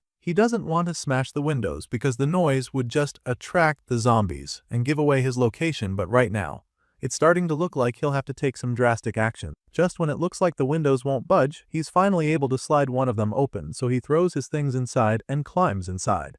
At this point, you'd think our guy is home free, but that's when a zombie appears right behind him and grabs his leg. The office worker panics and tries to kick the monster off, but this zombie's grip is way too strong, so it doesn't let go. Song is horrified when he sees the monster holding onto his leg but doesn't let it faze him, and so he quickly kicks the zombies right in the face, thinking that this would be enough to knock it down, but that's not the case. Apparently, this zombie in particular has a really strong grip, so even after a powerful kick to the jaw, it's still holding onto his ankle. Seeing this, our boy is forced to turn around and deliver another mean kick, convinced that this one would do the trick, but once again, the zombie still doesn't let go. It's almost like this thing has got gorilla glue on his palms, and at this point, the office worker begins to panic a little. He can't afford to be here this long because that would just increase the chances of other zombies finding him there. If he wants to survive, he needs to figure out a way to get out of this situation on time. Now, it's pretty clear that using his feet won't work, so he quickly comes up with another idea. Just when it looks like the relentless monster is about to sink its teeth into him, he grabs his spear and buries the tip in the zombie's face. As soon as he does this, the monster finally lets go of his leg, and the force from the hit sends it falling back outside. Meanwhile, our guy falls on his back into the school through the window. It's a pretty hard fall, so he takes a second to catch his breath. I mean, he should be safe now that he dealt with that zombie, right?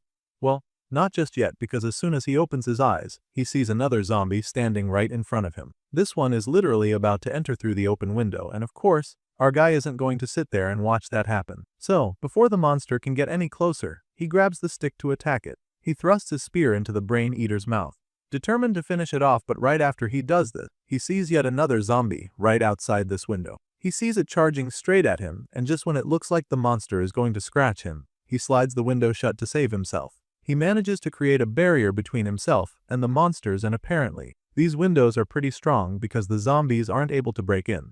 They just stand there looking like angry customers waiting for their orders to be taken. Anyway, the office worker looks out at them, feeling so lucky that he's even still breathing because he knows for a fact that he would have been dead by now if he locked the window a second later. So far, the monsters haven't been able to break in, but he's not exactly trying to test their patience, so he hides behind a few tables to get out of their sights. He's pretty exhausted after that near-death experience, so he crouches down there to catch his breath for a while, hoping that the zombies go away. Back in the office building, we catch up with the other two members of the party. Sung startles Son when he suddenly pops up behind her to talk. He notices that she's been distracted, so he figures that she's probably very worried about Song. song. He finds it a little funny because he's confident that the MC will come back safely. On the other hand, Seon-ai is starting to panic because the snowstorm seems to be getting heavier outside. Hearing this, the assistant manager calmly assures her that she'll do just fine and this helps relieve her just a little. Still, she can't help but look out the window with worry laced all over her face. But that's about when Choi pulls her out of her head again. The assistant manager suddenly shows her his phone, asking if he should try turning it on, since he was finally able to charge it to about 8%. Seon-ai is pretty taken aback when she sees this, but she's not sure what to tell him now because she doesn't even know if the battery will be enough to last them. Well, Choi is pretty confident that the phone should stay alive for at least 10 minutes, but that's only if he turns on the power-saving mode. The lady seems to agree with him on this, so she waits for him to turn on the phone, but also admits how nervous she is because she hasn't checked her phone for days. Because of this, she's very curious about the updates on the server. While Jae-sung proceeds to turn on the phone and log into the server, Seon-ai just stares at the screen anxiously, but the guy doesn't know that she's still thinking about Song-jin's song. Right now, she's just thinking about how relieving it is to see that it's getting a little brighter down there, which simply means that it's almost dawn and so Song-jin will soon be back. Immediately after logging back in, the messages from other members of the community start popping up, and the first thing they see is an update from another survivor informing the chat that the zombies also react to the smell of blood. He proceeds to tell a story of how he and 3 other survivors holed up in his house at first. But then, 2 out of the 4 turned into zombies, so they had to lock the infected in a room and have just been hanging on since then. At first, the zombies were calm, but earlier that day, they caught a whiff of blood and went absolutely crazy. Right under this message, someone else replies, telling the guy that he's literally the only person who didn't know that the zombies go nuts when they smell fresh blood.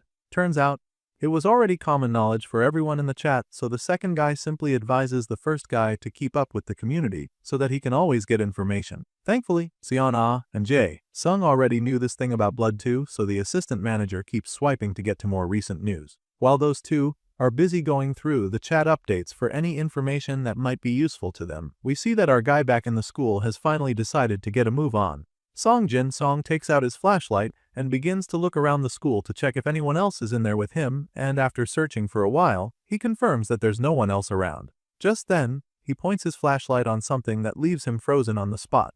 At the same time, back in the office building, Seon-ai and Choi find another update that looks interesting, so they start reading it. In the message, the person suggests that the mutation of the zombies is getting worse lately. At first, this guy thought that the only unique zombies were wall crawlers, but now he's starting to think he was wrong because he recently saw some very huge ones. Apparently, some of these are growing way taller than they should, and that's definitely very scary. Back in that classroom, we see our guy looking out the window at the large horde of zombies parading the streets. It's truly a sight to him. He notices that they now have a motorcycle rider in their ranks, and he figures that it must be the same guys he saw earlier. At the moment, the MC is starting to think that these zombies might have been members of a biker gang before they got infected, but he can't be sure, so he keeps analyzing the situation. While he's busy brainstorming, we get back to Choi and Seon-ai, who are still reading the updates on the server. Someone replies to that message about giant zombies, asking just how big these mutants are. So the guy reveals that these special breeds are over 2 meters tall.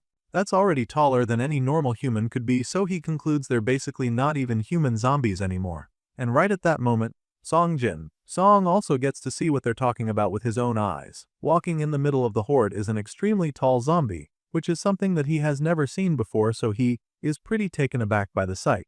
He can't believe his eyes and has a hard time wrapping his head around it, just like his partner members back in the office building. It sounds insane for a zombie to be over 2 meters tall. Like they were already dangerous enough when they were at the normal height, and now they're turning to Goliaths. Seon-ai wonders if this means that their bones are mutating as well, but of course, Choi can't answer this question for sure. All he knows is that things are starting to get a lot more dangerous. By this time, the battery is already quite drained, so he suggests that they check one more post before the phone dies again. They start scrolling through the chat, and Choi decides to pick the one mentioning something about a horde of zombies. Apparently, the person who dropped this message lives in Bagakdong, and out of nowhere, a massive swarm of zombies showed up in his city. At first, he thought that they were chasing some guy dragging a motorcycle, but he quickly realized that the biker was actually luring the biker toward populated spots to wipe out more people. As you can imagine, this is pretty horrifying information for the 2 party members to digest. They're so shocked and confused, but they need to find out more, so they keep reading the post and get to the part where the writer warns all those in Dong to be careful, because that's where the massive horde is headed next. Right after reading that part, the phone dies and the screen goes dark, leaving Son, anxious and frustrated because she wanted to get more information regarding the whole thing. Unfortunately, the phone is dead now, so she starts freaking out. From the post that they just read, she was able to get the part about the horde moving from Bangkok-dong to Yi-dong, and this makes her panic because she remembers that Song was headed in the opposite direction. This explains why he came across the horde on his way to Bangkok-dong, and so now Son refuses to sit back and wait, knowing that her friend is in danger. She starts walking away, but Choi sees her right on time and stops her before she can do anything crazy. He asks her where she's going while holding her hand, but she tries to pull away from him. She's definitely losing her patience now because this guy is holding her back from going to save Song. The post was pretty clear, so she doesn't get why Choi is reluctant when he knows that their friend is going to run into that horse of zombies. The lady is very convinced that he's in trouble because she has actually seen this swarm of zombies with her own eyes. It's not like she just heard about them or something. She remembers seeing the horde the first time she and Song came up to this place, so she knows for a fact that the office worker won't stand a chance if he runs into the monster. In fact, she feels that there won't even be a body left, so she makes this clear to Mr. Glasses over there, and that's when he finally lets her go with a dazed look on his face. At this point, Son starts marching away but stops in his tracks once again when Choi tells her that it's too late. This statement leaves her stunned, so she turns around to ask the guy exactly what he means by that, but he doesn't say anything. He just stands there, staring at her like he's about to deliver bad news. Of course, this gets the lady really worked up, so she yells at him to say something. That's when he finally responds. He starts by telling her that it was 4:20 am when he looked at the timestamp on that message. Apparently, that post they read about the horde led by the biker was posted very early that same day. And going by that, Choi Jae-sung concludes that the same horde would already be on their way to Bangkok, and very close for that matter. That being said, going out to search for Song would be a suicide mission because that very swarm of zombies might already be in Dong for all they know. Seon-ai is just dumbfounded when he explains this to her. But she doesn't even protest anymore because she knows that he's right. All of a sudden, she starts to look defeated, so Choi comforts her the best he can and suggests that they hold out exactly where they are instead of risking their lives. He reminds her that they can't afford to let the horde sweep through this place too. Even though their friend is clearly in danger and they want to bring him back, Choi also knows that they need to keep a home for him to return to. That was the whole point of our guy going on this mission by himself. He needed to go but also make sure that they were there to hold down the fort while he is away. Choi reminds Seon-ai that this was the whole point and successfully makes her see reason with him. After listening to everything he has to say, she calmly assures him that she understands and admits that she wasn't think straight earlier. So now she makes up her mind to stay back and defend her place too. If not for anything, then at least for Song, who has already gone out and put his life in danger to make sure that they get what they need. The scene changes at this point, and we catch up with our guy who's still going from classroom to classroom in the abandoned school. His little tour is interrupted when he suddenly hears a noise coming from the classroom next door. He searched the place before and didn't find anything, so this noise definitely increases his heart rate a little. He starts to think that it might be a zombie, but that wouldn't even make any sense because aside from the window he climbed in through, all the other doors in the building were locked. And so, he concludes that whoever is making that noise must be another survivor. And if that's the case, he figures that the person could just end up becoming an ally to him. He's pretty eager to see if this is the case, so he decides that he needs to check to be sure. With this in mind, Song quietly moves into the next classroom, and that's when he gets to see the person making that noise. His eyes almost pop out of his head when he sees that it's a little child. He probably has a lot of questions running through his mind right now, but the thing that bothers him the most is that his child wasn't able to make it to a shelter. The kid remains in one spot in the dark classroom, and it's almost like they haven't seen the office worker yet. Song begins to rack his brain over the situation at hand. He knows that he can't bring the child back to base with him, but figures that the kid's home must be nearby.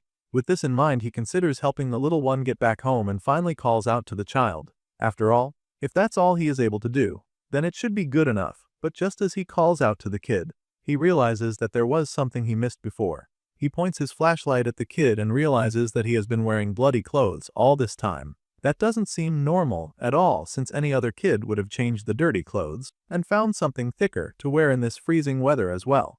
On top of hats, it's been weeks since the apocalypse started, so all of a sudden, it becomes really clear that this is not some innocent kid, but actually a zombie that's just been waiting for him until some unsuspecting survivor comes around. And so, in a split second, our guy is forced to kill the infected child since he starts charging at him. He takes out the zombie and obtains 1 coin as a reward, taking his total to 3. but he doesn't feel good about it because he wasn't able to save the child. And so he just stands there, staring at the corpse with a sad look on his face as he apologizes to the boy.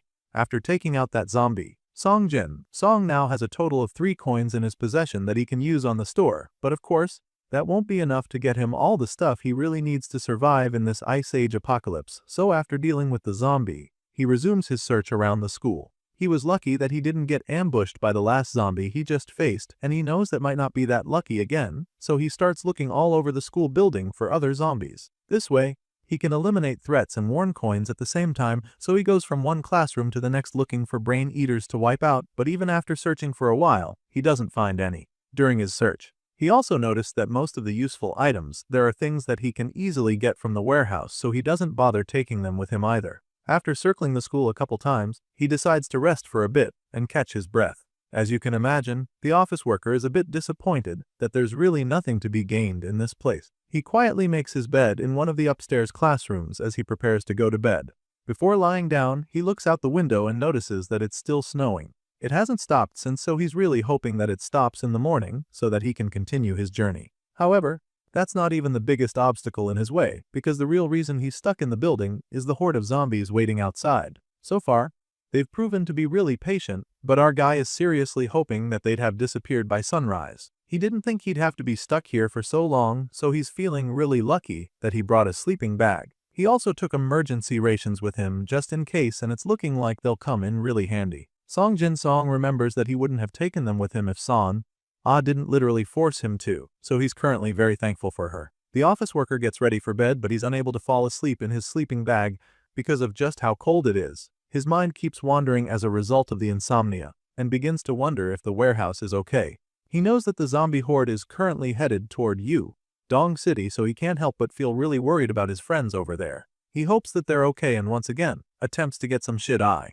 Not long after, he wakes up, and as soon as he opens his eyes, the first thing he does is check what time it is. He checks his watch, and before he can even process it, his tummy starts grumbling. He hasn't eaten anything in a long while, so it makes sense that he'd be hungry, so he quickly takes out a food bar before he starves to death. While munching on his food, he notices something that catches his eye outside the window.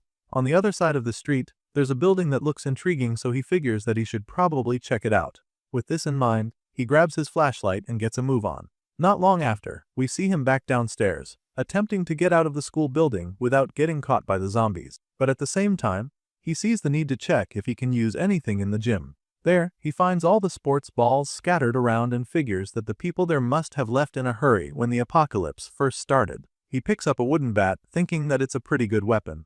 As much as he'd like to take it with him, he still has to carry his other gear, so he has to drop it. However, the small baseballs look like things that might come in handy, so he takes a few and stuffs them in his backpack. His little search is interrupted when he comes across a zombie wandering in the dark corner near him. Seeing it, he wonders if they got bitten by a zombie, then got trapped here after hiding. Either way, he can't let the brain eater get away, so when the zombie isn't looking in his direction, he sneaks up on it and lands a powerful strike with his spear. Song takes out the monster, and once again, the system rewards him with another coin, taking his total up to 4. By the time he gets into the place, he finds the stove and realizes that it's a gas burner and not an induction cooktop. He feels pretty disappointed, but then again, he should have known. Anyway, he checks the other stuff there. He feels that it would be nice to have a grudge and an oven, but it's impossible to carry them with him or take them apart. And so, he just ignores the thought because he clearly can't do anything about it.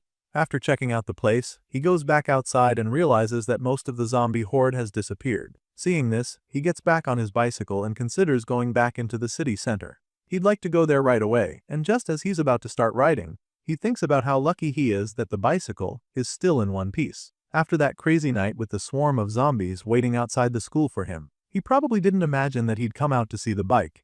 Anyway, he continues his trip, and just as the sun finally starts to come up, he arrives at the city center. Unfortunately, there are a lot of zombies in this area, so he has to be very careful here to avoid getting caught. As soon as he gets there, he gets off the bike and hides behind a car. His destination is the apartment complex in the city center, and since he knows that it is the tallest building in the place, it's easier for him to navigate. After only a few steps, he notices that there are a lot of blood stains on the road, and so, he concludes that there might have been a pretty fierce battle there before he arrived. He walks past the area carrying his bicycle while trying not to step on the broken glass scattered all over the place. Once he gets past that point, he can finally heave a sigh of relief, feeling that this should be safe enough. Now, he's finally right in front of the apartment complex, so he braces himself for anything that he might find in there, and then starts climbing up the stairs. Song climbs the entire length of the staircase, and after a while, he finally makes it to the top floor of the building. Once he's up there, he starts looking around the place and comes across a door. He tries to open it, but as soon as he places his fingers on the handle, he realizes that it's reacting. So, he decides not to try any harder because if he forces it open, an alarm would go off. In that case, he decides to try something else. You see, our boy is determined to get into this apartment, so he can't just give up like that. And so, in a shocking twist, he takes a big swing of his modified spear axe thingy and destroys the door lock. The thing falls right off the door and the office worker is finally able to get into the apartment. He takes a look around once he's in, and judging by the state of things in the room, he presumes that the residents here also left in a hurry. While standing by the door, he scans the place until he's confident that there's no one else in there. Once he's sure of that, he happily enters the room and goes straight to the induction cooktop sitting on the counter. Now that he's found it, he unplugs the cooker and tries to strap it to his backpack. After placing the thing safely, our guy flops down on the bed, feeling that he should rest a bit before heading back. It's been so long since he last slept on a soft bed, so lying there feels like he's literally melting into the mattress. He starts dozing off right away because of how comfortable it is, but he's instantly drawn out of his drowsiness when he hears noises coming from outside the window. His first thought is that it's probably zombies making the noise, so he doesn't really get worried since he's on the highest floor of the building, but the noise starts getting louder, and that's when he gets up to see for himself. At this point, he gets to see the zombies climbing the other tall building next to the apartment complex. They're far away, so he begins to wonder what that loud noise he heard was, and assumes that it might have been the sound of one of them falling. Even though he feels like he's not in any immediate danger, he also knows that zombies wouldn't just start scaling skyscrapers for no reason, so begins to panic. That's when he gets to see the reason they monsters are climbing so high. It turns out, there's a person in that building, and for some reason, his window is open. This person is clearly the target of these zombies, and when our guy sees this, he starts to panic. The zombies are swarming that other apartment building in a crazed frenzy, and our guy can't help but feel bad because there's really nothing he can do to help out. It's time for him to bounce. So, with the many zombies now swarming the other building, he finally has an opportunity to make a run for it. They've been drawn away, so this is his chance to escape. With this in mind, he grabs his things and begins to make his way out of the apartment. Our guy puts on his backpack and clutches the induction cooktop to his chest while trying to rush out, but he's instantly stopped in his tracks when a loud and bright flash of light rocks the place. As soon as this happens, he drops the precious cooker and rushes to the window to check what the hell that was. He looks out the window onto the snowy streets, thinking that the noise was most likely a gunshot. That's when our guy gets to see the person responsible. It turns out that someone in the other building is firing bullets down at the zombies. This blonde-haired lady with the rifle continues to unload rounds on the brain eaters, trying to climb the walls as well as these down on the road. Seeing this, the office worker doesn't even know how to feel. On one hand, this shooter is helping him wipe out all the threats around the city center, but at the same time, he's worried because if she keeps firing the gun like that, all the zombies within a 300-meter radius will swarm the apartment buildings in a matter of seconds. Of course, it's never a good thing to be surrounded by that many zombies, and there's a good chance this shooter doesn't have enough bullets to take out such a large horde of relentless brain eaters. With all of this in mind, Song begins to really freak out, and his fears are suddenly confirmed when he looks further down the road and sees the sea of zombies coming their way. A wave of horror washes over him at this point, and he simply concludes that his chance to escape is gone. Right now, it's looking like it's all over because this sudden turn of events means that he's now trapped here. That's it for this episode. Until next time.